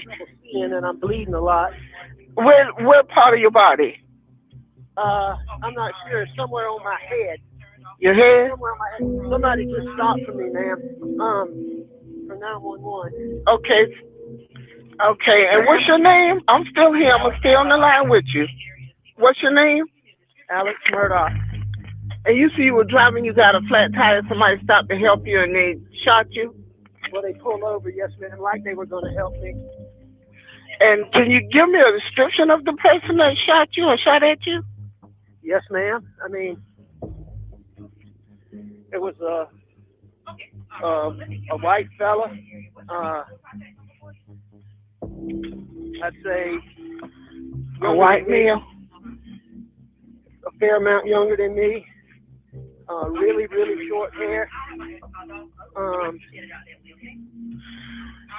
You have an ambulance coming, ma'am? Yes, sir. Yes, sir. I woke up the morning of September 4th, 2021, and put together a 60-second trailer for the first episode of this series. I posted it around 11 a.m. and was excited to see it getting a few hundred views. Just a few hours later, news broke that Alec Murdaugh had been shot in Hampton. I grabbed my drone and drove over immediately. Alec's initial story is that he was tending to a flat tire when two men in a truck passed him, turned around to come back, and shot him. But 2 days later, he put out this statement: "The murders of my wife and son have caused an incredibly difficult time in my life. I have made a lot of decisions that I truly regret. I'm resigning from my law firm and entering rehab after a long battle that has been exacerbated by these murders. I am immensely sorry to everyone I've hurt, including my family, friends, and colleagues. I ask for prayers as I rehabilitate myself and my relationships." If Alec's story is true, this is an extremely odd statement to put out. 8 days later, a man named Curtis Eddie Smith is arrested for an assisted suicide attempt on Alec Murdaugh. Curtis Eddie Smith, who goes by Eddie, is a distant cousin of Alec's and had been hired by Alec to do odd jobs over the years. After Eddie's arrest, Alec's story changes. He now claims that he hired Eddie to kill him so that his son Buster would get his $10 million insurance payout. Here's what Alec's attorney said. On that Saturday morning, he was trying to get off the opioids, was in a massive depression, realized that things were going to get very, very, very bad, and he decided to take his life. He believed his $10 million life insurance policy had a suicide exclusion, so he arranged to have this guy shoot him. But here's what Eddie says about what happened that day. It was the craziest situation I ever been involved with. I was set up to be the fall guy. I got a call from Alec that Saturday afternoon to come to where he was, and I thought it was maybe to fix something. I had no idea what he wanted. I just went over there. Eddie says that when he got there, Alec stepped out of his car, waving around a gun like he was going to shoot himself. I run over and we wrestled a minute together, me trying to get the gun away from him. The gun kind of went off above his head and I got scared to death and I ran to my truck and took off. Eddie says he wound up with the gun and disposed of it down the road. We don't know the truth about what really happened that day, whether Alec is telling the truth, Eddie is telling the truth, or neither are, and the truth lies outside of both stories. Alec is currently in jail awaiting trial. One thing to note is that Alec's phony forged bank account was opened 3 years before the death of Gloria Satterfield. This wasn't the first time he had done something like this, and many other instances have been uncovered. Alec Murdaugh has been charged with multiple counts of breach of trust with fraudulent intent, obtaining signatures or property by false pretenses, money laundering, computer crimes, and forgery, totaling 48 charges, all of which are felonies. His bond was set at $7 million, and at the time of recording this, he has not posted bond and is currently in jail awaiting trial. Knowing what we know now, there are still many unanswered questions. Was the Murdaugh law firm, PMPED, really unaware of what Alec was doing? It's possible, but I find it odd that they just happened to find a check on Alec's desk right around the time the Satterfields were asking where their money went. Could they have been trying to get ahead of the scandal by pushing Alec out before the Satterfields came forward publicly? The next question to consider is what really happened to Gloria? Was her fall really an accident? The South Carolina Law Enforcement Division, the same organization currently investigating the murders of Paul and Maggie Murdaugh and Stephen Smith, opened an investigation into Gloria Satterfield's death, and hopefully we get some answers. I think Alec is a bad person, but I get the feeling that Gloria's death really was an accident and he saw an opportunity to capitalize on it. On that note, though, looking back on the 911 call, there was zero mention of dogs. If the dogs didn't trip Gloria, would Alec's insurance still be responsible for the payout? The last question I have is, where did all the money go? SLED has opened an investigation into Alec's financial records, and we have some info on that, but as of now, SLED hasn't released much. So could the death of Gloria Satterfield, or everything that has been uncovered because of it, have led to the murder of Paul and Maggie? I absolutely think it could have, and we'll cover that in a later episode when we cover part 2 of the murders of Paul and Maggie. So far, over $6 million has been recovered by the Satterfield's current attorney, Eric Bland, for the Satterfield family. This money has come from Corey Fleming, Chad Westendorf, and others. But as of the time of recording this, not a dime has come from Alec Murdaugh. It was said by Gloria's friends that she was an extremely hard worker. She was kind, she was genuine, and she was honest. She cared deeply for her family, who doesn't know her as the Murdaugh's housekeeper, but as a loving mother, sister, and friend. In 1956, Randolph Murdaugh Jr., Alec's grandfather, resigned from his position as solicitor when he was indicted by a federal grand jury for playing a part in illegal bootlegging in Hampton County. The charges were dropped and he was reinstated as solicitor. Today, Hampton County is riddled with illegal drugs. It's not hard to imagine an illegal bootlegging organization evolving into drugs over time, and from the beginning, I've had a suspicion that drugs may have played a large part in the murders of Paul and Maggie. In the next episode, we'll dive into the Murdaugh family and drugs. If you've enjoyed this video, I would be honored if you subscribed to watch early releases of episodes as well as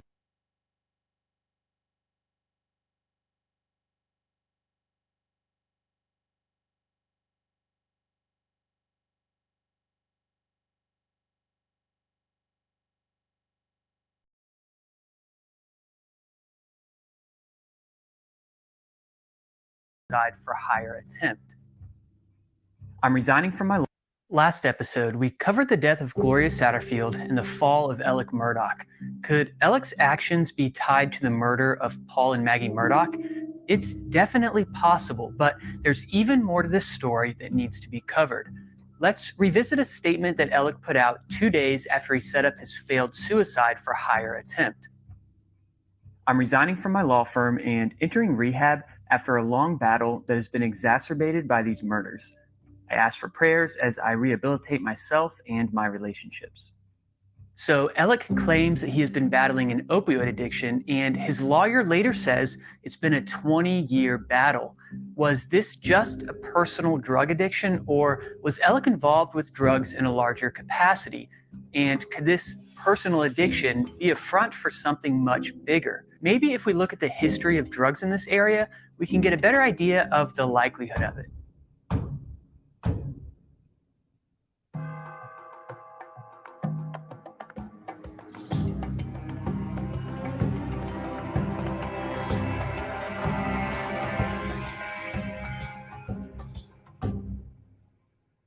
Before we dive in, I want to say thank you to my patrons. Without them, this wouldn't be possible. If you're interested in seeing early releases of my episodes, as well as vlogs and extended cuts of interviews, you can check out my Patreon below.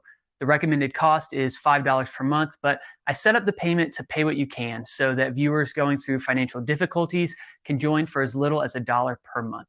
Back to the story.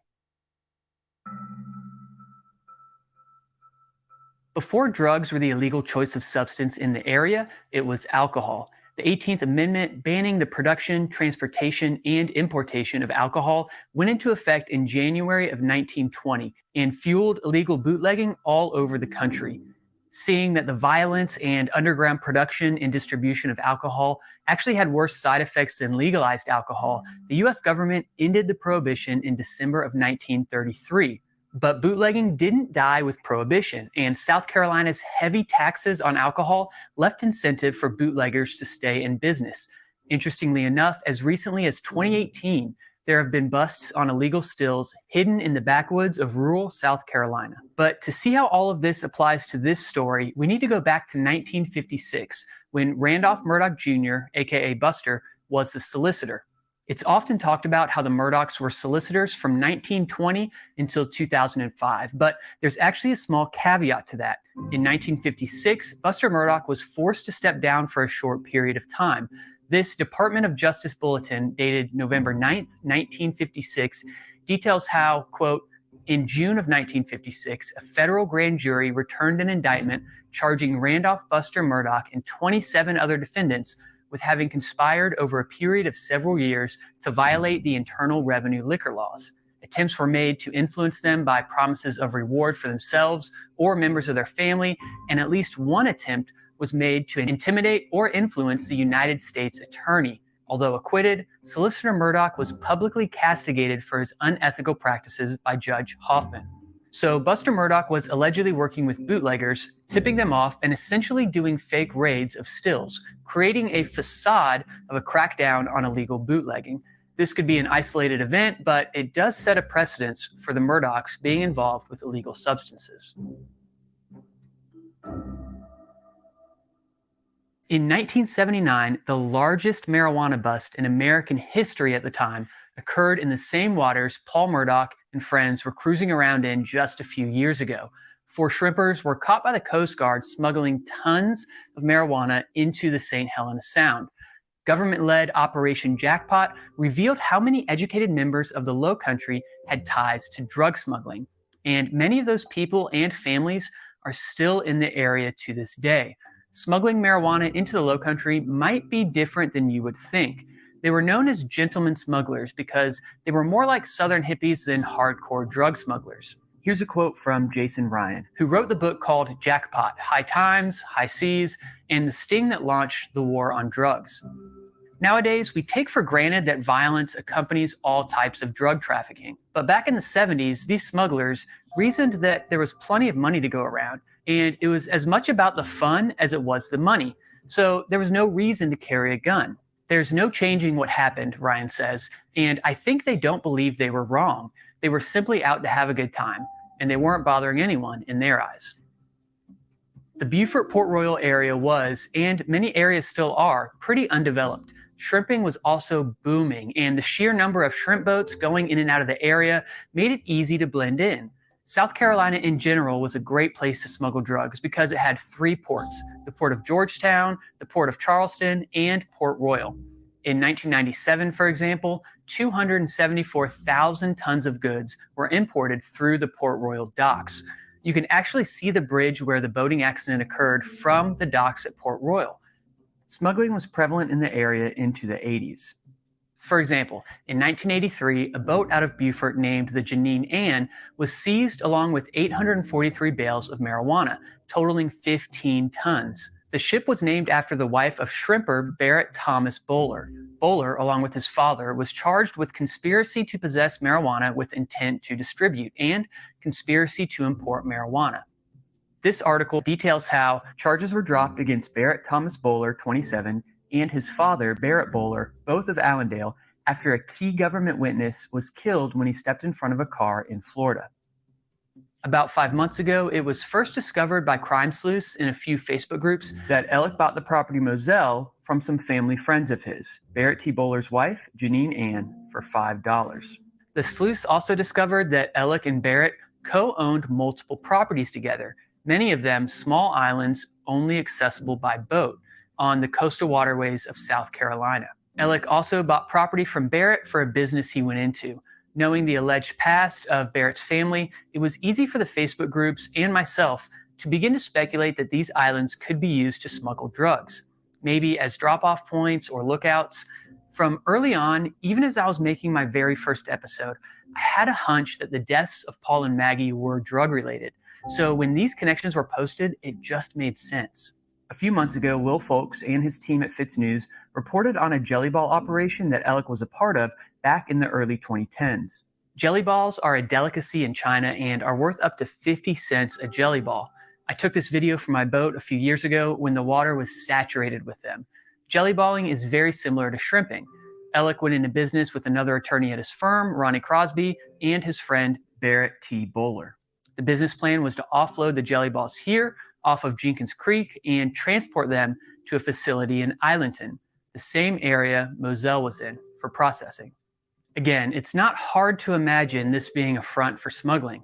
Precedence has been set in the area for this type of activity.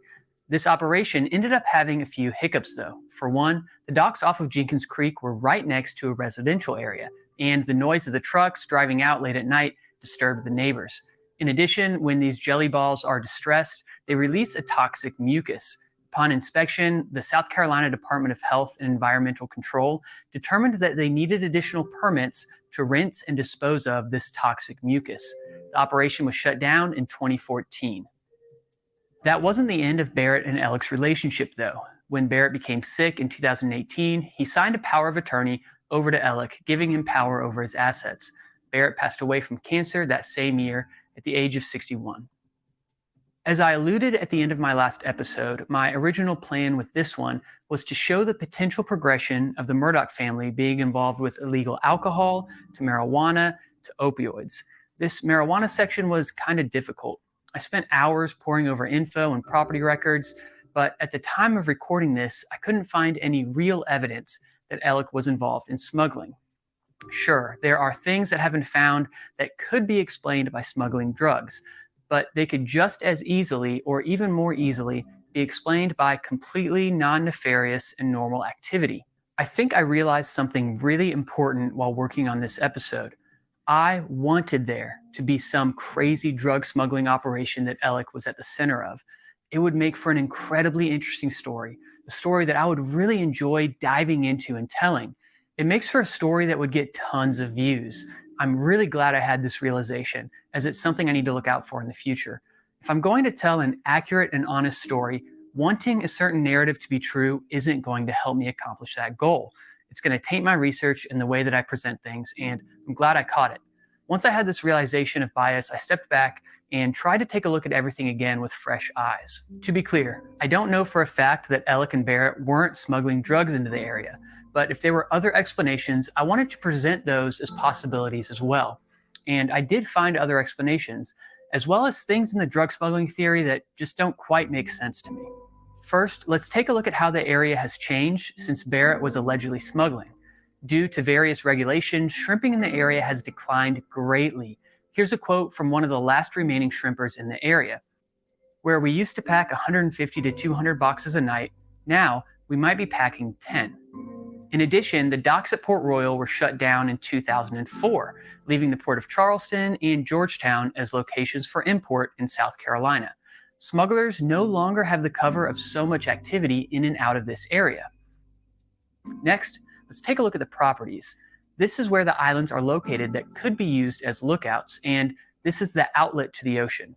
The properties on the water that could be used to offload drugs are located over here, with the outlet to the ocean going on this route. The islands that they owned couldn't be used as lookout spots to offload drugs on Jenkins Creek. It wouldn't make sense. There was another property on Village Creek, but when I went there, I could clearly see it so far up the creek, there's no way a boat of any size would be able to get to it, and I doubt they were using canoes to run thousands of pounds of drugs. Then I thought through the concept of using these islands as lookouts. First, many of them are not accessible. A dock would need to be built to access them. Second, using these islands as lookouts would be incredibly inefficient. Let's look at this island, for example. It's split into 4 lots. Ellick and Barrett owned the outside 2 lots with no houses on them. So would these lookout guys take a boat out to this island and walk down a dock that they don't own, stand on this little piece of land with a pair of binoculars? Keep in mind, you can see much less from down there than you can from the drone. Why wouldn't they just send the lookout guys on boats pretending to fish? This seems like a much more efficient, flexible, and cost-effective option than spending hundreds of thousands of dollars on stationary islands to use as lookout spots. So why would they own these islands? I know a family who manages a fish camp on an island less than a mile from the ones owned by Ellick and Barrett. So I've been out to that area before in my boat and on friends' boats. I would love to own one of these. For people who love this area, the outdoors, fishing, these are great spots. One reason is you can spend a few days fishing offshore without having to take your boat in and out of the water every time. Just pull up to your little island, tie off the boat, relax, have a few drinks, get up the next day, and go back out. I mentioned in my first episode that this area feels like our own little corner of undiscovered America. While this could make it a good spot to smuggle drugs, in my opinion, it also makes it a good spot to buy investment property. As this area is discovered by more and more people, the property values will go up. And there's a limited number of these little islands. You can't just make more. Let's take a look at the Jelly Ball Company. I think it's important to remember when talking about smuggling in this area back in the day that those involved were shrimpers first. An opportunity came along for them to use their business to make a lot of money illegally, and many of them took it. But they weren't drug smugglers that got into shrimping. They were shrimpers who got into smuggling. So when a family of shrimpers starts a jelly ball business, it just kind of makes sense. There were a lot of transactions associated with the business, and some did look odd. For example, when the business closed, the LLCs sold the property back to Ronnie Crosby for $5. But I couldn't find any transactions that couldn't be easily explained by using loopholes to avoid taxes. I'm not saying it's right or that they should have done it, but these examples are way more easily explained by tax avoidance than drug smuggling. A really interesting theory did come to me after kind of stepping back and looking at all this. We know that Ellick was allegedly involved in conning many of his clients out of money. Based off of the evidence we have, I believe he was a grifter and a con man who would insert himself into situations when he saw an opportunity to take advantage of someone. What if he was taking advantage of Barrett too? This could explain the Moselle situation and the power of attorney. Maybe he positioned himself as the attorney friend there to help Barrett and his family, but actually had much less generous motives. Lastly, one thing that I can't quite figure out is where did all of Ellick's money go? We know that he allegedly brought in a substantial amount of money through taking advantage of his clients, over $8 million, and we can't account for where all of that went. If he was smuggling drugs into the area, he wouldn't be spending all of his money on that. He'd be making more money from that. This would make the question of where did all the money go even more perplexing. Looking at the property records, LLCs, and transactions, it would be easy to speculate that Ellick was attempting to launder the money that he took from clients. And I think that's a very real possibility. At the end of researching for this section, I was still left scratching my head a bit. These property transactions, businesses, and relationships could mean numerous things, and to be honest, I'm not sure where the truth lies. At the time of recording this, Alec hasn't been to trial yet, so hopefully when he goes, we'll finally get some answers. Let's take a look at this article from Bluffton Today about opioid use in Hampton County, South Carolina. In 2006, 553,300 pain pills were sent to Hampton County pharmacies and physicians. In 2012, the county received 824,860 pills, an increase of 49% in 7 years. Manufacturers saturated towns with more painkillers than reasonably could be used for medical purposes. And so the pills were diverted to the black market and abused. When access to medical-grade opioids was cut off amid crackdowns and public pressure, people had to switch to street opiates like heroin to prevent debilitating withdrawal. In November of 2021, the Island Packet reported on a connection that Alec had with a gang out of the neighboring small town of Walterboro. According to a source close to the investigation, Alec was fueling his opioid addiction through this gang. The gang called themselves the Cowboys. This 2017 article by ABC4 News details how 8 members of the gang were sentenced to prison for various charges related to multiple attempted murders and illegal drug activity. So what's the connection with Alec? Apparently, he was buying drugs from them through Curtis Eddie Smith, the same man who was involved in the attempted suicide last year, and he was doing it with checks. We'll dive into those checks more in the next episode. Alec's connection with the Walterboro Cowboys is kind of unclear. The news outlets that reported on it just say they got this information from, quote, sources familiar with the investigation. We don't know any more about the connection or how credible this source really is, but while working on this episode, I thought back to an interview I listened to while combing through the police interviews in the Stephen Smith case. It was a guy named Ben, who was one of the people the officer spoke with when trying to track down the source of the Buster rumor. At one point, he brings up Moselle and how it was known as the place where the kids would go for alcohol and drug-fueled parties. The Murdaughs, they threw and they had big parties at their house. Yeah. Once again, that was something I was never part of. I think I went out there one time, but they threw parties every weekend, every other weekend, big parties, kids from Wade Hampton and kids from Barnwell, Bamberg, anywhere you could think of. I mean, that was where the party spot was in Hampton. Yeah. A lot of fights, alcohol, drugs kind of thrown in there all at the same time. And when I originally heard this, I was thinking of the younger Murdaugh boy, Buster's little brother, Paul. So when I first heard it was Buster, it kind of caught me off guard because he's never been that type of person. But then again, like I say, once with alcohol and drugs, I'm sure things can go way out of control when you mix all that together. Yeah. Based off what I know, it's my opinion that Alec was, at the very least, complicit when it came to underage kids and consuming drugs and alcohol out at Moselle. And it wouldn't be hard to speculate that he was not only complicit, but was aiding in providing these drugs and alcohol. In addition, I received a tip from someone who went to high school with Paul and claimed that Alec wasn't the only Murdaugh who was using opioids, but Paul was too. There's one bit of information that I'm not really sure how to include or if it means anything at all. But as drugs become a bigger part of this story, I felt maybe I should include it. I paid $500 for the FOIA request for the Stephen Smith case, so I have everything the police are releasing on it. In the hours of interviews I listened to, there are a few names redacted, maybe 2 seconds of audio here and there, but there's one section where a solid 10 seconds are redacted. He does mention someone's name right after the redacted portion, but for their privacy, I'll be redacting that name and putting a substitute name in the subtitles. Buster and maybe 1 or 2 other people. And he didn't say who? He didn't say who. He did not say who, but I do know at a party at the Murdaugh's house in Moselle that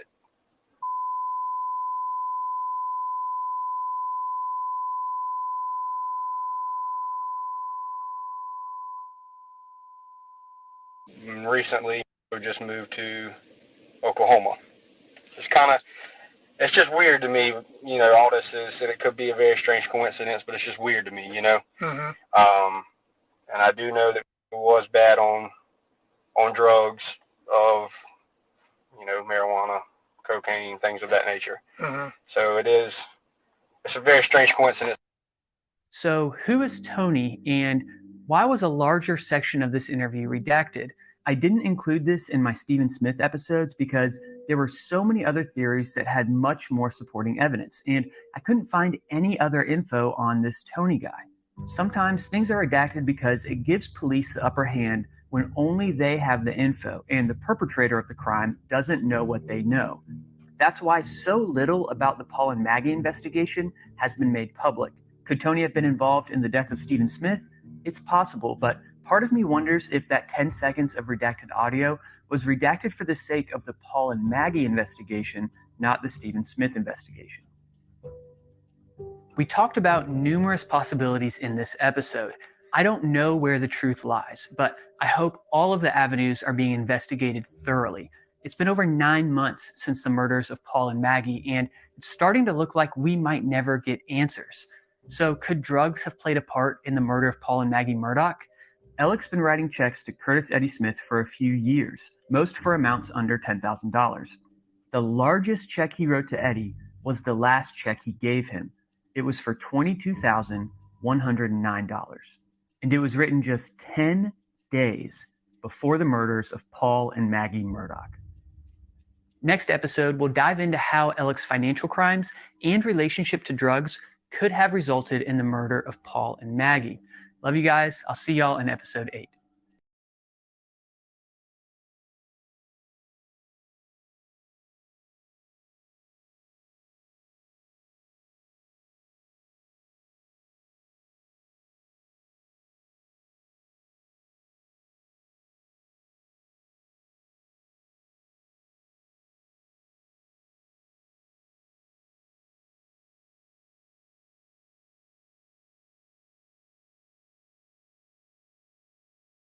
Feet away from Alec Murdaugh.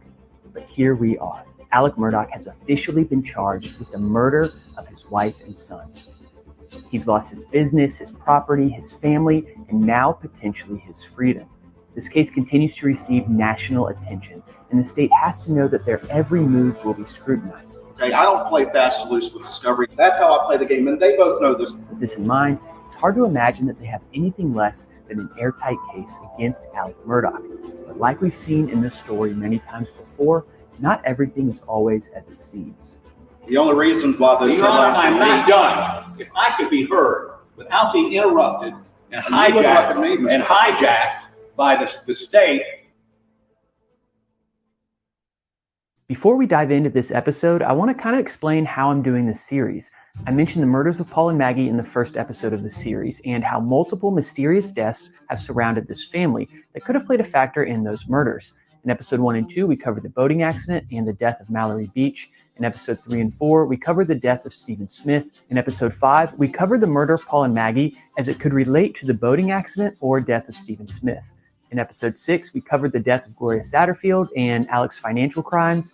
In episode 7, we covered Alec and drugs. And now, here in episode 8, we're going to again cover the murders of Paul and Maggie, but as it could relate to Alec's financial crimes or drug use. But there's one more thing I want to dive into first. Living in the area while covering this story has been an interesting experience for me. I've spoken with a few people that knew Alec and noticed a trend. They all mentioned gambling. Now, none of them flat out said, I think Alec owed a gambling debt that he couldn't pay, and that's why Maggie and Paul were killed. They just seemed to have an awareness that gambling was an issue and a suspicion that it could be a factor in these murders. Let's dive in and see if there's more to this gambling theory. The first thing I thought about when considering the Murdaughs and gambling was Alec Murdaugh's great-grandfather, Randolph Murdaugh Sr. Randolph Murdaugh Sr. was a 14th Circuit solicitor for South Carolina and served from 1920 to 1940. He didn't resign from his position, but was killed while holding it. On July 19, 1940, he was in his car crossing railroad tracks on his way home when his car was struck by a train and he was killed. There was some mystery surrounding the event as his car was just parked on the tracks when it was hit, and we don't know why he didn't simply get out of the car. What made me think of this incident for this section is that it was reported that he was coming home late at night from a poker game.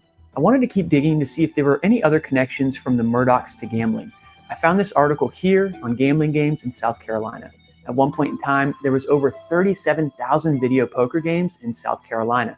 But the article explains that, quote, The South Carolina Supreme Court ruling outlawed video poker after the largely unregulated industry introduced gambling casinos and bare-knuckle politics that raised enough money to help topple Governor David Beasley. But video poker died a slow death as every loophole or politician was exploited until there were no avenues left. If winning or losing a game was based on skill, it was considered legal, but if it was based on chance, it was outlawed. The way the games were designed, this left a gray area that could be exploited, and a game's legality would often be argued in court. So do we have any evidence that a Murdaugh was involved in any of these video gambling shenanigans? Let's take another look at that article from The State, published in 2003. It details how an anonymous tip was called into the sheriff's office as a few video gambling machines were being unloaded into a store in Allendale. The sheriff immediately came and confiscated them, bringing them to the judge in the area to rule them either legal or illegal. The article says, quote, Sheriff Carter immediately took the machines to Allendale County Magistrate Carl Love for ruling. Carter said the video company seemed ready for the case. Within 15 minutes, the judge would rule the game legal. Both the sheriff and the judge would later claim that neither of them knew much about the laws. The article continues, quote, neither SLED nor the Attorney General's office knew what happened. If notified, they could have offered expert testimony that Chess Challenge 2 is illegal. The next step would be for the prosecutor or solicitor to appeal the judge's ruling in court. This is where Randolph Murdaugh III comes in, and things continue to get weird. Murdaugh did appeal Judge Love's decision to make Chess Challenge 2 legal, but it seemed to be just for show. His appeal was taken to State Judge Perry Buckner, quote, but Murdaugh did not introduce evidence against the machine in court, records show. Murdaugh said in an interview he did not realize until the last minute how weak his case was, though he had a month to prepare it. The prosecutor, Murdaugh, asked Buckner to reject his appeal, citing, among other things, that he had talked to, quote, someone in whom I have great confidence and faith, end quote, and that person told him the machines were legal, according to court transcript. Murdaugh did not identify that person to the court and would not name the person for the state. Buckner ruled Chess Challenge 2 legal. Murdaugh, chief prosecutor for 17 years in the state's 5 southernmost counties, said he has since tried to overturn Allendale Magistrate Love and believes Chess Challenge 2 is illegal. There's a lot of back and forth here, and it seems to me that Murdaugh wanted his public stance to be against these gambling games, but wanted no part in working against them, and in some instances, even helped keep them legal. I'm going to be honest, this whole story seemed to reek of corruption. Let's say you were a gambling machine owner, wanted to ensure your games would be legal, and had connections with local authorities in the area. How would you do it? Well, a tip being conveniently called in the moment your machines are being unloaded, so the sheriff can immediately take the case to the judge, and the judge can immediately rule them legal before any of the state's higher agencies have an opportunity to fight against you, seems like the perfect way to do it. And when the local prosecutor or solicitor is pressured to appeal this hasty ruling, just make sure that he's in your pocket too. Is this what actually happened? I don't know. But I did find precedents for corruption in the Lowcountry when it came to video poker. In 1984, the largest video game poker owner in the Lowcountry, Henry Ingram, was the focus of an FBI sting operation set up to incriminate Ingram and the Jasper County Sheriff at the time. It was set up to expose bribes Ingram gave to the sheriff to allow illegal drinking and gambling in one of Ingram's nightclubs. Ingram and the sheriff were found guilty, and Ingram served 10 months in federal prison. Fun side note, Ingram's attorney for this case was Jim Moss of the Moss, Coonan, Fleming firm that Corey Fleming was a part of. So we have evidence that the Murdaugh family might have a history of being involved in illegal gambling, and I've had a number of interactions with people who knew Alec who mentioned gambling. But what actual evidence do we have of Alec being involved with gambling? Mandy Matney with the Murdaugh Murders podcast filed a Freedom of Information Act request for Alec Murdaugh's phone calls in jail, and one in particular stuck out to me when thinking about this section. Hey, I hit 9 out of 11 games on Sunday on the pro games. Well, I missed the Eagles and I missed the Steelers. The Eagles were 3.5-point favorites over the Giants, and they lost. And the Steelers were 4.5-point underdogs to the Bengals, and they lost by 20. But I hit 9 out of 11. That's pretty damn hard. Yeah. I won like 6 soups, 4 beef sticks, a bunch of crackers, cookie, a bunch of canteen shit. Well, that's good. It was like 13 I was playing. Everybody put in something, Right. I won 13 things. So anyway, how you doing? Now, you might think it's a stretch that saying because Alec was gambling a few dollars and beef sticks in jail, that he was part of some underground high-stakes gambling ring. And you'd be right to think that. But what this does show is the potential for Alec to be a gambling addict, someone who is compelled to gamble, whether it's a few beef sticks or a few $100,000 you stole from a client. While doing my research, one thing I noticed is drugs, bootlegging, and gambling always seem to pop up together. This story seems to be no exception. On August 11th, 2022, a bond revocation hearing was held for Curtis Eddie Smith, the man who allegedly aided Alec Murdaugh in his roadside shooting fiasco. He was caught violating his bond terms and sent to jail until his trial. Immediately following Smith's hearing, there was a bond hearing for a man named Spencer Roberts. Cretin Waters, the state prosecutor for most of Alec Murdaugh's charges, explained that Roberts was arrested while a search warrant was being executed. He went on to say that the search warrant uncovered a gambling den, a gun, and drugs. Unfortunately, at the moment, we don't have much information about this, quote, gambling den, but according to Cretin Waters, Roberts allegedly received money from Alec Murdaugh through Curtis Eddie Smith. So what does all of this tell us? It doesn't prove anything, but it sets the stage for the potential that Alec was caught up in some shady gambling rings. It also potentially explains where all of the money went. Alec stole millions, but at the moment is allegedly broke. If Alec is a compulsive gambler, this could explain where much of that money went. It could also potentially explain how he got started stealing from clients in the first place. Oftentimes, people that do really bad things ease into them. They don't just start immediately doing the worst of it. Gambling addicts often think to themselves, this next bet is going to be the big one that I win that can dig me out of this hole of debt I'm in. I could see the birthplace of Alec's financial crime spree being with intentions to pay these people back, thinking, I'm going to borrow this money from this client's settlement without them knowing, and I'll pay the account back when I win this next big bet. But when that money is lost, he has to try again, this time with the next client's money. Eventually, he's dug himself so deep in a hole that he's not concerned with paying clients back anymore. One last interesting thing to note in this section, the biggest attorney for video poker companies in South Carolina back in the day was none other than Alec's current attorney, Dick Harpootlian. Since the murders of Paul and Maggie occurred on June 7th, 2021, almost no information has officially been made public, but many details have been reported on. It's hard to figure out how to include some of these things, as many of these reports are unverified or contradict each other, but I'll do my best to go over what I can. Take everything in this section with a grain of salt, as we don't know how accurate some of these things actually are. Now that Alec has been indicted, it seems as if most people have made up their minds about who killed Maggie and Paul, and I'll talk about my opinion on that later, but I really want to remain open to all of the possibilities at the moment. As I go over some of what we know about the murders, I'll weave in my thoughts on how his financial crimes and potential link to drugs and gambling could be a factor. Let's dive in. The day of the murders, Alec's brother, John Marvin Murdaugh, takes his father, Randolph Murdaugh III, to the hospital from their home in Varnville. Varnville is a small town that butts up right next to Hampton, and their home is off the main road next to the tracks that run through both towns. We don't have an official report of what Alec's alibi is, but reports claim that he was gone for about an hour when he left Moselle to go visit his mother at the Varnville house, located about 20 minutes away. When he returned, he found his wife and son murdered. You could look at this a couple ways. My first thought was, how convenient that you happen to be gone for the 1 hour that the murders took place.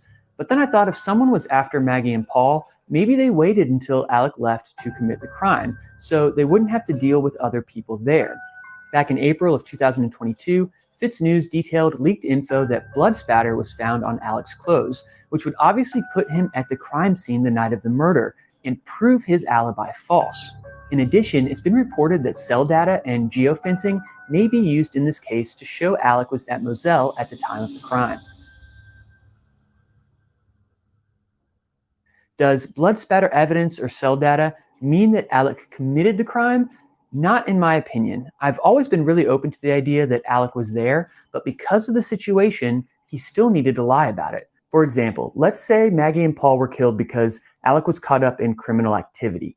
Alec explaining who killed Maggie and Paul would further incriminate him for his involvement with drugs and gambling. The biggest hole I see in this theory, though, is that nobody seems too concerned for Buster's safety. If Paul and Maggie were killed because of Alec's ties to crime rings, wouldn't Buster be in danger now too? We know 2 different guns were used to kill Paul and Maggie, and there's a few things to unpack here. Paul was killed with a shotgun. They can determine this pretty easily because a shotgun round is easy to identify, as it shoots a group of pellets as opposed to a single bullet. The gun used to kill Maggie is a little less clear. The round used was .300 Blackout. .300 Blackout is most commonly used in AR-15 style rifles, which are very common here in the South. Like most handguns, AR-15s are semi-automatic, meaning each time you pull the trigger, 1 round will come out. But no actions are needed to be ready to fire the next round. If you Google .300 Blackout and look at the images, you pretty much only see AR-15 style rifles, but they are not the only style of rifle that uses that round. There are bolt-action rifles chambered in .300 Blackout. These are rifles you'll typically see for deer hunting, for example. This style seems less likely, as they're not semi-automatic. When you fire a round, you have to unlock the bolt and move it to the rear to eject the casing, then push it back into place to chamber the next round before firing each shot. But it is possible that a .300 Blackout bolt-action rifle was used.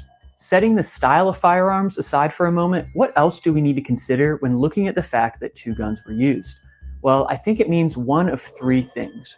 1, there may have been 2 people there to kill Paul and Maggie, so 4 people total involved in the situation.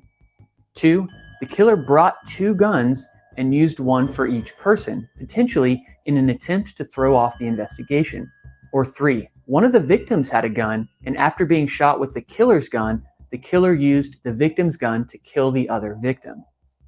One thing to note when looking at these possibilities is if a lone killer did bring 2 guns to throw off the police and kill each person with a different gun, that means that they planned on killing both Paul and Maggie, and one of them wasn't just in the wrong place at the right time. They were both intended targets. On episode 56 of the Murdaugh Family Murders Impact of Influence podcast, Seton Tucker explains that she had a phone conversation with John Marvin Murdaugh, who described June 7th this way. Paul was splitting his time between staying at Moselle in Hampton and John Marvin's house in Oakety, as he was working for his uncle John Marvin, who owns an equipment rental company in both locations, one in Hampton and one in Oakety. Paul had worked at the Oakety store that day, but was driving to Hampton that night to have dinner with his family. After Alec called 911, he called his brother, John Marvin, who says he came from Oakety to Moselle. When he arrived, he observed that law enforcement created a perimeter of about 50 to 75 yards around where he saw what he presumed to be 2 bodies covered with sheets. The next morning, John Marvin drove back out to Moselle and finds out Maggie's phone was missing. He told law enforcement that Buster had a way to track Maggie's phone, and he helps them locate it. They drive down the road, get in the general area, and find the phone in about 15 minutes. According to John Marvin, a SLED officer is the one that found the phone, and John Marvin never touched it. When it was located, they secured the scene. John Marvin then called Alec to get the passcode for the police. It's rumored that Paul's phone was found near or under his body. In a few different articles, People magazine claimed that sources told them Alec and Maggie's relationship was going through a rough spot, that they were separated and Maggie was staying at their beach house in Edisto, about an hour from Moselle. Sources told them Alec lured Maggie to the property the night of the murders, and that Maggie even texted a friend saying her husband's behavior felt fishy. Was this a case of 2 people simply not getting along anymore, or did she find out about the financial crimes, and was she leaving him because of that? Did she threaten to expose him?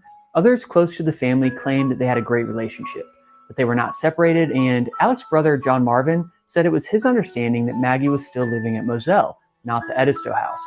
In another leak, it was reported that only moments before the murders, Paul had taken a video on his cell phone of his mother and father. Initially, it was speculated that Alec and Maggie were arguing in that video, and that's why Paul took it. Like he knew something bad was about to happen. But later on, a source familiar with the video said, quote, "There is talking and it's extremely playful and friendly. It sounds perfectly normal, like any happy family, mother, father, and child, doing something together. They are spread out, it sounds like, and they just are talking back and forth." At the time of the murders, Randolph Murdaugh III, Alec Murdaugh, and Buster Murdaugh were facing a civil suit filed by Renee Beach, the mother of Mallory Beach. This suit alleged that Buster allowed Paul to use his ID to buy alcohol before the crash. There was a hearing scheduled for June 10th, 2021, just 3 days after the murder of Paul and Maggie. It's important to remember that at the time of the murders, none of Alec's financial crimes had yet come to light. Was Alec worried that as a result of this lawsuit, his financial crimes would be uncovered? Some speculate that by killing Paul, maybe he thought he could prevent this suit from moving forward. The timing does seem almost too close to be a coincidence, but killing Paul and Maggie would only put your whole life under a microscope. In addition, Paul being out of the picture doesn't change whether Renee Beach has grounds to sue Alec. I can't make the motive make sense here, but there could be missing pieces to the story that do change things. I also think it's important to remember that sometimes desperate people do things that just don't make sense. So how could these murders be related to drugs or gambling? If Alec accrued a debt that he couldn't pay, compulsively spending money on drugs or gambling, could someone have come to the property to collect or send a message? I mentioned at the end of episode 7 that Alec had written a series of checks to Eddie Smith. Alec allegedly used Eddie Smith as a courier to pay for drugs and, I would speculate, potentially gambling bets as well. The last and final check was the largest amount, written for $22,109. And it was written just 10 days before the murders of Paul and Maggie Murdaugh. You can read into this a few ways. One, was this check significantly larger than the previous ones because it included a payment for a hired hit? Or two, was this check significantly larger because he was paying off a debt to a drug or gambling boss? Maybe someone said to Alec, pay me X amount of your debt before June 1st, or there will be consequences. Maybe Alec wrote the biggest check he could, but it wasn't enough, and his wife and son lost their lives because of it. I mentioned earlier the idea that if Alec was there, that doesn't mean that he necessarily killed Paul and Maggie. But the inverse of that is true as well. Just because he wasn't there doesn't mean he couldn't have hired someone to do the job for him. So now that we've covered the events that unfolded to bring us to Alec Murdaugh sitting in a courtroom charged with murder, what is actually going on right now and what's coming? First, let's set the stage. Alec is represented by a few attorneys, but his head attorney is Dick Harpootlian. Harpootlian has been an attorney in South Carolina longer than I've been alive and is known as one of the state's top attorneys. His career has been riddled with big cases and some controversies. And as this case unfolds, we're bound to see some interesting theatrics from him. And to just ignore that, I think does a disservice to this court and the criminal justice system. The only reason why those Your Honor, deadlines I'm were not reached- done. If I could be heard without being interrupted and And you interrupted me, Mr. hijacked by the state as they continue to try to hide the ball on this case. He is also currently a state senator. Opposite Alec and Dick, we have the prosecution, being headed up by Chief Attorney Cretin Waters, who has years of experience under his belt as well, as he has worked in the South Carolina Office of Attorney General since 1998. He's typically not known for theater in the courtroom, but seeing as this is the biggest case in South Carolina in recent history, he's shown himself to be willing to match Dick's energy in the courtroom. Presiding over the case, we have the Honorable Judge Clifton Newman. Judge Newman was an attorney from 1976 till 2000 and has been a judge since then. Luckily for us, he's known for being pretty open and transparent with these cases, so hopefully I'll be sitting in the courtroom as media for the trial. Now that we've set the stage, I'm going to explain generally where we are now. If you have a law degree, you might notice I'm sacrificing a touch of accuracy in order to explain things as simply and briefly as possible. Alec was indicted and charged with the murders of Paul and Maggie Murdaugh on July 14th, 2022. Harpootlian immediately invoked the right to a speedy trial and requested discovery. Discovery is the prosecution handing over their evidence to the defense so that the defense can prepare for the trial. Evidence must be handed over within 30 days of the request.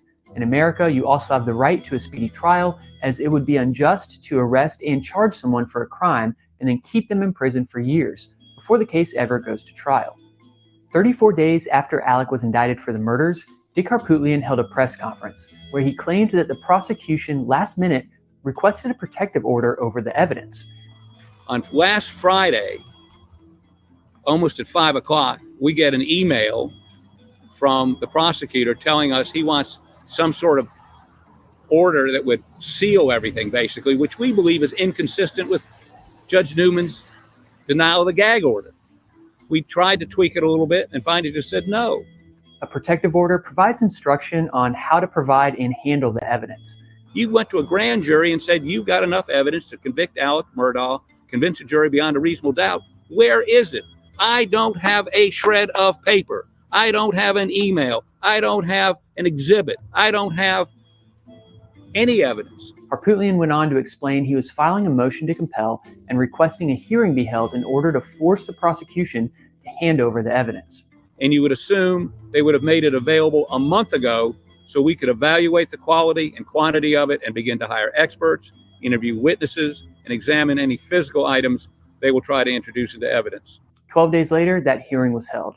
But the prosecution made it sound like the defense had no issue with the protective order until the last minute, insinuating the defense are the ones playing the games. And again, defense counsel was completely on board with this up until after 5 p.m. on Friday before the discovery was due on Monday. And they changed their mind. And I feel before I'm the one to authorize and press a button and disseminate this information that has such value to at least out of abundance of caution say, Your Honor, if not this case, what case is a protective order warranted? Waters wants to hand over all the evidence, but wants to limit who's allowed to see the evidence to those who are authorized by the court. And again, my concern is not Dick Harpootlian, it's not Jim Griffin. I've worked with both of these people and they both said the same thing about me. But inevitably, when it's not authorized, it's not directed, inevitably though, this information could end up down the line as the case is prepared in the hands of people whose motives aren't as pure. And all of this is done is to protect that because this information literally is probably worth over $1 million to an unscrupulous hands. And I think we have to protect it for that reason. I say again, Your Honor, if not this case, what case would a protective order be appropriate? The judge ruled with the prosecution and granted a temporary protective order before ordering the prosecution to go ahead and turn over the discovery to the defense. The day after the hearing, Michael DeWitt with the Hampton Guardian reported that SLED, along with a dive team, metal detectors, and boats, were searching a swampy area near Hampton. I got a text from David Moses with the Murdaugh Murders podcast about it and immediately grabbed all of my gear and rushed out the door. David sent me to a pin, and when I arrived just under an hour later, nobody was there. He wasn't super confident that he sent me the right location, so for the next 30 minutes or so, I was rushing around the area with David on the phone and Mandy in the background, trying to figure out where this search team was. Okay, so I just shared my location with you, and it should be good for the next hour. You should just be able to see wherever I'm at. Long story short, David was right the first time, and I had just completely missed them. I did pass the dive team on my way out, but didn't realize at the time it was them. The area that they were searching in is about 2 miles south of the Varnville home that Alec allegedly claims he was at during the murders. SLED would not comment on what the search was for, but it's pretty easy to assume that they were probably looking for a gun. While making this episode, and as the events have been unfolding the past few months with Alec Murdaugh and his indictment, I realized that in my gut, I didn't believe that he did it. I wanted to analyze that because that is a bias, and I was curious as to why I had that feeling. I'm not someone that believes in always following your gut. Oftentimes, your gut feeling is plain wrong. If you need proof, just think about how many people have opposing gut feelings, and they can't both be right. I believe in most situations, the wisest move is to push your gut feelings aside.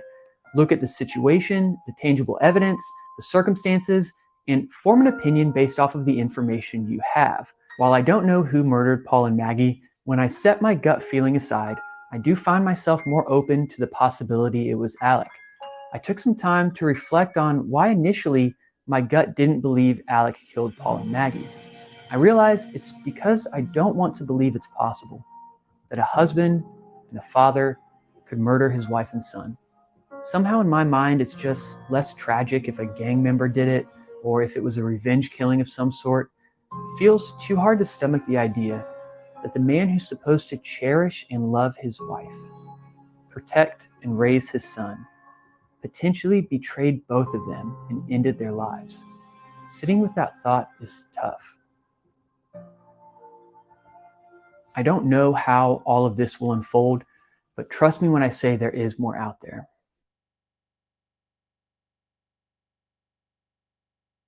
On Sunday, July 17th, I drove out to Hampton to gather with Stephen Smith's family, loved ones, and supporters to unveil his new headstone.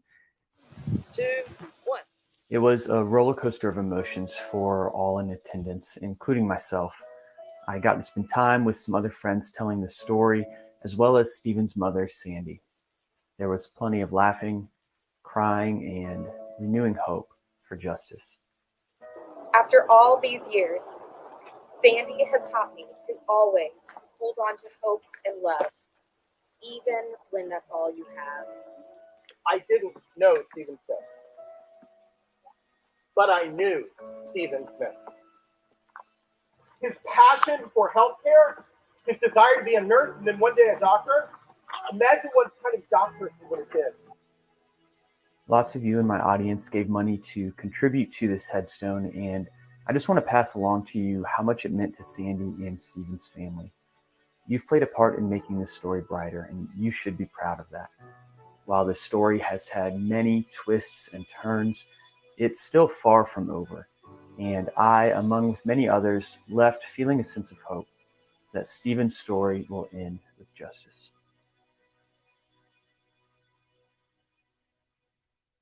When it was announced that Alec Murdaugh was indicted for the murders, I decided I wanted to start going to some of the hearings and the trial as press, if possible. I'm partnering with Mandy, Liz, and David of the Murdaugh Murders podcast. I'll be getting footage for future episodes, as well as live streaming many of the events to the Murdaugh Murders podcast YouTube page. So be on the lookout for those. If you enjoyed this video, I'd be honored if you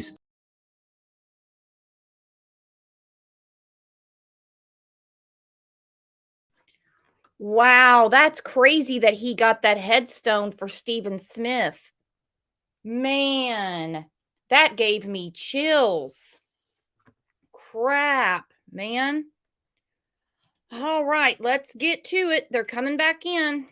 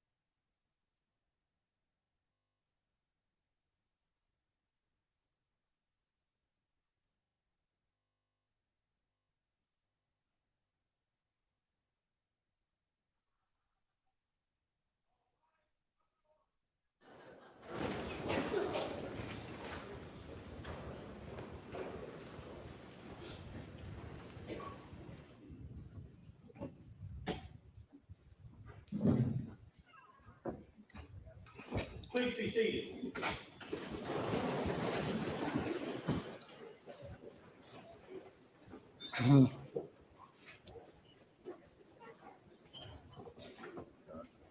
Mr. Griffin, you wanted to put something on the record? Yes, Your Honor. Thank you. During cross-examination of Mr. Murdaugh, he had testified that in relation to the financial crimes, that he had tried to meet with the Attorney General's office, and that on multiple occasions, and that he had, from the get-go, had always been willing to sit down with them. He was specifically talking about the financial investigation and the charges which he received as a result of those investigations.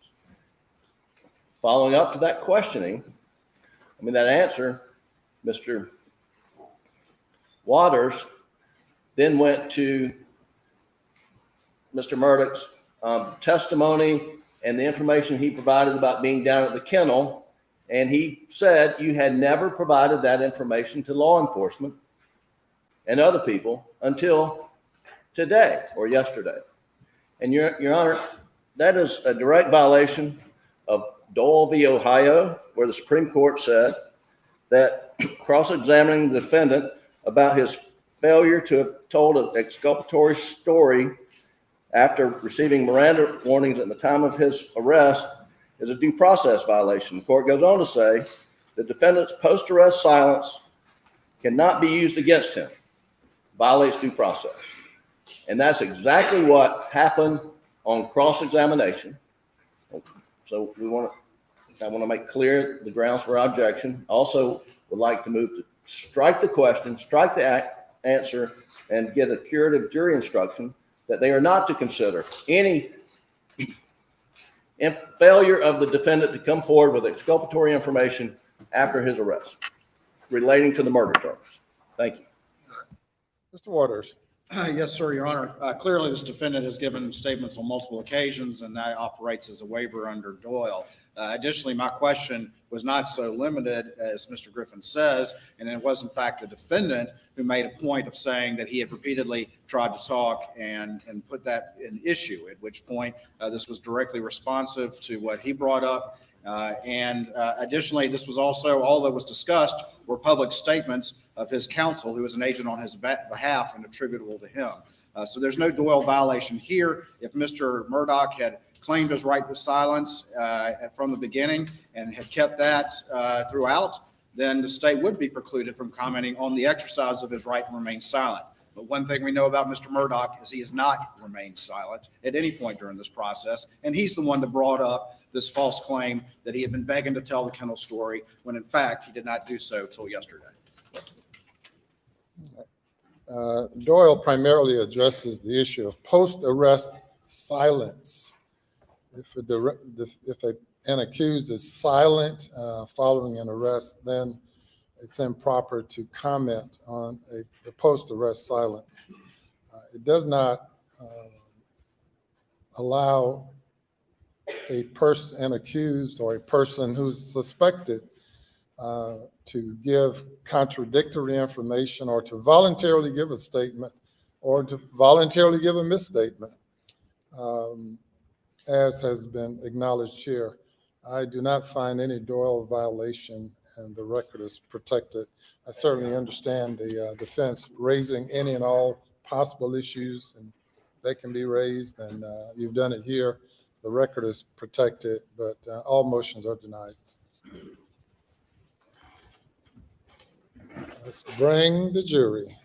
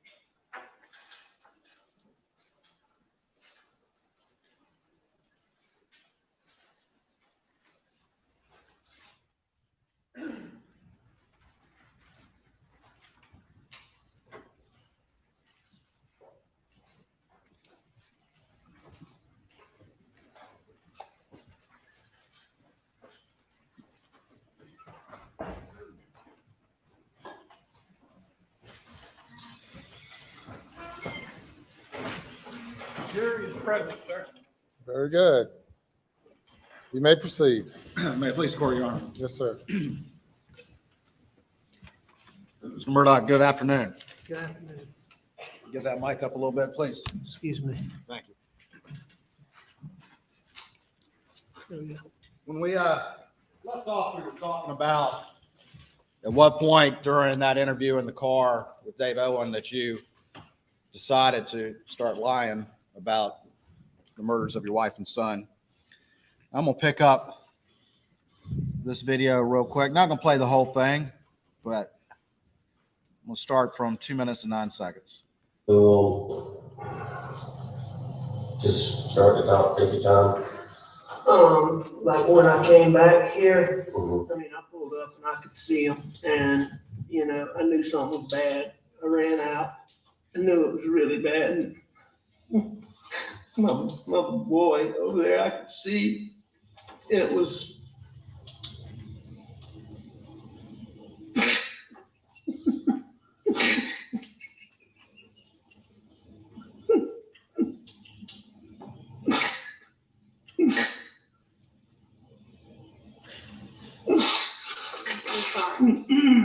And I could see his brain on.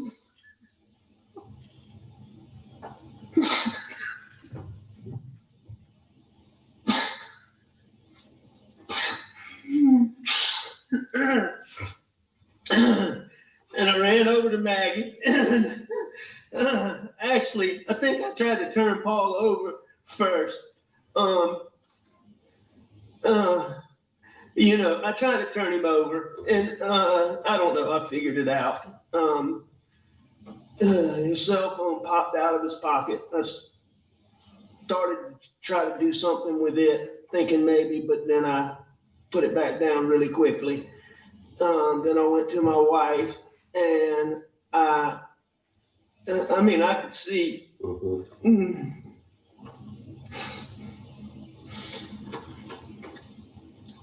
Did you touch Maggie at all? I did. I touched them both. Okay. I tried to take, I tried to do it as limited as possible, but I tried to take their pulse on both of them. And, you know, I called 911 pretty much right away. And she was very good.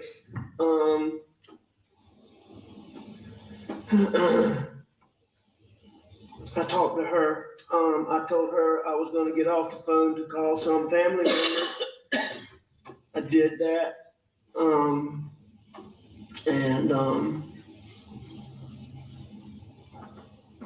many family members did you call? I called my brother Randy, and I called my brother John. And I tried to call a little boy, a real good friend that's right around the corner from here, but I didn't get him.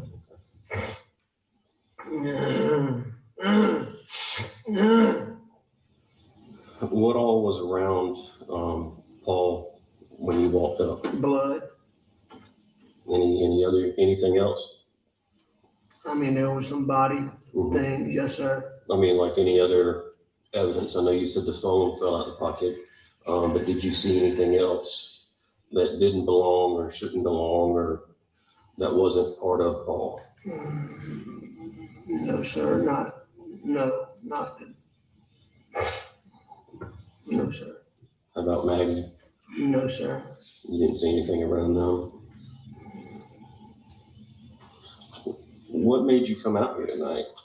I went to, my mom's a late stage Alzheimer's patient. My dad's in the hospital.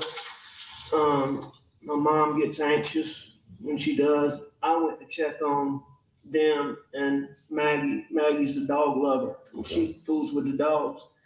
And I knew she'd gone to the kennel. I was at the house. Just to be clear, you say you hadn't made the conscious decision to start lying about your wife and son's murder right there, correct? I don't believe so. Okay, let's continue on. Mr. Waters, I can't tell you exactly when that decision occurred. Yeah. You can't describe to the jury the moment you decided to lie about your wife and son's murder. I can't tell you exactly when that moment occurred. I left the house and went. You did say earlier that when David Owen asked you about your relationships, that was a trigger point, correct? Well, that was certainly one of the things that contributed or made me paranoid. Okay. Now, you know, there were already things that had gone on that occurred, as I said, that put me in that mindset. Yeah. But exactly when I decided to lie about that, I can't tell you.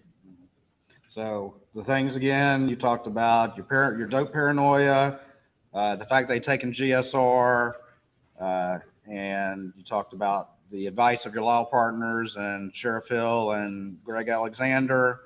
And then you talked about your distrust of SLED somehow from the circumstances and demeanor of this interview right here, correct? No, my distrust from SLED didn't arise from this interview.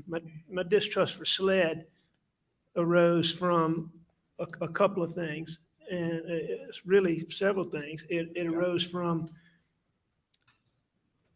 the way they had been involved in, SLED had been involved in the investigation into Paul's criminal charges, and they had been involved in, there was an issue that had gone on with some rumors about Buster and Paul. They had been involved in that, where, you know, Buster nor Paul had anything to do with what I'm talking about. And SLED never said that, even though they told their lawyer that, they never say that. And there had been another incident where SLED had charged Greg Alexander, my friend in this case. They charged him.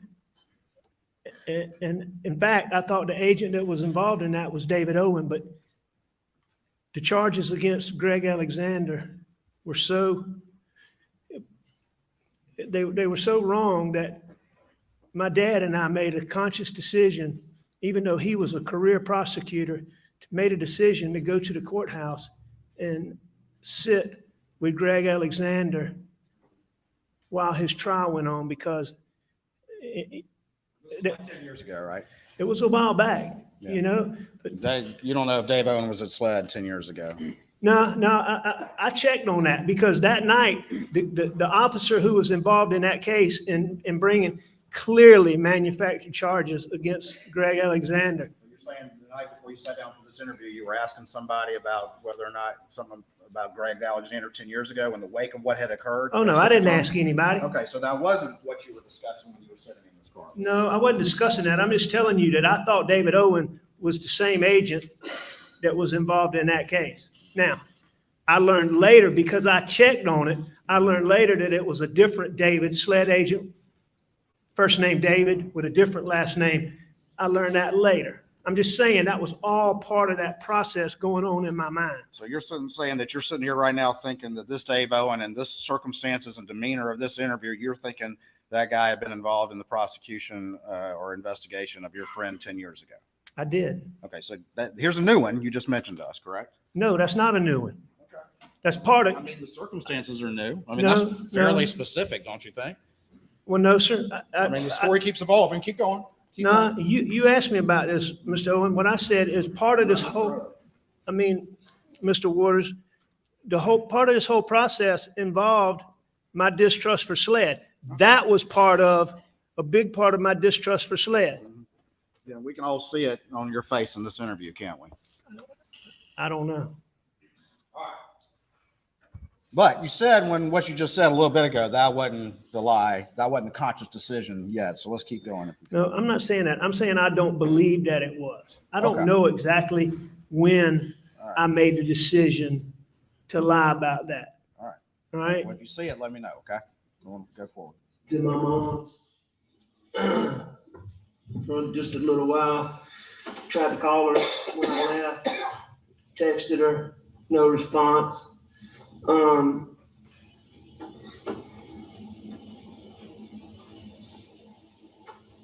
When I got back to the house was obviously nobody was in there. So I figured they're still up here fooling around. Paul was gonna be getting set up to plant. Our sunflower seeds got sprayed and died, and he was refiguring to plant the sunflower seeds. So I came back up here and I drove up and saw and called.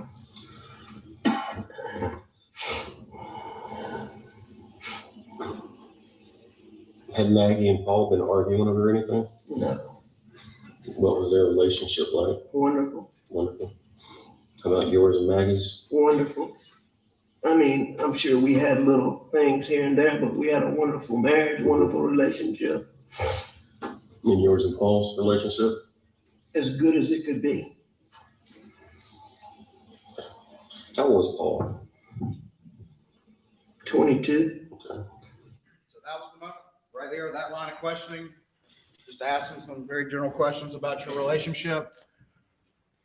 You mentioned that before, didn't you, Mr. Murdaugh? Is that the moment right there?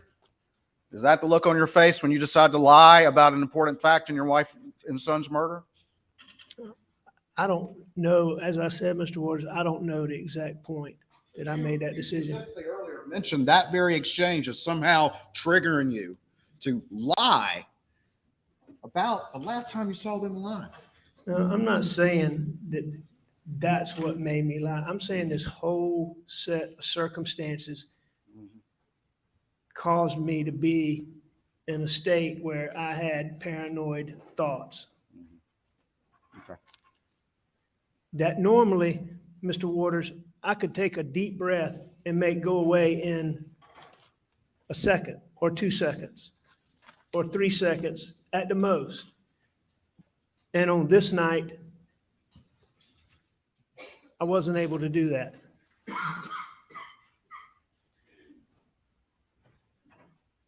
But all of those things that I mentioned, I believe contributed to that. Okay. Any more you want to add now, since you keep adding them? I'd be glad to answer any question you have. Well, I mean, I'm asking you. I mean, the factors have gone from yesterday to today, and now even after lunch, we got some new ones. So anything else you want to add right now as to factors? Mr. Waters, I don't believe that I've added any new factors. I believe that's what I said yesterday.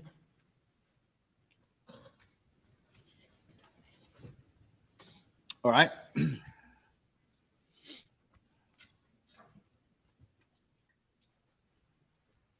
I've explained some of those factors because of your questions, but I don't believe I've added any factors. Okay. All right, let me move this forward just a little bit. Okay, so most of this was stuff from a couple of them, but not. Yesterday in great detail about the boat case, which you brought up on the 911 call and to Daniel Green, and then of course in this first interview, correct? I did mention the boat wreck. All right, and you described that. Do you remember what you said in this interview about the boat wreck? Not specifically. About specifically the other people involved in the boat wreck? You don't remember specifically? Do you remember specifically? I guess you said no. I remember talking about the boat wreck, and I know that I talked about the boat wreck. All right. Well, I'm gonna play now from 1714. Any direct threats between any of the people on the boat specifically, but I do think there's been a small amount of yip-yap between a couple of them, but not recently. Okay. What was the term you used for that? A small amount of yip-yap? Yeah, and just to be clear, Mr. Waters, there was never, ever a point in time where I thought that the people that were involved in the boat wreck did this to Paul and Maggie. Okay. I've never thought that. All right. I never thought that, but it's literally one of the first things that you said out of the 911 call.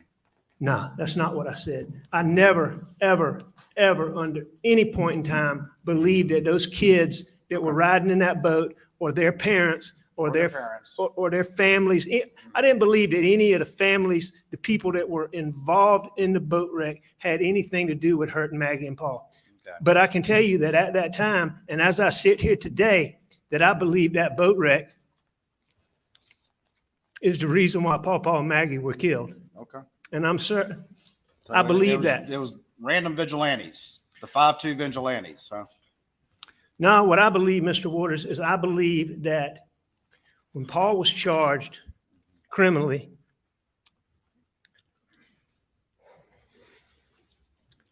there were so many leaks,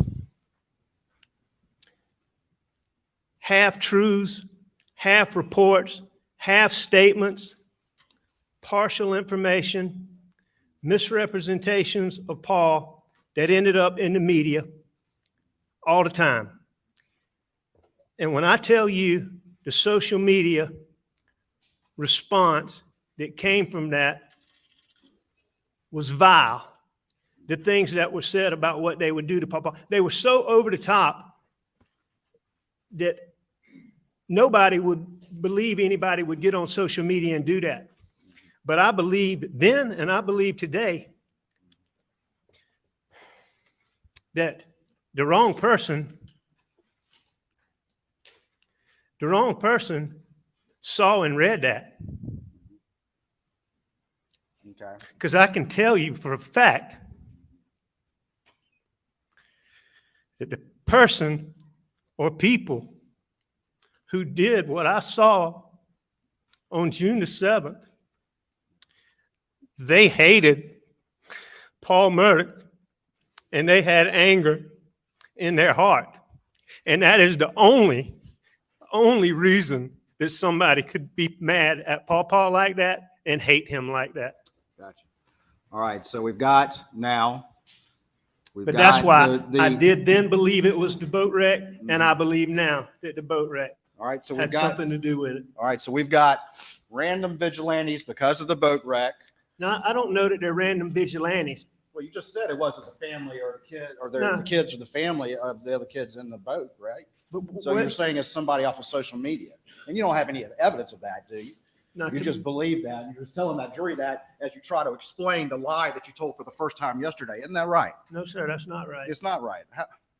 All right. Well, let me ask you a question then. So what you're telling this jury is that it's a random vigilante.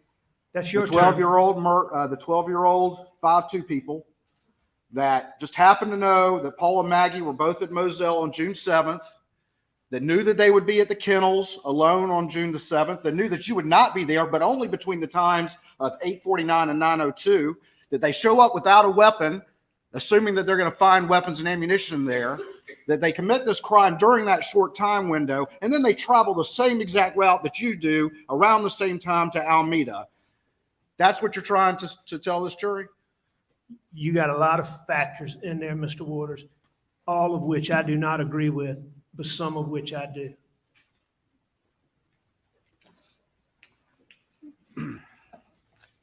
All right.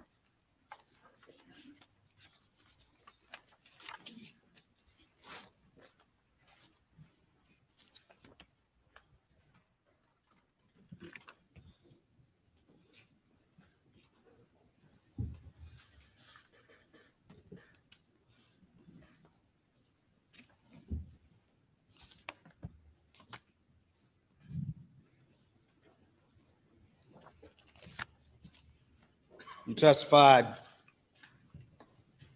earlier that after this happened, well, let me back up just real quick. When you were driving to and from Alameda, why were you in such a hurry? Why are you rolling 70, 80 miles an hour down that dark, beat up road? I wasn't in such a hurry. You weren't? No, sir. All right.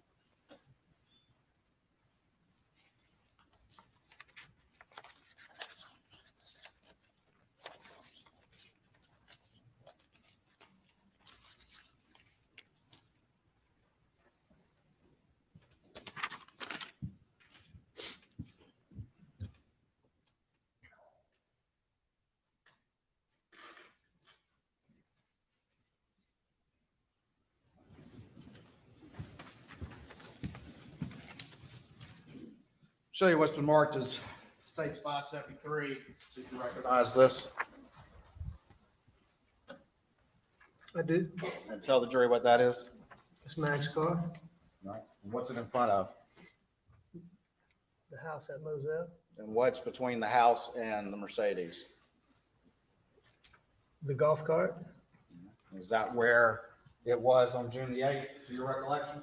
No, sir. Where was it left? I mean, it was near there, but that's not exactly where it was. No, sir. Okay, where was it? Where we would normally park it would be a little bit closer to the sheds. I mean, a little bit closer to the house, to the bushes.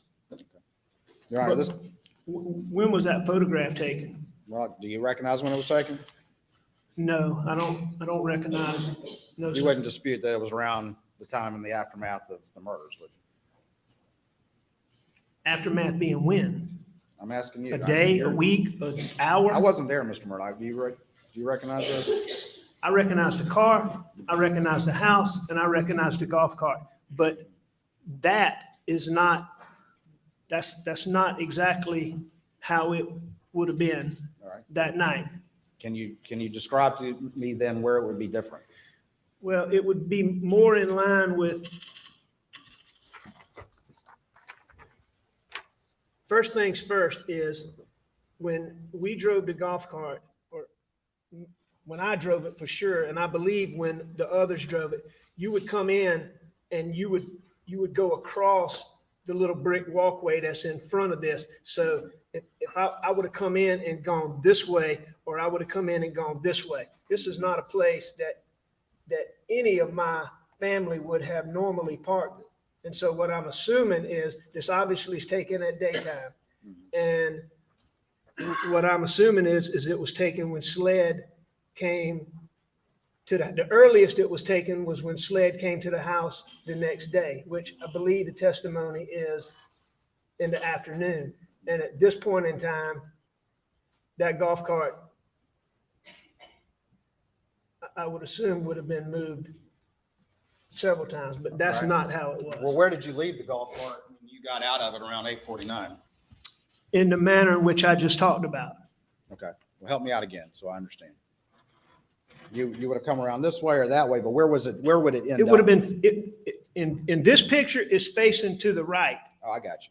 The night that I drove it, I believe I parked it facing to the left. I understand. Would be customarily how I did it. And I believe I did it that way that night. Okay. Well, that's all right. And that is how I would have gotten into it. All right. That's a very specific memory. Thank you. All right. At this Well, that's time, the just how it state would normally offer states 573 and evidence. Admit it without objection. Could I have the Omo very briefly?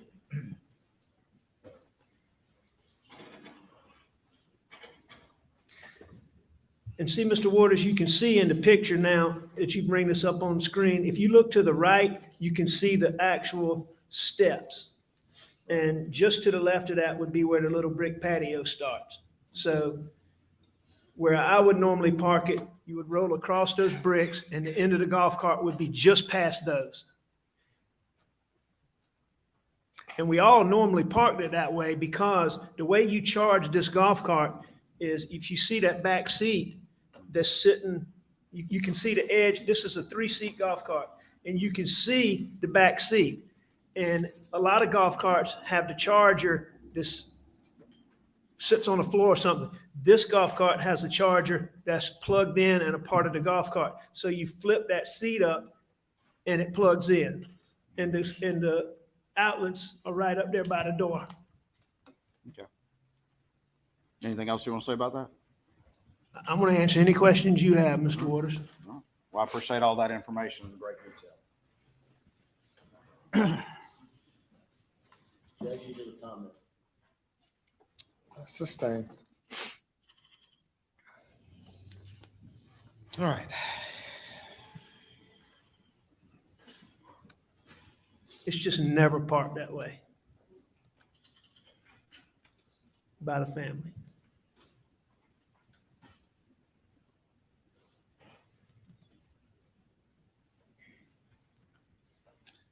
Now the computer back, please. That's up.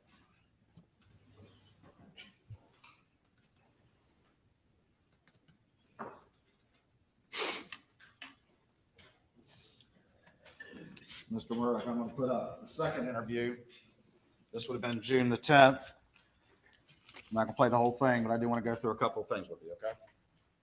Anything you want to go through, Mr. Waters?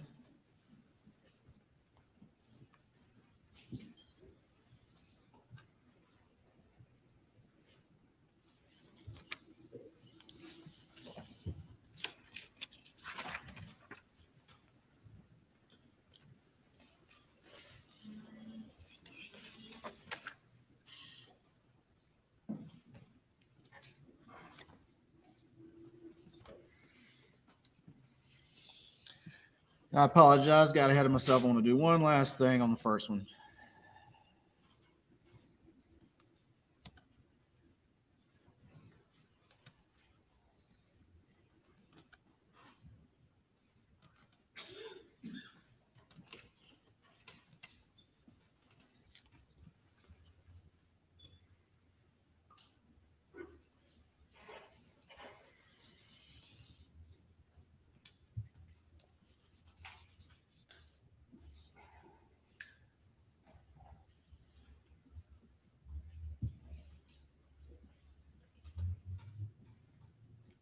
For the record, I'm gonna start. I forget the guy's name. I'm gonna start it at 23:55. This is the first interview.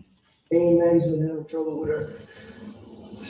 She's been having trouble with her stomach and her tooth. I'm not positive. It was sort of a routine visit, and I can't remember. She told me the name of him, and I can't.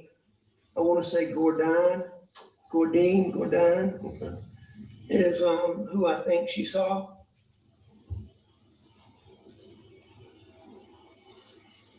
So was she back home around supper time?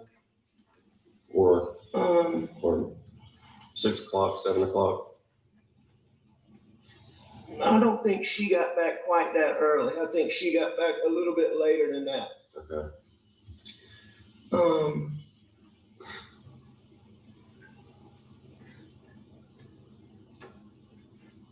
What did you do today? Were you in the office or? No, I was home. I came home. Paul and I messed around. I was up at the house. I laid down, took a nap on the couch, probably, I don't know, 25, 30 minutes. I got up, I called Maggie, didn't get an answer, and I left to go to my mom's. She had said she might ride with me, but she normally doesn't when I go over there. And I think I texted her. There, when you repeated the lie that you decided? Was that the moment that I Was that the decided moment you to lie? decided to lie to mean old Dave Owen? I don't know. As I told you, Mr. Waters, the exact moment that I decided to lie, but at that point in time. But you did lie obviously- there, correct? I did.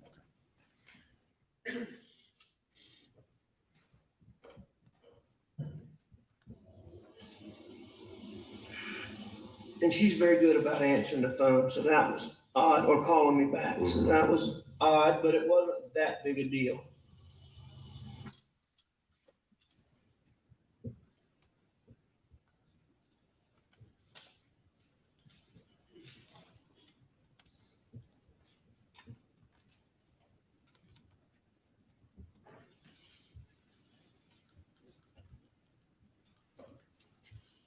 All right, I'm gonna go to the second interview. It's been previously admitted.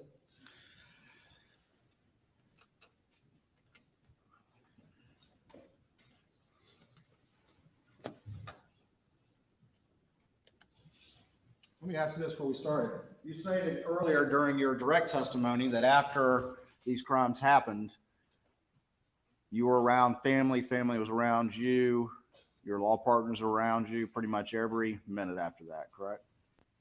Every waking minute. Didn't you say that yesterday? Yes, they were for a long time. All right. And this second interview was 3 days later, is that right? That's correct. And in no time with any of your close friends and law partners and family, do you confess the truth? Do you? No, I did not. Do you say, hey man, I think I messed up. What should I do about this? No, I didn't. You're not telling that lie to anyone, are you? Until yesterday. Excuse me? You're not telling that lie to anyone until yesterday, are you? Not telling what lies?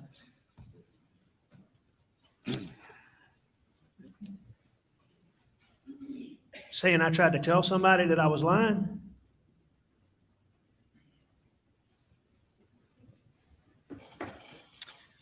All right.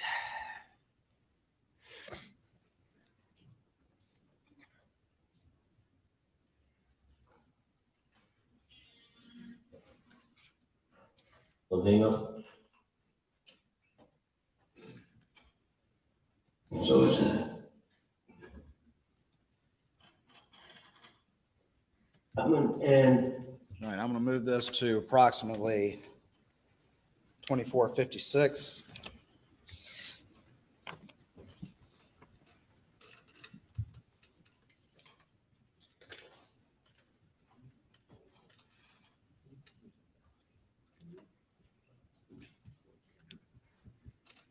went to go to the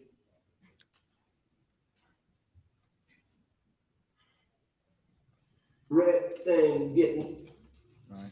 Correction, I'm at 12:28. him, he doesn't like to go to doctors, making him go get his blood pressure checked. His feet had swollen up recently. Wow. So, that was, it was a big, huge deal. Okay. We hung around the house for a little while. I know that Maggie went to the kennels. I don't know exactly where Paul went, but he left the house too. Okay. How did Maggie get down to the kennels? I don't know exactly, but on normal occasion, she would drive a buggy, drive a four-wheeler, or very common for her to walk. Okay. How about Paul? Paul wasn't much of a walker, but he would use all of the others. Okay. But it could be anyway, I don't know exactly. I wish I could help you with that. So they left and went down to the kennels. Well, Maggie went to go to the kennels. Okay. Paul left. And I'm assuming, Paul left because of, Gotcha. what happened. I'm assuming Paul went to the kennels. Okay. And what did you do once Maggie and Paul left? I stayed in the house. Okay. And I was watching TV, looking at my phone, and I actually fell asleep on the couch. Okay. And what time did you? I don't know exactly what time I woke up, but when y'all get my phone, I think one of the first things I did when I got up was call Maggie because I was going to my mom's. And I know I texted her because I checked my phone. And what time did we say the text was, Jim? It's like 9:06.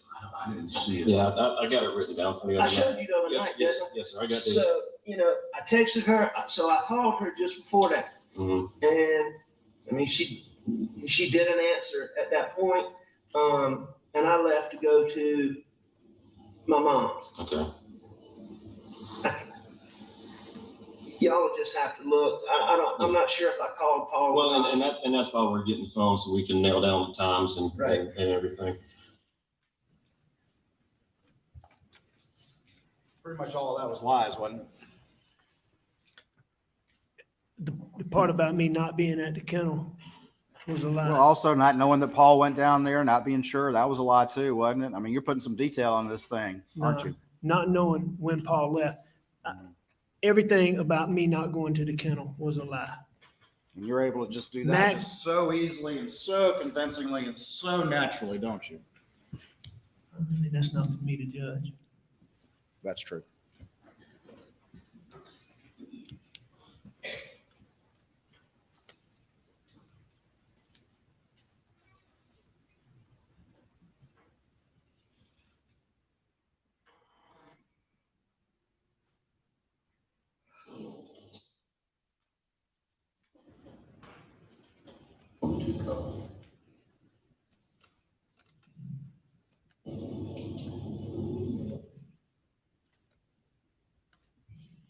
It's an odd story.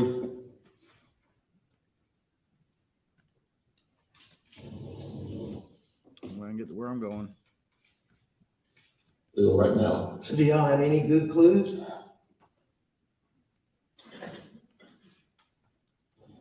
So we're trying to put a rush on that to get an answer quick, and hoping that's going to tell us something. By evidence, I mean, is it things you think are going to be helpful?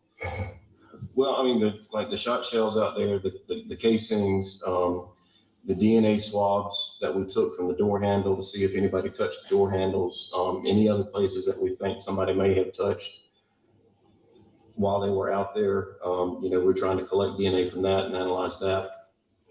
Which at the conclusion of this, what I'm going to also ask is that we get a buccal swab, a DNA swab from you.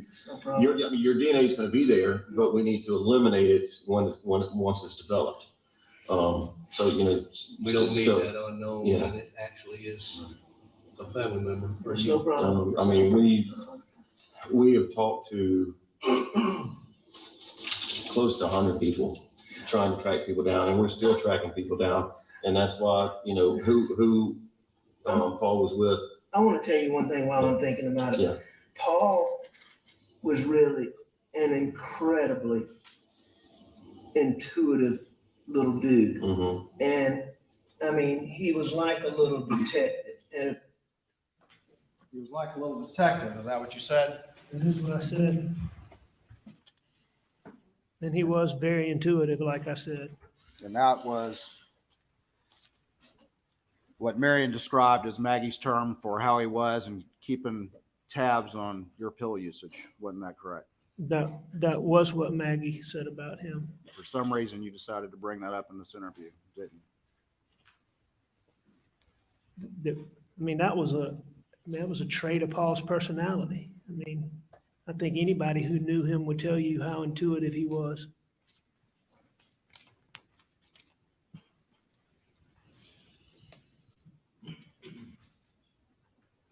Got it.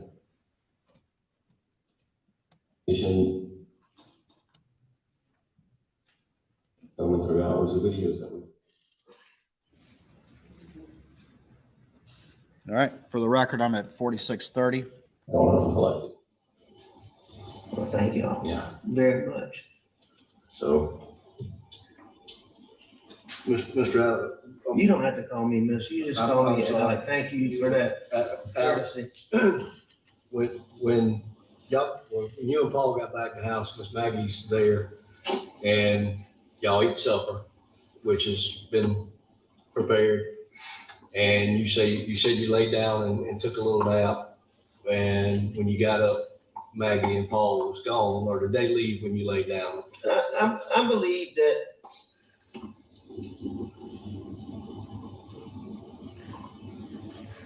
I'm not sure.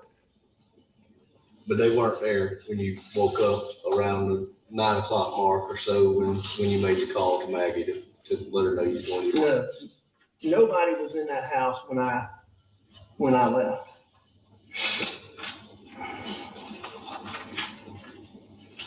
So I'm just trying to narrow that. The last time that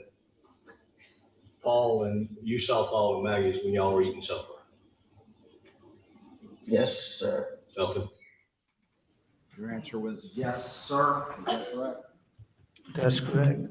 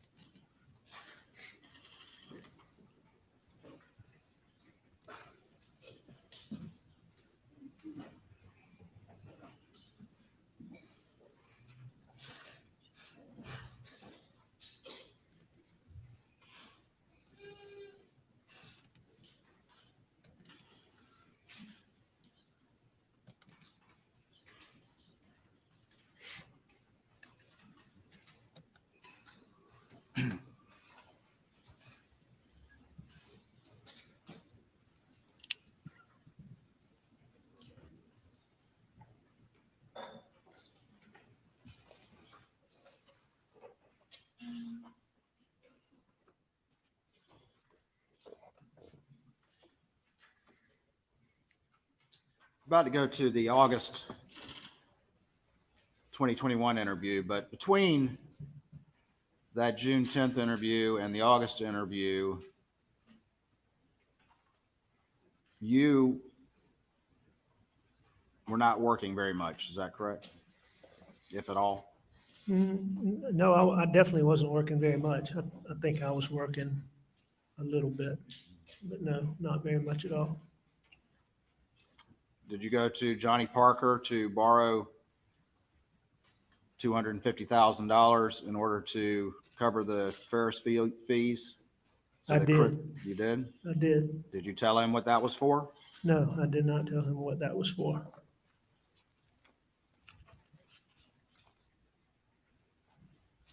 Did you go to Russell Lafitte at Palmetto State Bank and get $350,000 in order to help cover some of the Ferris fees that you had taken to send to Chris Wilson? I did. And did you get those fees before you signed any paperwork or documentation? I've heard testimony about that in this case, but I can't tell you the specifics of that. Okay. You don't recall that?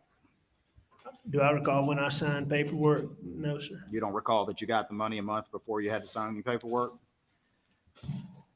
No, sir, I don't recall that. Call your phone being in the console, but I'm not disputing that, but I don't recall it. Did you go to your best friend, Chris Wilson, and convince him to cover $192,000, the remaining $190,000, in order for him to send that email to your law firm as if those fees had been there all along? I spoke to Chris Wilson and did not have the full amount of the fees. And I got Chris Wilson to put the remaining fees in his trust account. And when you did that, you didn't tell him the truth about your life. You just asked him to cover you, correct? No, I did not tell him. And he agreed to do that because of his belief of who you really were, or who he thought you were. He agreed to do that for whatever reasons. I assume that was a big part of it. And once that $600,000 was transferred, Chris Wilson sent an email to you saying those fees had been there, were in his trust account, correct? That is correct. And then you forwarded that email to Lee Cope and Jeannie Seconder, correct? I know I forwarded it to Jeannie, and I've heard that testimony about forwarding it to Lee Cope, so I believe that's correct.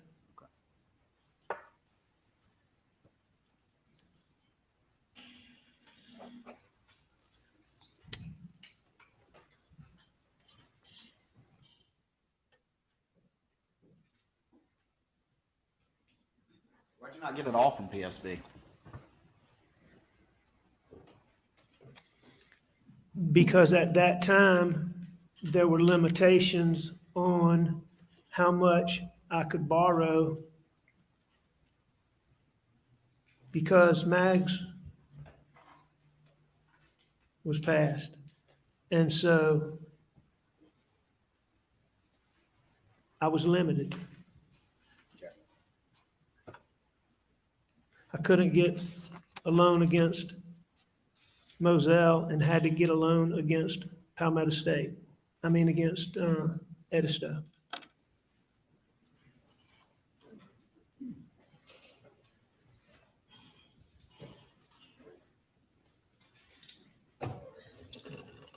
Going to the third interview.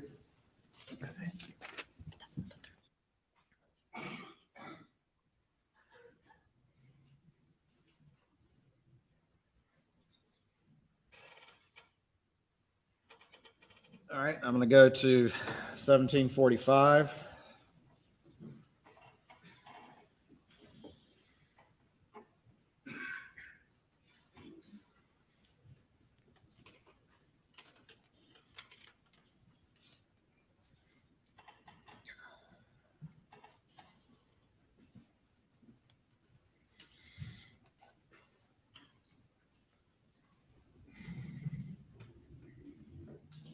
Apparently having some technical difficulties.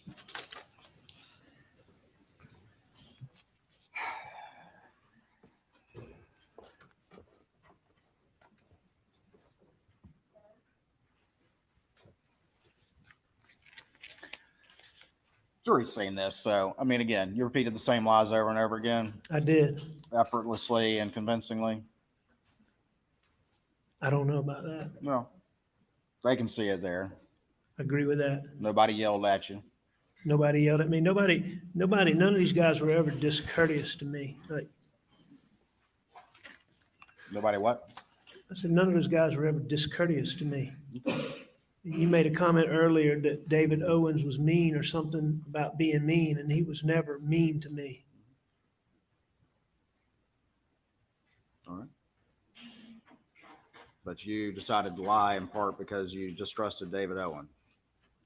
I distrusted SLED in general, and I particularly distrusted who I thought was David Owen at the time. Okay. Who turned out not to be David Owen. So wait a minute, I want to be clear. You're saying now you thought that this was some David Owen that had something to do with Greg Alexander 10 years ago. No, sir. And I'm not saying that now. I said that all along. Uh-huh. The person that I saw and watched in Greg Alexander's trial that was clear to me was just, it was terrible what they did to Greg Alexander. And the person at SLED who was responsible for that was a guy named David. All right, and I'm not even getting into his last name. I thought that David Owens that night was that guy. Later, down the road, and it was a while, I checked into that and I found out that I was mistaken, that it was not David Owen.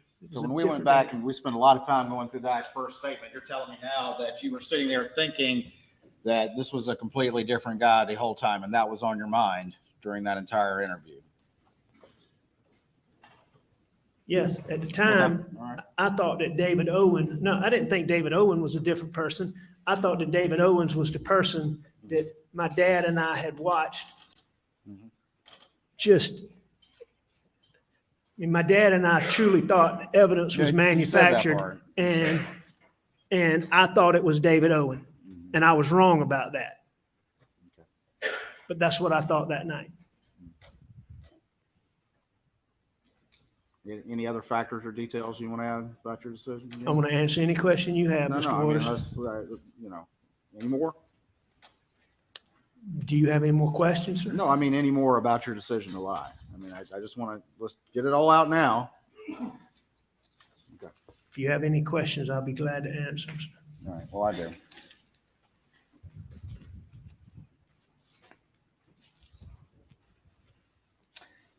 Tell me about the replacement blackout. You initially told law enforcement that you weren't sure whether or not there was one, correct? Correct? Oh, no, sir, you're absolutely wrong about that. What did you say then? Shortly after this, it became being told that Paul's gun had been stolen. And the one you heard talk about being stolen from the thing. And I'm not sure how I learned this, but I learned that somebody, I believe SLED had gone to John Bedingfield, who made those guns, and could only find paperwork for 2 blackouts, one of which they were saying was stolen in 17. And that's what they were telling me. And I was certain and told them that I was certain that there was a third one. But initially in June 8th and June 10th, or June 10th, you were saying that you thought that y'all had replaced it, and then you kind of wavered and then eventually said you did replace it, correct? I don't believe that's correct. No, You don't sir. believe that's correct? No, I don't believe that's Did you correct. say to law enforcement that you thought that the third gun, the replacement blackout, had gone missing in Christmas of 2020? It did go missing in Christmas of 2020. So you're telling them that one also had been missing 6 months prior, correct? Answer my question first, and then you can explain.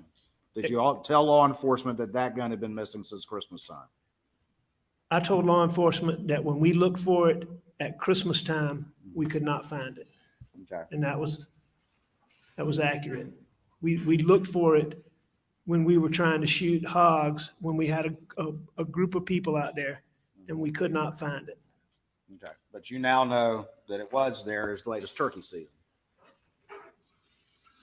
I know, sir. I know that Will Love and Paw had it right before turkey season, like Will Love testified to.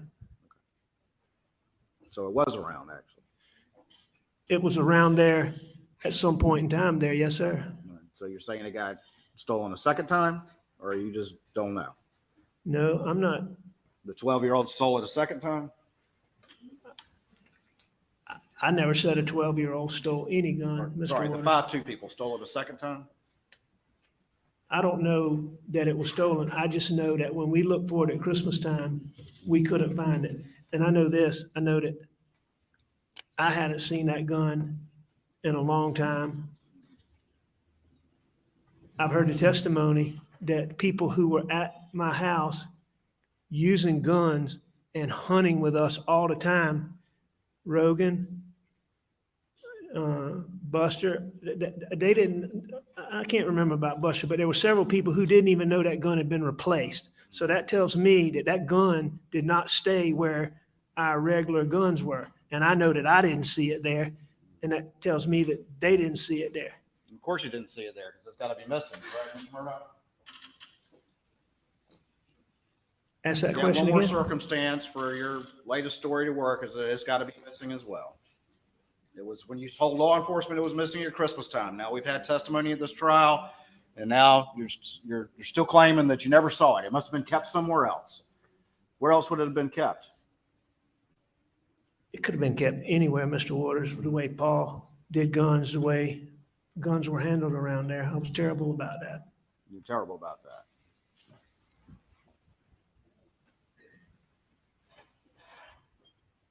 I should have been stricter. But you know that that third gun was fired right outside the gunroom door in turkey season of 2021, correct? I know that now, based on what Will Lovin said. And you know it was also fired across the street at y'all's shooting house around that same time, don't you? No, sir, I don't know that, but I know that I would assume that it was fired at the shooting range, but I don't have any reason to believe it was done in close proximity to that time.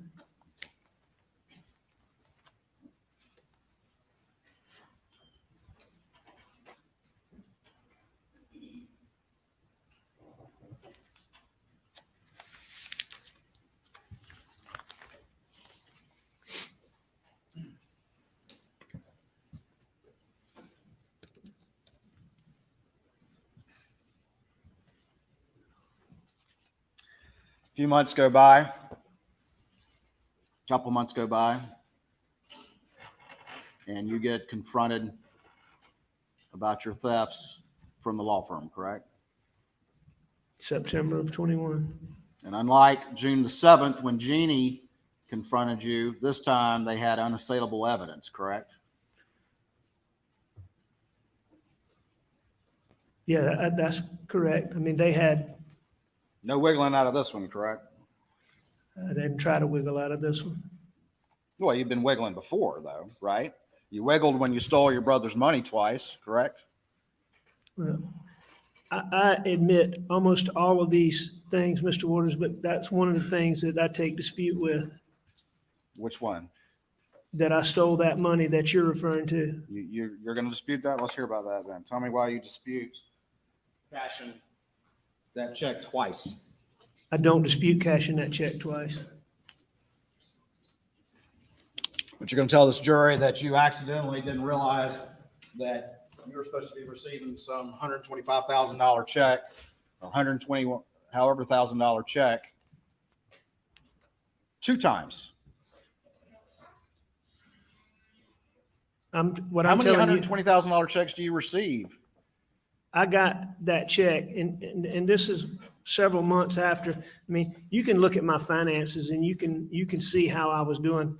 I didn't balance a checkbook, but the fact of the matter is, when I got that check, I asked about it, and I was told mistakenly that it was for me, that I had done.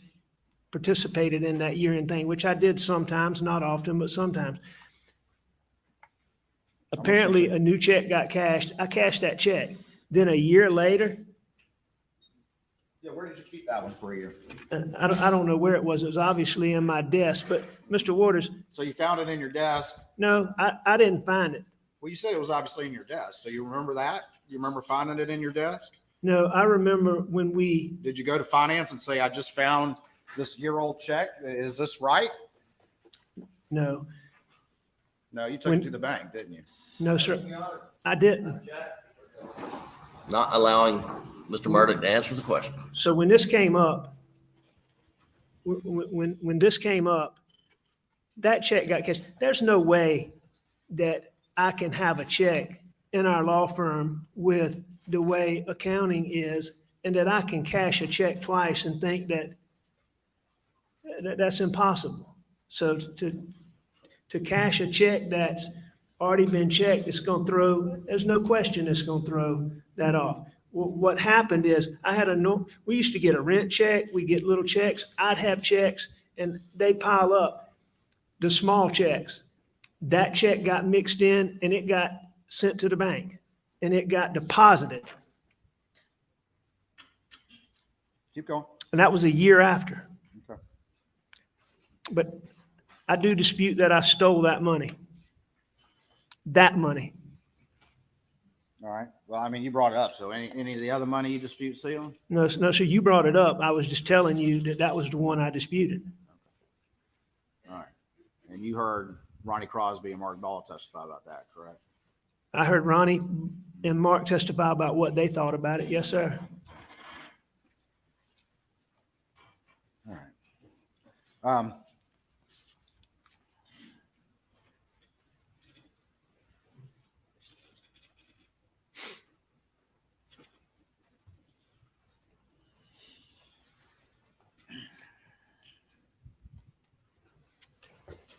You testified yesterday about the side of the road, Yeah, yes, sir. and then you heard the testimony during the state's direct case about what you said on the 911 call. You heard that, didn't you? I did hear that. You heard the 911 call where you said you'd been attacked by an unknown assailant and described him, I did. and you saw the video from the ambulance where you said you'd been attacked by an unknown assailant and described him, I did. and you heard the testimony from Ryan Kelly where you again went into detail and described this attack from an unknown assailant. I did. And you heard the testimony about your interview on September 6th with law enforcement, in which you went into great detail and again described this unknown assailant. I did. And you heard the testimony, and in fact, the image was put in about how you sat down with a sled sketch artist and spent a period of time with her going forward and creating an image of the supposed assailant. I did sit down with it. I was in the hospital and they came in, sat down with me, asked me a bunch of questions. I answered their questions and Yes, you did. You it sat came there, to it came up with a composite. Yes, sir. sat there and answered their questions just as effortlessly and convincingly as you've been trying to do for the past 2 days. Isn't that correct? No, sir, that's not true. In that hospital, I couldn't sit still. I was standing up. I was walking around. I was using the bathroom with the lady sitting right there. I was 2 days into not taking, 3 days into not taking pills like I had been. So no, it wasn't effortlessly. But I mean, I told him what I told him. I don't dispute that I lied. It was all lies, though, is the point, correct? It was. I mean, you're saying withdrawals, but you still were able to pull off lies in great detail. I correct? lied to them.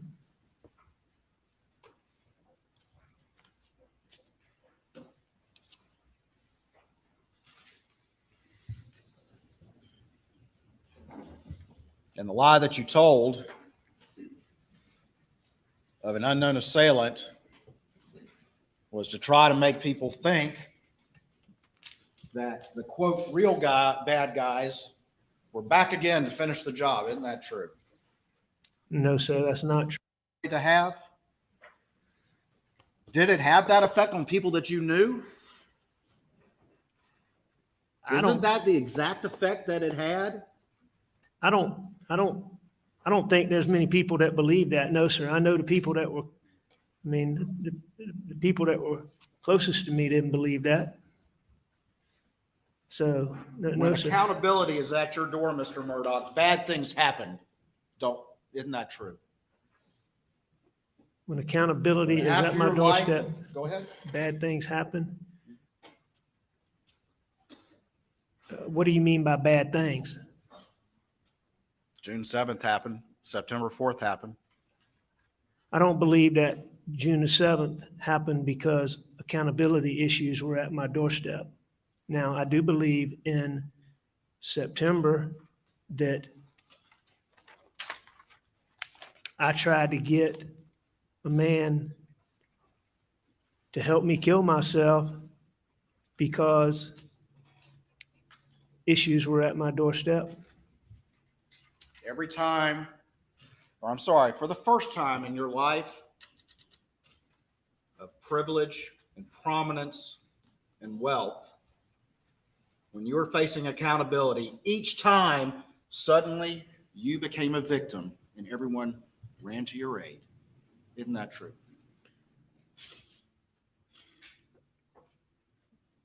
I disagree with that, but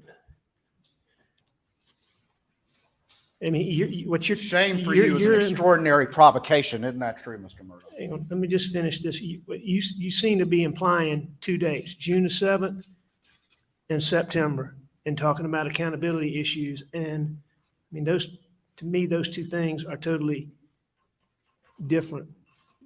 There were no accountability issues on my doorstep on June the 7th. That's what you say.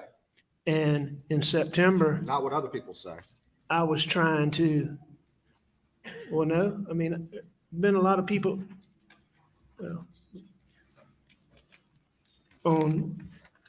in September, that wasn't designed to gain me sympathy. That was designed for me not to be here because I didn't want my son to have to deal with the wake of the things that I had done. But that's not the story you told. The story that came out of your mouth right away was the story of you getting attacked by some unknown assailant while you were trying to change a tire and run flats. Well, that's the story that you told. That is the story I told, but that's because the man who shot me did not shoot me that day as I intended. And I had to have a story as to how I got shot. So I lied. So you lied. And you're saying that people in your family and your friends didn't instantly believe that whoever these 12-year-old marauders were back to finish the job. You keep using and the it term happened just 12-year-old 2 hours marauders. after you'd been confronted by Chris Wilson. I think probably some people may have thought that when it first happened, but I think like Randy, Ronnie, Mark, those guys, I think they knew very quickly that this was not, I think they knew this was something that I'd done.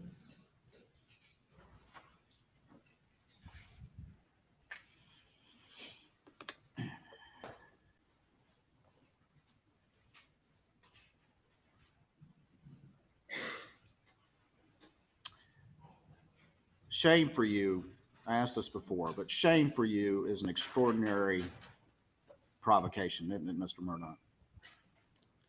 Shame for me is an extraordinary provocation. I don't like to be shamed. The prospect of humiliating the legacy is an extraordinary provocation to you, isn't it, Mr. Murdaugh? What do you mean by an extraordinary provocation? It affects you deeply. It's your biggest concern, is it not?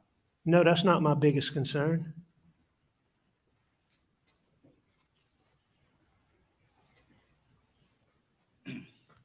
You're a middle-aged man like me. I'm 54 years old. I'm not sure. You look like you're in better shape than me, so I don't know. I was actually a couple of years behind you in law school, but we never knew each other, did we? I never knew you, no, sir. Had a very successful career up until this point. You know, Simple question. and the answer to that is no, Mr. Waters. I was an addict for more than 20 years. All right, so making millions of dollars over a decade is not having a successful career. Is that what you're going to tell the jury? No, that's not a successful career. When you Okay, well, let me put it no, like this. hang on. Let me just. All right, you go put ahead. this- you know, it may have been what you perceive as a successful career, but you know, I was the one who was fighting that.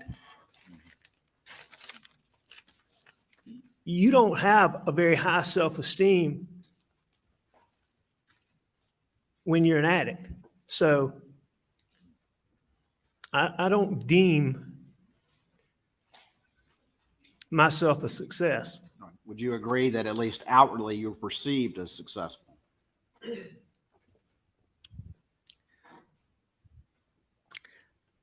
I made a bunch of money, if that's what you're wanting to get at. No, I'm actually asking about the perception. You were perceived as a prominent, I tried to powerful be. lawyer. How I was You're perceived, president I of don't the know. trial I lawyers. sure tried to be.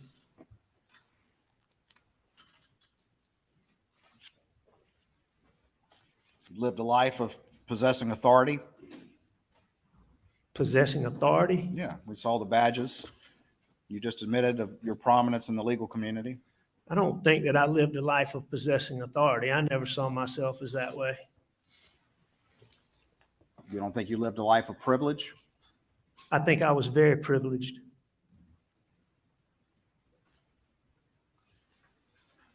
But as we move to June of 2021, you were suffering from a drug addiction. Absolutely. Your father was terminally ill. When? I mean, As we move to June of 2021, no, sir. he was very ill. He was very ill. And you were coming to a point of financial crisis.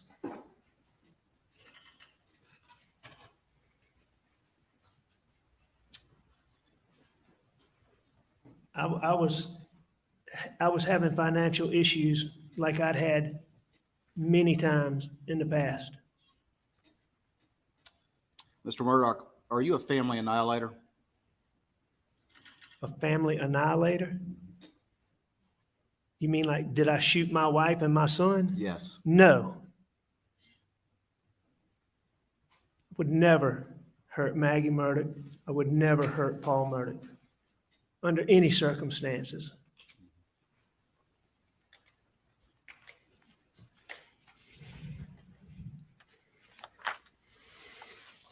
Say that.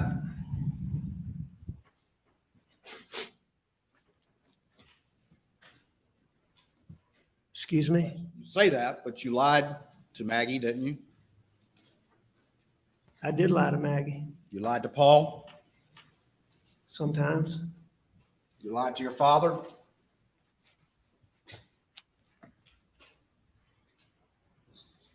I'm sure I did at some point. Did you tell him all the stuff you'd been up to over the years before he died? No, I didn't tell him. Did you lie to your brothers? About financial things? Yes. I would have lied to Randy at some point, I'm sure. Did you lie to him about the last time you saw your wife and son alive? Did. Did you lie to their wives? I'm sure I did. Did you lie to Marion Proctor? Yes. Did you lie to Bart Proctor? Yes. Did you lie to the Brandstetters? Yes. Did you lie to your best friend, Chris Wilson? Probably. Did you lie to your other friend, Barrett Bulware, when you took his money? No, sir. No. I didn't lie like I told you. I didn't lie directly to him. I lied to him by omission, like we talked about. I mean, I didn't talk to him. I didn't see him at that time. Did you lie to your law partners? I did. Did you lie to them about the kennels? Some of them. Did you lie to Mark Ball? Yeah, I believe, based on what Mark said, I believe I did. Did you lie to Ronnie Crosby? According to what he said, I believe I did. Did you lie to Johnny Parker? I don't believe I ever discussed that with Johnny. Did you lie to him about the finances when you borrowed that money in July of 2021? I don't know if I lied to him about. I don't think Johnny asked me. I don't think I had to lie to Johnny about that. So I don't know. Did you lie? Well, you certainly didn't disclose to him the truth when you borrowed that $250,000, did you? I did not tell him what I was going to use it for. I mean, didn't we say before that not telling the whole truth is the same as telling a lie? Sure it is. You don't think that's a lie, though? I'm just saying, Mr. Waters, I'm not taking issue with that, but I don't even know that Johnny and I mean, Johnny had loaned me money numerous times. It wasn't any long sit-down discussion where Johnny wanted to know exactly what I was doing with it. That conversation would have been, I needed it. Johnny was always willing to help me, and that would have been the conversation. So on that specific event, did I lie to him? I don't know. Yeah, he ended up being out $477,000, didn't he? He ended up being out a lot of money. And thank you for your qualifications as to that. Did you lie to Lee Cope? I don't know. I don't know if Lee Cope was around when I said that or not. Did you lie to Danny Henderson? I did lie to Danny. Did you lie to Jeannie Seconder? About finances, yes, I did. You didn't ever talk to her about the kennels? No, I wouldn't think so. Did you lie to Annette Griswold? I did. Did you lie to Christy Gerald, your other secretary or paralegal? I don't believe she and I discussed. I would have at some point, I'm sure. Did you lie to Michael Gunn? I'm sure I did at some point, but I mean, Michael wasn't involved in any of this, so I don't know that any of this ever came up with Michael. Did you lie to your clients? Did you lie to Pamela Pinckney? I did. Natasha Thomas? I don't know that I dealt with Natasha, but I certainly lied about that. Hakeem Pinckney? Again, I don't know that I talked to Hakeem, but I certainly lied about that. Arthur Badger? I did. The Plyler girls? I'm not sure that I talked specifically to them, but I lied about that. Dion Martin? I lied to Dion. Johnny Bush? Yes. Manuel Cristiani? I didn't have any conversations with him, but I certainly lied about it. Jamie and Risher? Yes. Randy Drawdy? Yes. Jordan Jinks? Yes. Mary Duncan? Yes. Adriana Hay? Yes. Angel Gary? Yes. Christopher Anderson? Yes. Elise Mallory? Yes. Thomas Moore? No. You never lied to him? You just took his money. You never had to actually lie to his face, is what you're saying? He and I never had a conversation, but I did take that. I did take that money. Did you lie to Tony Satterfield just a couple of months before June 7th?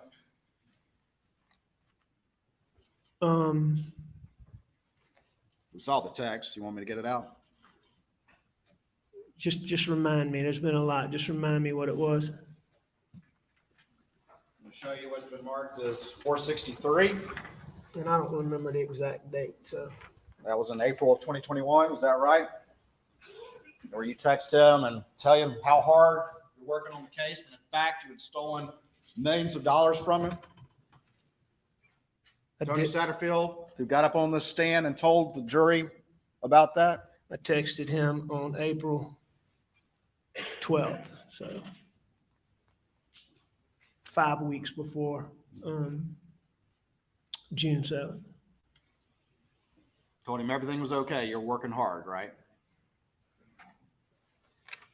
It's a complex case. Yeah, I told him I was working on the case.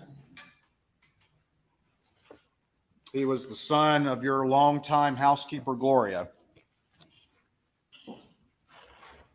I'm sorry? He was the son of your longtime housekeeper, Gloria, who had served your family for many years. That's correct. And you stole millions from those boys. I stole those funds. And he and his family had started asking questions as we moved to June 7th. Didn't that happen? No, I mean, there wasn't any rise in them asking questions. No, sir.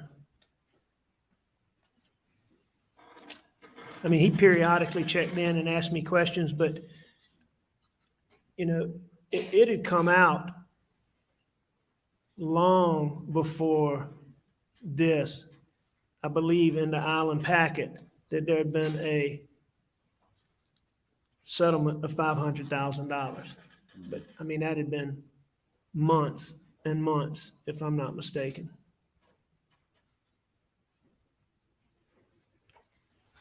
And so I didn't notice any uptick in Tony asking questions, and I don't believe that there was any uptick in Tony asking questions before June the 7th.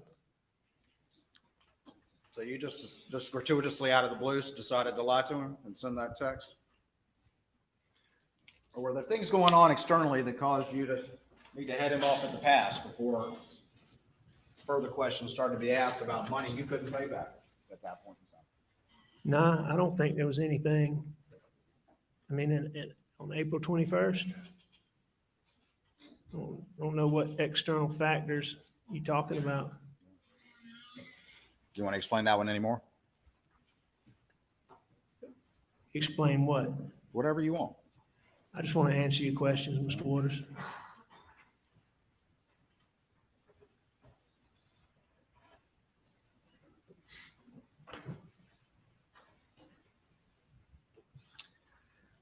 Lied to everyone about the side of the road, that people that came to stop to help and the ambulance folks and the 911 and Ryan Kelly and the composite sketch artist and all of them, correct?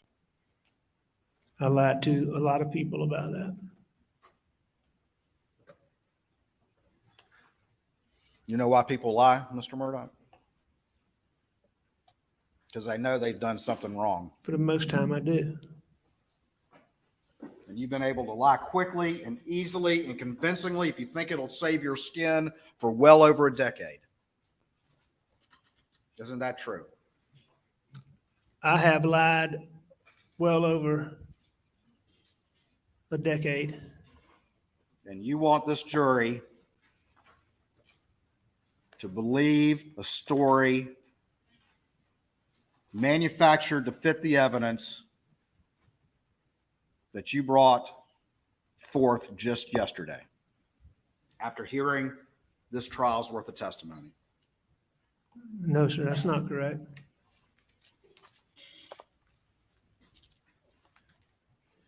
Mr. Murdaugh, we went through this for a while, but you remember at the beginning of your testimony, I asked you whether or not you agreed that trying to explain your presence on the kennel video was the most important part of your testimony before this jury. You remember that? And you said, oh, not the most important. I said, was it at least important? You recall that from yesterday.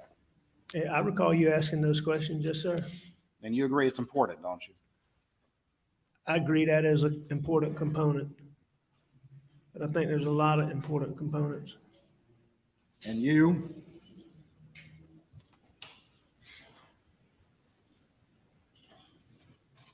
testified yesterday and during cross yesterday and cross today. It's kind of evolved on the fact of the factors that led you to decide to lie at some point during that interview with David Owen, correct? I disagree with that. I don't think those factors have evolved. I mean, you've asked some more specific questions, but those factors are still the same factors. You may have asked questions and gained a little more detail, but those factors haven't changed. But it was the dope paranoia. It was the fact that the deputy took your GSR. It was the fact that your law partners and Greg Alexander and the sheriff were telling you needed to have a lawyer before you talked to police. It was the factor that you got in the car with Dave Owen and thought he was somebody else from some case 10 years ago, correct? That believing David Owens was the person involved in the case that I talked about was one of the factors that caused me to distrust SLED. All right. And then also you said that they started general. asking you about, in that first interview, about your relationship with Maggie and Paul. And that's one thing you mentioned as well, And correct? that was certainly something that contributed to me having paranoid thinking.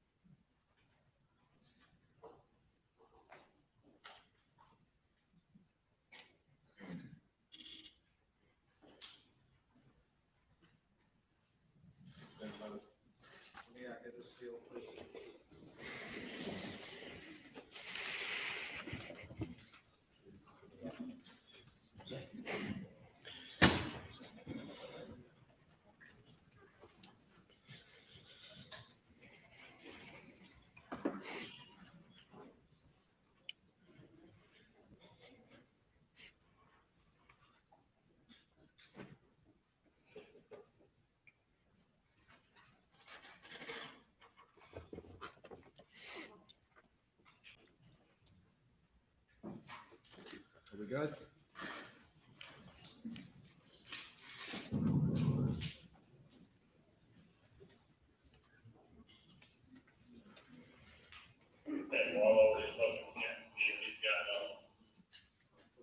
Playing the Daniel Green body cam video, 2026.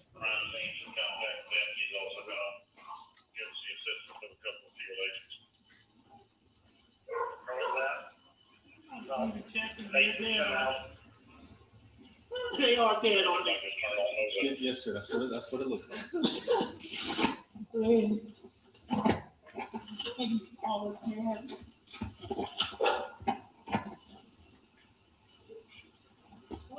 now?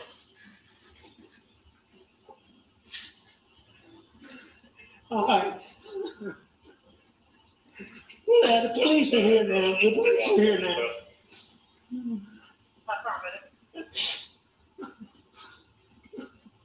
That's my brother. Okay. When was the last time you were here with them, or talked to them, or anything like that?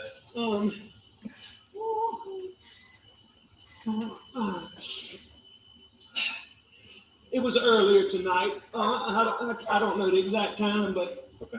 I left. I was probably gone an hour and a half from my mom's, and I saw them about 45 minutes before that.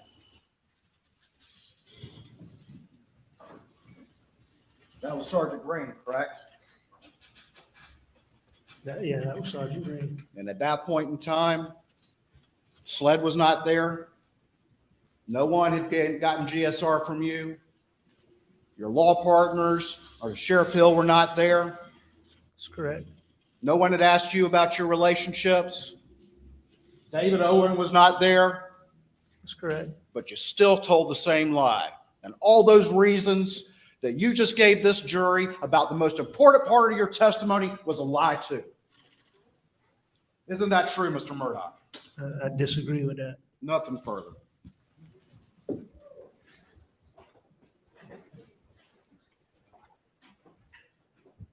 Ladies and gentlemen, we'll take a break now. Please do not discuss the case.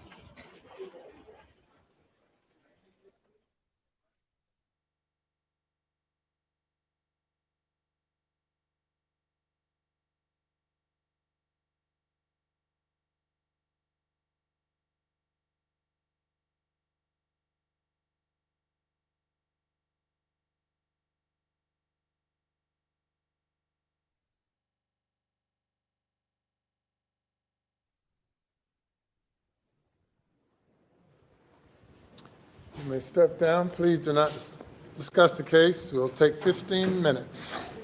All rise.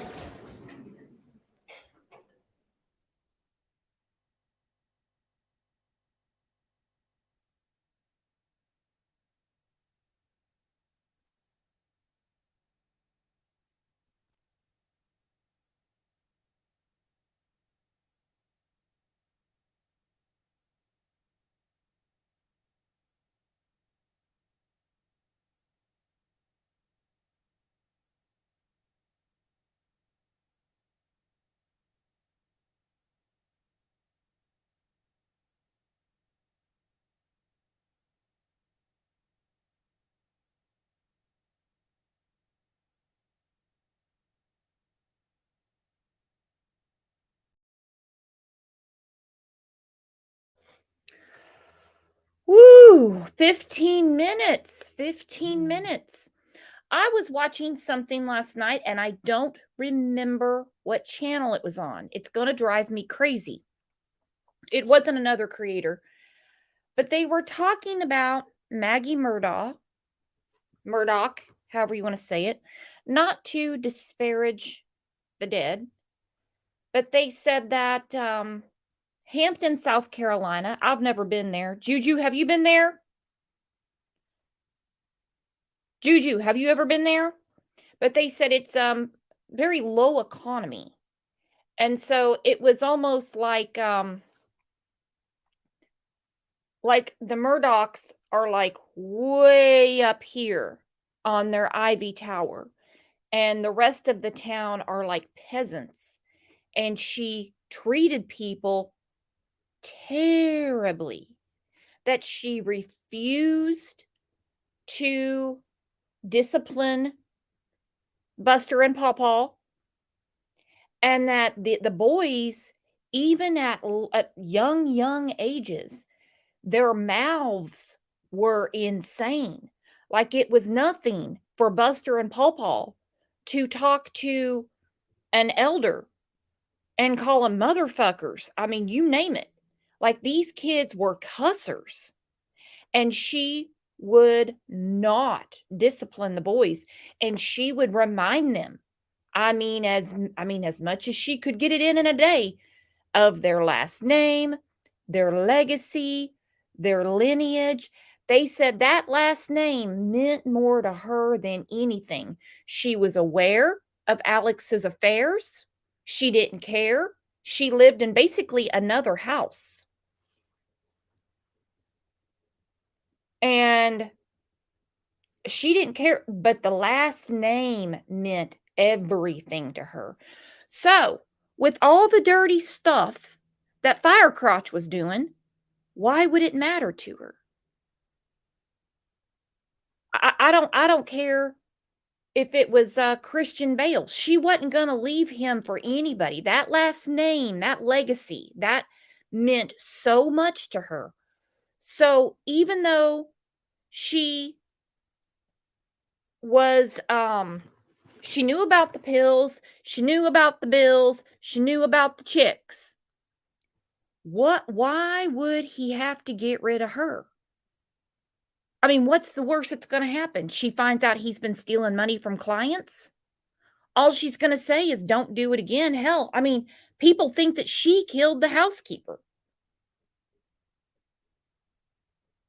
Think about all the stuff in this family that, and I am not putting any sympathy on him, that Alex covered up. All right, so we have Buster with Stephen Smith, big time cover up. We have Maggie possibly with the housekeeper, big time cover up. We have Pawpaw on the boat, $30 million they were suing for, big time cover up. Because anybody in their circle that knew him, they said she would never divorce him. It's always been the rumor, but she would never, ever do that for fear of he would make her change her last name. That was like one of her biggest fears. I don't know how you could force someone to do that. KG said, I'm from South Carolina. I don't feel that they are murderers. I think they do shady things and cover that up to benefit themselves. A lot of people think that. Because, okay, the whole thing with Paul, that was an accident. Stephen, I don't know who actually killed him. I don't know. I don't know what happened with the housekeeper. Now, if it wasn't Alec that killed his wife and son, who done it? Because one thing that Maggie's sister bothered her is that Alec Firecrotch didn't seem to be too pressed to find who did this to his family, his wife and son. Glenn said, who acts like that on a 911 call? Yeah, they acted bothered to have to get that grimy housekeeper out of their way. How dare she get tripped by the dog and hit her head? They're asking stupid questions like, how old is she? Has she ever had a stroke before? I don't know, but she's bleeding on my steps. Can you please come get this housekeeping lady off my steps?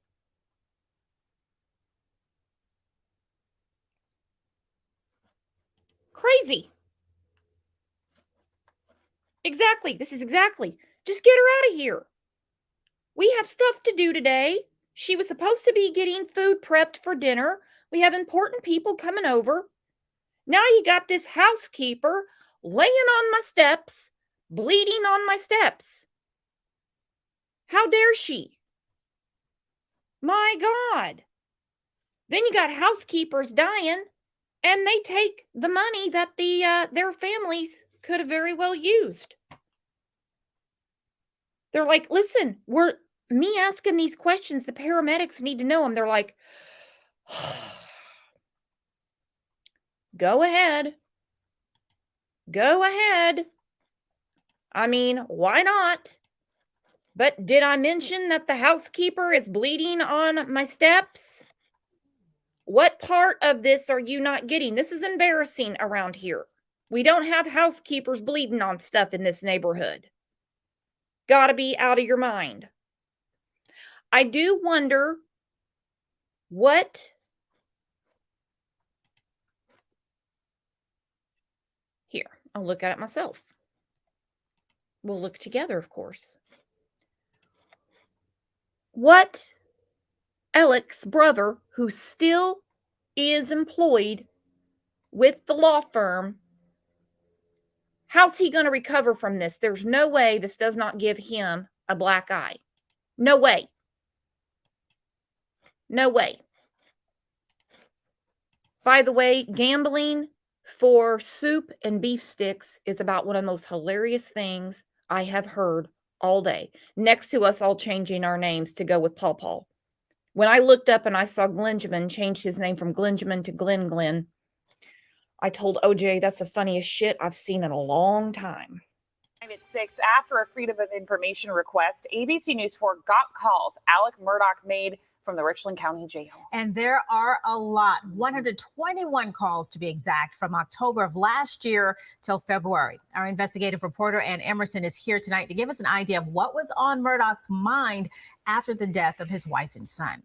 Well, one moment that stood out, Alec asked his sister-in-law to lay flowers at Maggie's grave for Valentine's Day. We also hear...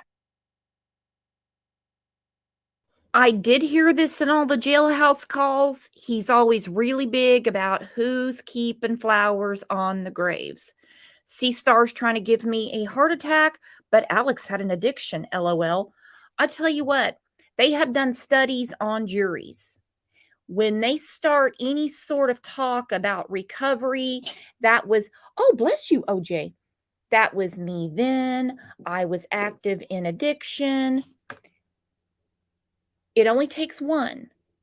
It only takes one to say, oh, no. That's the addiction talking. That's not him. And they're honing that in. when he's using words like, I was battling. OJ, quit sneezing in the damn microphone. Good God. Alec's attempt to stay in touch and perhaps in control of his remaining family. And tonight, we take a listen to calls on October 21st, 2021 and October 23rd, when it appears Alec knows he's about to lose everything. Alvin S. Glenn Detention Center. On October 21st, 2021, Alec Murdaugh called his brother, John Marvin Murdaugh, and his son, Buster. They were on a trip to Nevada, now made notorious by this photo of John Marvin and Buster at a Las Vegas casino table. It ended up as an exhibit in court against Alec Murdaugh. Alec called his family to... Okay, real quick. Bless you, OJ. What do you think about how the uncles have taken Buster under their wing, but to me, OJ, you can't take Clarendon. You're a cat. My goodness, OJ. What do you think about that? I mean, they are partying. They were at a, what do they call it? For the bar association. They were in Columbia. And they had like a meeting of all these attorneys. Buster's not an attorney. Buster got kicked out of law school, from what I'm understanding. And he's drinking it up.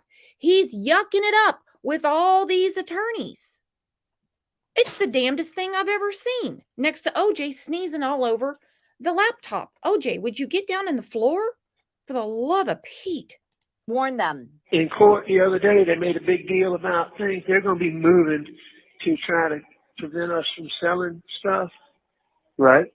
We need to get as much as we can completed. On the call, John Marvin suggests selling some of the farm equipment to pay off some of Alec's debts, but says it must be done on the up and up. You might speak to Jim if you get a chance, just to find out what kind of time frame he thinks before they get any kind of order preventing us from doing anything. Okay. And I mean, well, I'm just doing everything by the book, and and it's going on bank. It ain't like we're squirreling it away. It's going to pay bank stuff. Well, it goes to the unsecured note, so everything else has something securing it. So it makes sense that unsecured items would go to an unsecured note. 2 days later, the wheels are already in motion to freeze Alec's assets by the state, money to pay back Alec's alleged fraud victims. Alec calls his son Buster. It's October 23rd. Buster is still in Nevada with John Marvin. New developments with the motions and everything, trying to get us to quit selling stuff. I don't know really what that's going to have in store. Yeah, I told y'all that was coming. All right, man. This isn't stupidity. This has just got to be, I'm better than you. They know these calls are recorded. OMG. Yeah, I told you all that was coming. But what is going on here? We already heard about gambling for soup and meat sticks. Now we got this going on. This is crazy. Fine had a question. Hang on. Sneezing is a symptom of opioid detox. Has your cat been running with Alex? No. OJ is very racist. OJ does not like people with red hair or white people. Hence why OJ treats me the way OJ does. Yeah, man, this Eric did I said that was coming? No. I just saw it on Twitter. No, I called Jim Marvin the other day to tell him he needed to do it as quickly as possible because they were going to be doing it any day, making a motion. So this Eric Bland guy seems like a real charm. Well, this is his 5 minutes in the sun, Eric Bland is the lawyer for Gloria Satterfield's family. That's the Murdaugh's late housekeeper who died at their Moselle home. And Bland and his partner, Ronnie Richter, have secured more than $7 million from various entities in the scheme to defraud the Satterfields. Although Alec Murdaugh admitted in court documents he stole that money, he has yet to pay it back. New this morning, the family of Gloria Satterfield, the former housekeeper of Alec Murdaugh, will hold a press conference in Hampton County. Family members are set to announce a new foundation in Gloria's name that will give back to the community. Our Sean Mahoney joins us live in the studio this morning. Sean, what motivated the family to make this gesture? Well, Natalie, the Satterfield family's lives have been turned upside down over the past 4 years. From the death of Gloria, accusations of money meant for her family stolen by Alec Murdaugh, to the reopening of the investigation into Gloria's death. It's been a lot, but now they want to start a new positive chapter in their journey with the creation of this foundation. The family and their attorneys will donate a, quote, large sum of money to the foundation in Gloria's honor today. The money is from the $4.3 million settlement in the civil lawsuit against Alec Murdaugh.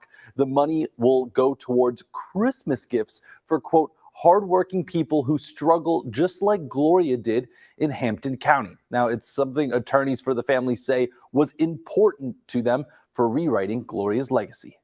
It was from day one. It was they said this, if it's going to be in Gloria's name, it has to be for people that are like Gloria. Her siblings and her sons live in Hampton County. They love it and they love the people. And I think what we're trying to show is that good can come from evil. Good can come from darkness. And that's what this is all about. Now, Bland says donations will be given out in $250 to $500 payments around the holiday season, spreading that holiday or Christmas joy, and that 95% of the money raised or donated will go towards the recipients. But let's not forget, this saga is still ongoing, and coming up in a half hour, we'll take a look at where we currently stand in the investigation into Gloria's death and how that played a role in the forming of this foundation.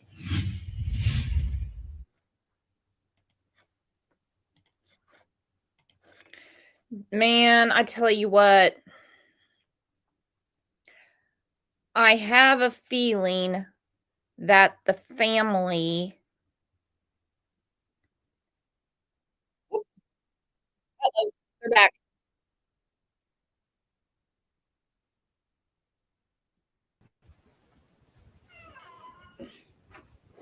Be seated.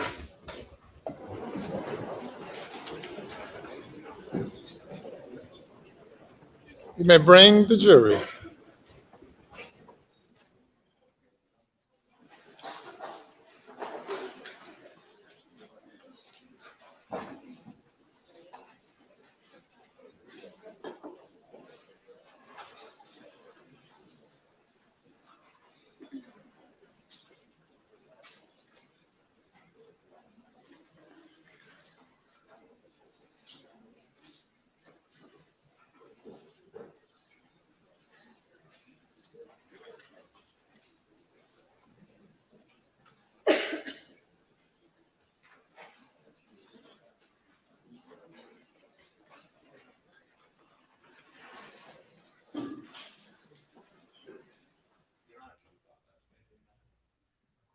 So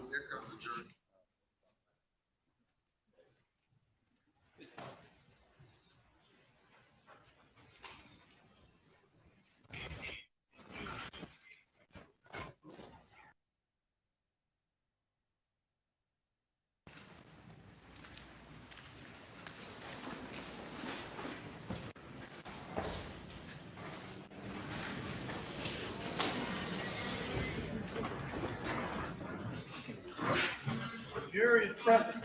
All right, thank you. Redirect. Thank you, Your Honor.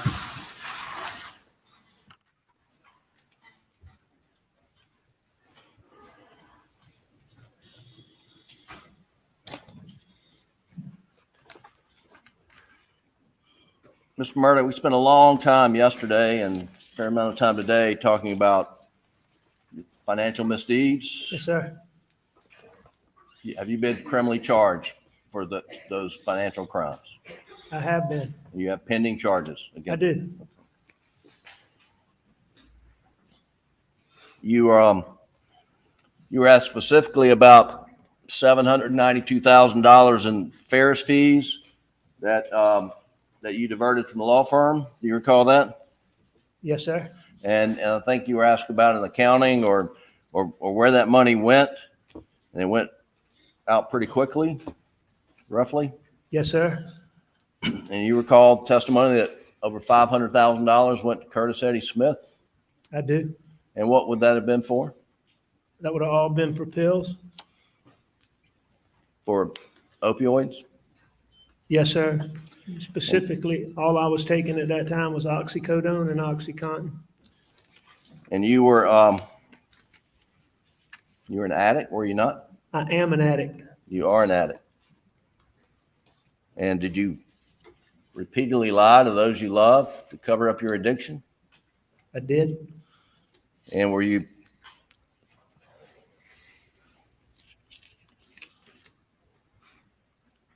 concerned that you would be exposed if you didn't continue to lie about your conduct? I did.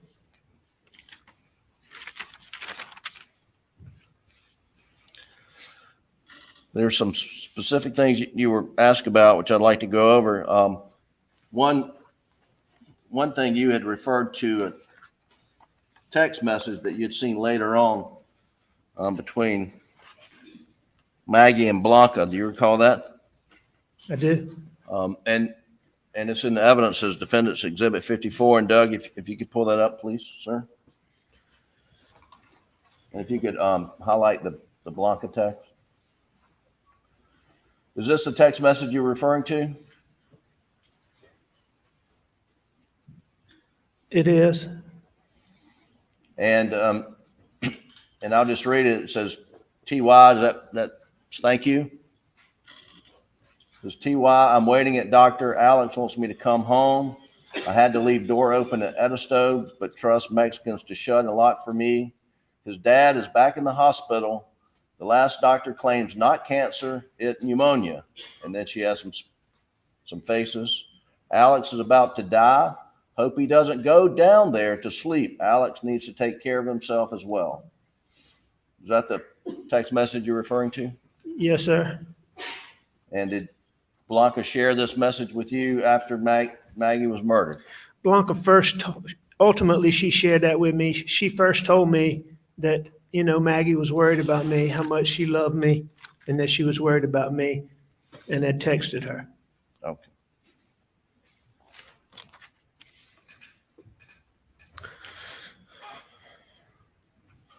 Now you were asked, you can take it down, Doug. You were asked questions about conversations around the dinner table on the 7th about, well, didn't eat at the table, but around while you were eating dinner about Paul's health. Is that correct? That is correct.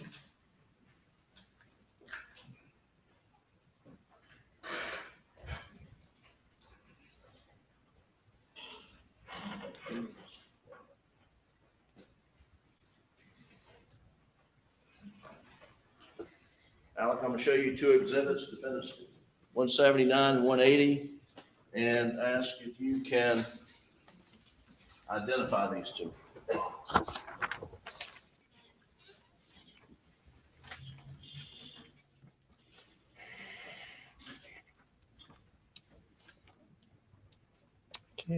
I can. And what are they? It's text from let's see, it's a text from Paul to me on May the 30th. And then and what's 180? Exhibit 180 behind it. That's a picture of Paul's feet. Your Honor, would move Defendants Exhibits 179, 180 into evidence at this time without objection, I believe. Without objection, Your Honor. Submitted. Well, do you have 179 or we've got to, you can let me put it on the Elmo. Okay. Alec, do this text message refer to Paul's feet swelling? They do. So if you can pull it up. All right, go up a little more so we can read it. And it says, from Paul, and that phone number, is that your phone number? That is, it's my phone number, 1227. My feet swole up. It has something to do with my blood pressure. Get me an appointment as soon as it's convenient. And what's the date of this? May the 30th. 2021, right? Yes, sir. And if, Doug, if you'll show the picture, I believe this is a blow up of the picture that's in this exhibit 180. Can you pull out?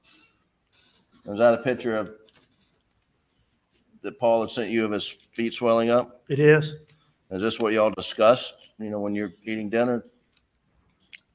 Yes. Okay. Along with many other times. You'd also, you were asked questions about your dad's condition and whether he was terminal or not. Do you remember that? I do remember questions about him. Okay, and gosh, Doug, I think it's the extended timeline. Is it states 530? Is that the right number? States 520. States 520. If you'll pull that up, please. It's already in the evidence. And if you'll go to page 14. And if you'll blow up the entry at 142.54 at the bottom of the page.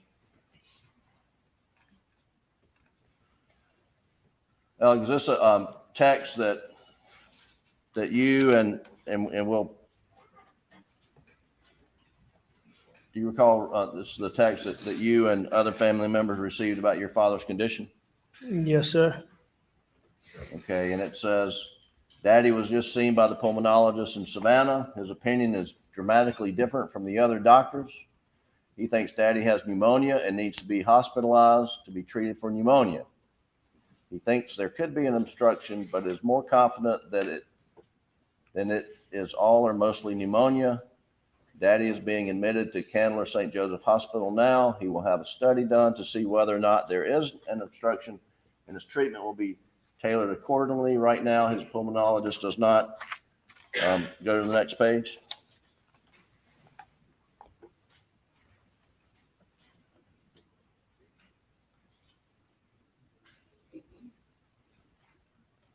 Does not believe that he'll be getting radiation treatment. And in fact, the pulmonologist says that the palliative radiation treatment to try to open the airway is a Hail Mary. In his opinion, would most likely not work. Then it goes on to say, if he is right, and this is pneumonia, is much more treatable and can certainly give the immunotherapy a chance to work. Is that what you're referring to? That's the text I was talking about that came when talking to Jeannie Seconder. Okay. And and this wasn't a terminal diagnosis on the 7th, was it? Not on the 7th. That was actually a little bit of positive news. Okay. That was short-lived, but it was positive at the time.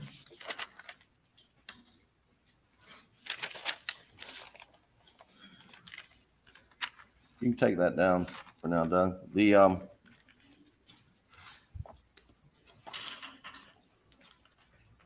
But stay on that exhibit. Alec, you were asking, if you'll go to page 46, please, the same exhibit, 520. Page 46.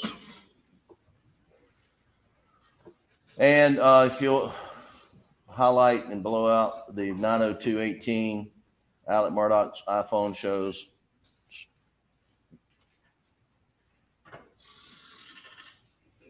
Now, Alec, do you remember being asked about these steps, 283 steps traveled during this period of time? I do. And I think you testified your belief was you're just getting ready to leave to go to your mom's house. Is that right? That's correct. I mean, that would have been the time I was right before I left to go there. And you were, looks like you had made some phone calls during this period of time, correct? Yes, the record show. Alec, did you have Maggie's phone with you at any time between 9:02 and 9:06? I didn't have Maggie's phone with me anytime that night.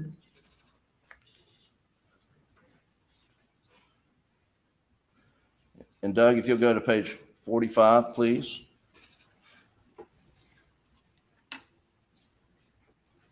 If you go to the entry at 8:53:15 to 8:55:32.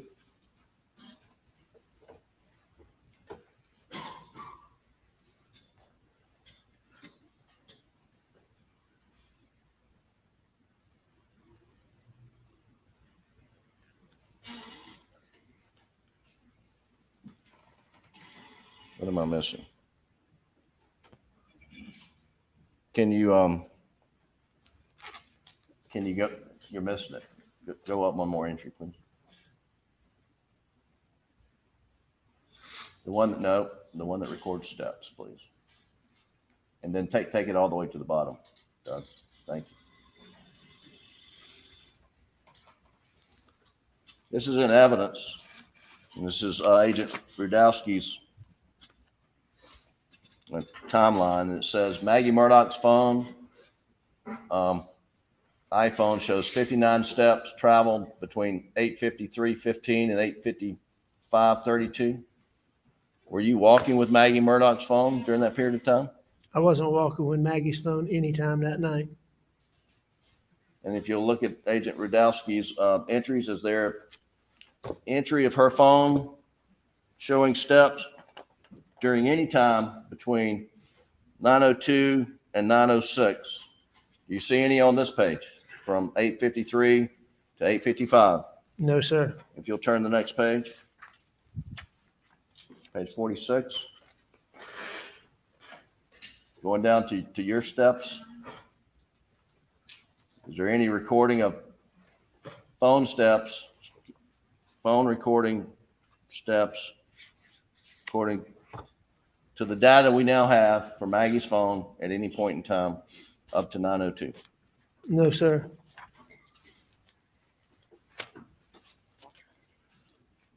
And had you repeatedly asked SLED to get the data from the OnStar, from the cell phones, to evaluate whether your phone and Maggie's phone were ever moving at the same time? You made that multiple requests. I repeatedly asked David Owens about that information.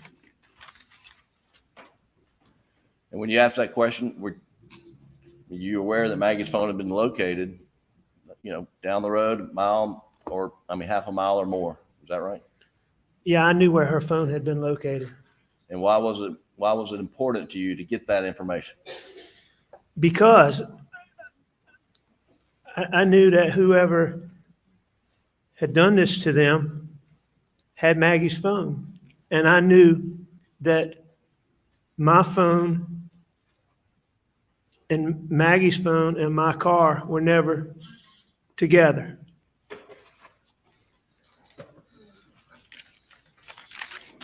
At any point in time. Sure. Now, you have given inaccurate times in many statements to law enforcement in this case, have you not? I did. And we reviewed some of those in your direct examination. I mean, one was Paul getting to Moselle around 5 p.m. Do you remember that? I do. Were you lying to Agent Owens or anybody when you said Paul got there at 5 p.m.? No, I wasn't lying to him. I mean, I thought that at the time. And when you most of the times or a lot of the times when I gave times, I qualified them and say, but you can look at this. I pointed them to my office, to the call log, to the key card like we talked about, or my phone, or my OnStar. And when you told the agents that you thought you got to the office 8:30, 9 o'clock on that morning of June 7th, well, you were wrong, right? I was wrong. Were you lying? No, I wasn't lying.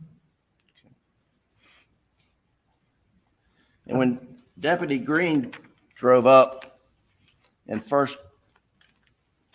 you had the first encounter with him, I believe you told him that you had been gone to your mom's house for an hour and a half. Is that right? We just heard it. The last one? Yes, sir. Yeah, hour and a half. I think that is what I told him. Hour and a half. And that the last time you saw Maggie and Paul was 45 minutes before that. Yeah, that's what I said. And when you spoke to Deputy Green, it was about, I think the records show they didn't arrive on the scene until 10:22 or something like that. Is that right?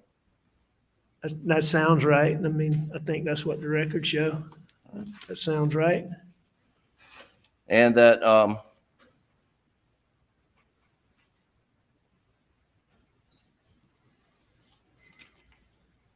were you lying to Deputy Green when you told him what time, how long you thought you'd been at your mother's and the last time you saw Maggie and Paul? No, sir, I wasn't lying to him. Were you trying to mislead him in any way? No, sir, not when Mr. Green got there. Now, you've admitted in the first few questions that I asked you yesterday and multiple times today that you lied to Agent Owen and Deputy Rutland and Agent Owen and Agent Croft, and on a couple occasions about your whereabouts following dinner, correct? I did lie to them, as we discussed repeatedly. And you've explained that it was this addiction, opioid-induced paranoia you just couldn't shake. Is that right? That's right. You know, like I said, there's certain things, anything that make you paranoid, but I could get over it really quickly. But that night, I didn't. And you had a bag of pills in your pocket, did you not? I did. And when you got down to the kennels, we're not going to repeat all that, but I mean, did you ever see anybody down there? Anybody else? No, there was nobody. There wasn't anybody down there when I was there. And did you believe that the information, whether you were there or not there, would advance their investigation in any way? No, I didn't. I didn't think that. And why didn't you think that? Because they were fine and doing good when I left there.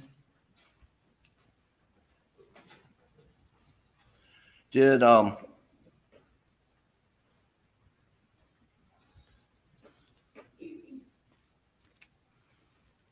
the 911 call, do you remember that the call first went to Hampton?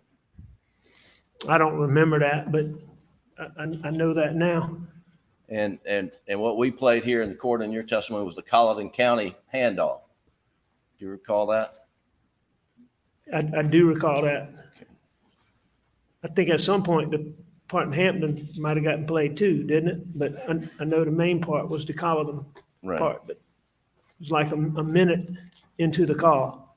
But initially it went to Hampton, then subsequently it was transferred to Colleton. That's right. And then a minute or so into the Colleton call, you said, "I've been up to it now." You remember that? I do remember saying that. I remember hearing it. I don't remember saying that, but I remember hearing it. Okay. And that's, I mean, that is accurate.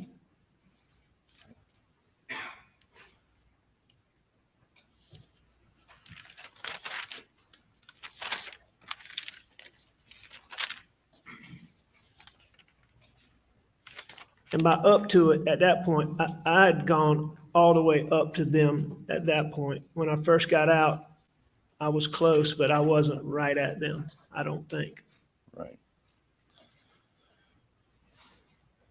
You were asked about the roadside shooting, and your intent was to end your life that day, was it not? It was, no question. And you were shot but not killed. and then you made up a lie to law enforcement about what happened, right? That's correct. Were you trying to protect Curtis Eddie Smith by doing that? Was I trying to protect Curtis Eddie Smith? Yes. I mean, I don't know exactly. It all had to come together so quick. I don't know that I was trying to protect Curtis Eddie Smith. I may have been, but it was just, I wasn't supposed to be there. And then I was. When you say I wasn't supposed to be there, what do you mean by that? I intended for him to, I intended to be gone. I intended for him to shoot me, and I intended to be gone. And the one thing, my main concern at that point was that I did not want Buster knowing that I had tried to do that. Okay. That was my motivation in telling that story. I see. Did you eventually voluntarily convey to Agent Kelly and others that was a fabrication? I did after, I don't know, a few days in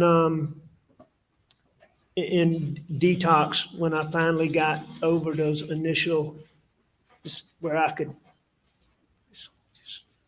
function. I think I told you first, then I think I told Buster, then I think I told Randy and John, and y'all arranged either the next day or 2 days later to come, and we called Ryan Kelly.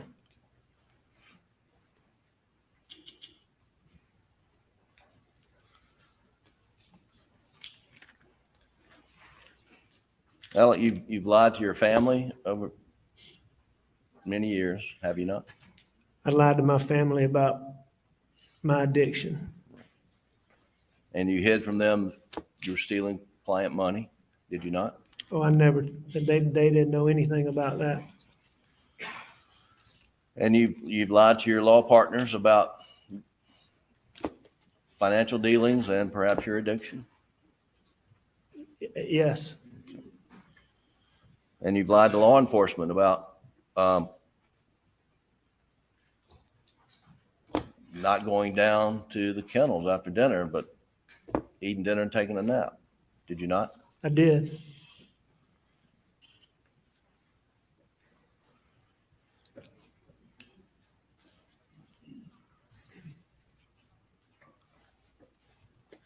Alec, did you murder Maggie? I would never hurt Maggie. Did you murder Paul? I would never hurt Paul. If I was under the pressure that they're talking about here, I can promise you I would hurt myself before I would hurt one of them.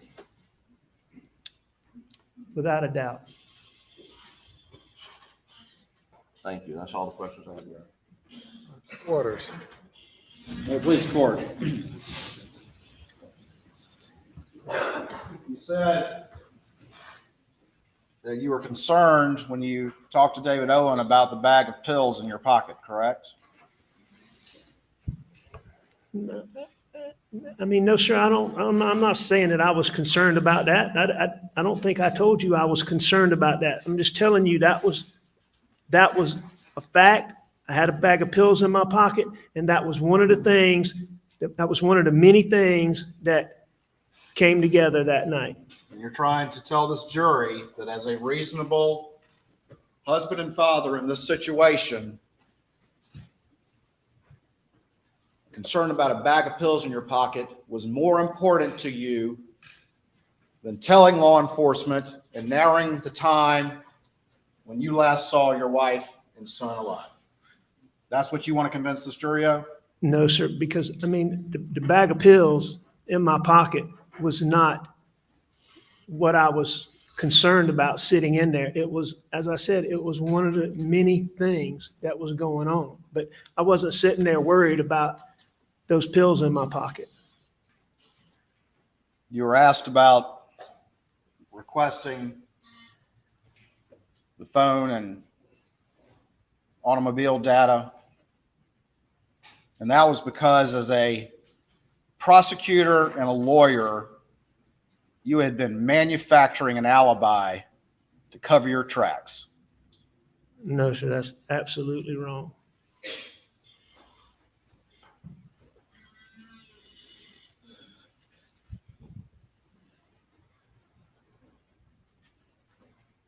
You admit you were wrong about a lot of things in what you told law enforcement about June 7th. Correct? I was wrong about things.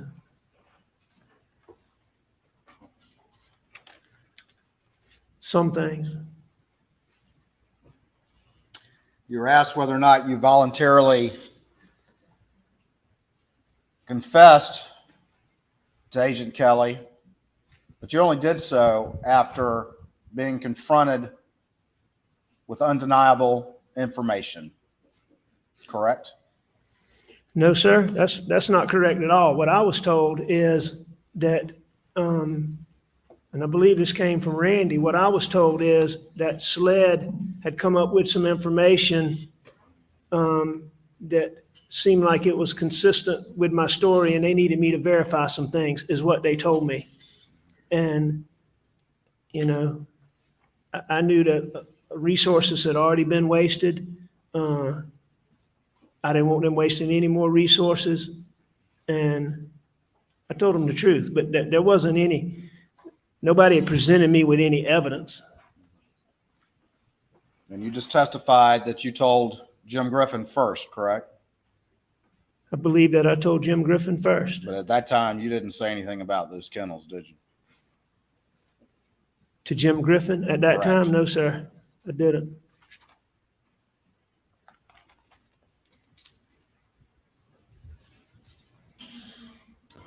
When you testified on direct yesterday and you were asked about leaving the kennels with your new story in light of the evidence that's been presented in this trial, your words were, "I got out of there," correct? I believe that's what I said, yes, sir. And you also said during your testimony on cross-examination that you hurt the ones you love the most, didn't you? I did say that. Thank you. Nothing further. In saying that, Mr. Waters, I just want to explain that answer. I mean, he just asked me a question about what I said, and then I was going to explain why I said it. All right. As I told you earlier, you're implying to this jury and to me that that was me talking about hurting Maggie and Paul. And that's not what that was.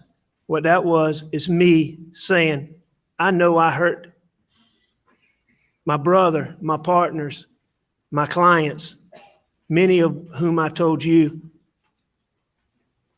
I loved, all of whom I cared for. And that's what that was when I'm talking about how my misdeeds, how I hurt the people worst were the ones I loved the most. I just asked you what you said, correct, Mr. Murdaugh? You did ask me what I said, but in asking me that, you're putting an implication on there that I am explaining. I just asked you what you said. Okay, yes, sir. Thank you. Nothing further. And you step down.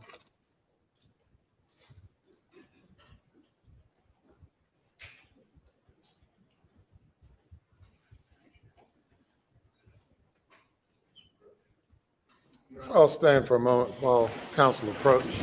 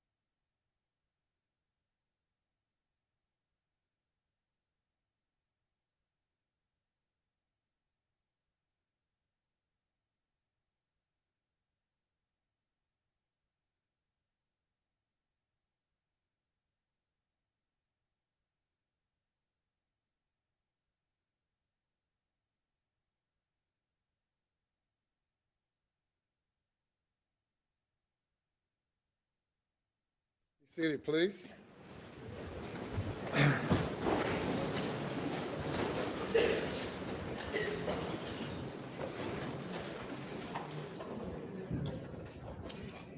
Well, we've come to the end of this week, and we will adjourn now and resume at 9:30 Monday morning. Have a great weekend. Do not discuss the case or allow yourself to be exposed to any information concerning the case. And we'll see you Monday morning. Have a great weekend. Jury is excused.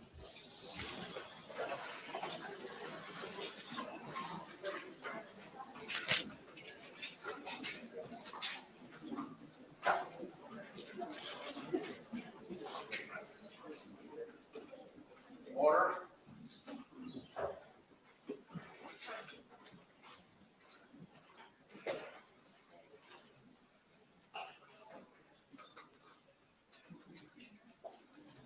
Everyone be seated, please.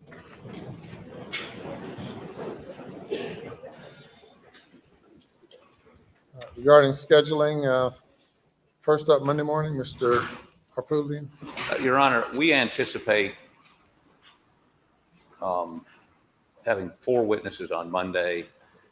They would probably average an hour apiece. I would suspect by lunchtime we would be, no? Early afternoon. Early afternoon, I'm told by Mr. Griffin, resting our case. And of course, Mr. Waters indicated he'll have 1 or 2 reply witnesses. Couple right now, Your Honor. Obviously, we need to assess that when they complete their case, but it would not be lengthy. Question, what day next week do we do argument charge? Well, it's all unpredictable. As we can see from today, it's pretty unpredictable. I'm guessing. I'd hope Tuesday. I don't think that's going to be, if they have any reply witnesses. Wednesday would be more of a target. I'm just saying a target date that we can begin thinking about in terms of argument charge. To that end, are you going to set a time limit on arguments, or are you going to just let us do whatever we want? I do not set time limits on argument. With that in mind, Mr. Griffin and I mean, they get 2 arguments. We perhaps would like to split our final argument, which would, we think, with 4 weeks of testimony in there, it's going to be difficult for one person to digest all of that. There's no problem with that, is there? All right. I would object to that. I think Your Honor's rules and general practices consistent with one counsel handling argument. Your Honor, I've seen it done both ways, and 4 weeks of testimony, I think it's very difficult for one person. And we only get 1 argument. I've never done it, and I'm not inclined to do it. I'll look it over and consider it, but I'm not inclined to allow the defense to split closing arguments. We would agree to a 2-hour limit. Does that maybe incentivize to look at this? We'll look at it. I'm not inclined to do it. It's unprecedented, as far as I know, in the state of South Carolina. Except perhaps where you've been able to convince someone to the contrary. I've actually objected to it when I was on his side of the courtroom. Well, we have some days to think about that. Regarding closing arguments, I think we've emailed you all a few days ago concerning any requested charge or charges that you might have. Yes, we'll get those to you this weekend, if that's acceptable. We'll try to do that, Your Honor, but we're preparing witnesses. How about Monday night? That's fine. Okay. Anything else before we adjourn? Nothing from the state, Your Honor. Nothing from the defense, Your Honor. Okay, 4:49. We are adjourning for the weekend.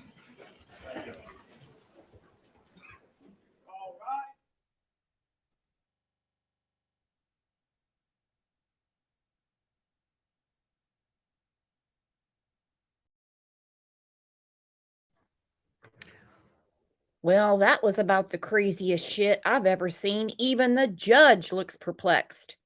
He said, it could be unpredictable like today. You know, if his defense is the pills made me do it, that's when I was an addict, that's the reason I did all that lying, and it's almost like it's a pretrial for the financial crimes that he's going to be tried for down the road. They're not addressing who killed Maggie and Pawpaw. I don't get it. This is weird. I mean, I'm not on the jury, so I'm not as attuned to what's going on as they are.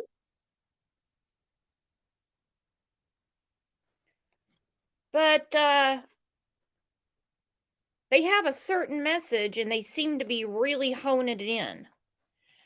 Exactly, Brit. She said, I don't care if the pills even matter at this point. Where's the hardcore evidence? You've been screwing around with these personal injury settlements where he's stealing money from clients. He's already been disbarred. He's already been disbarred. He's got a pocket full of pills everywhere he goes. This is crazy. This is crazy, guys. Well, we'll be back at it next week because I got to see how this whole thing ends. This is crazy. All right, you guys, I know it's been a really long day. A really long day. This is a lot to process. I think I'm going to have a show tomorrow about Ohio on the other channel. And Sunday morning, I'm putting together a show about Summer Wells because I'm just perplexed. I'm as perplexed as the judge in South Carolina as to why Robin borrowed against her 401k not to remodel, not to slap some paint on, but to renovate Dawn and Candace's house. I'm putting some things together for that. Exactly, True Crime with Shannon. What a day. This is crazy. But you guys aren't. You guys are my friends, and I love you to death. I'll see you guys over in Discord or back on the other channel tomorrow. Thanks for hanging out with me. You all are the best.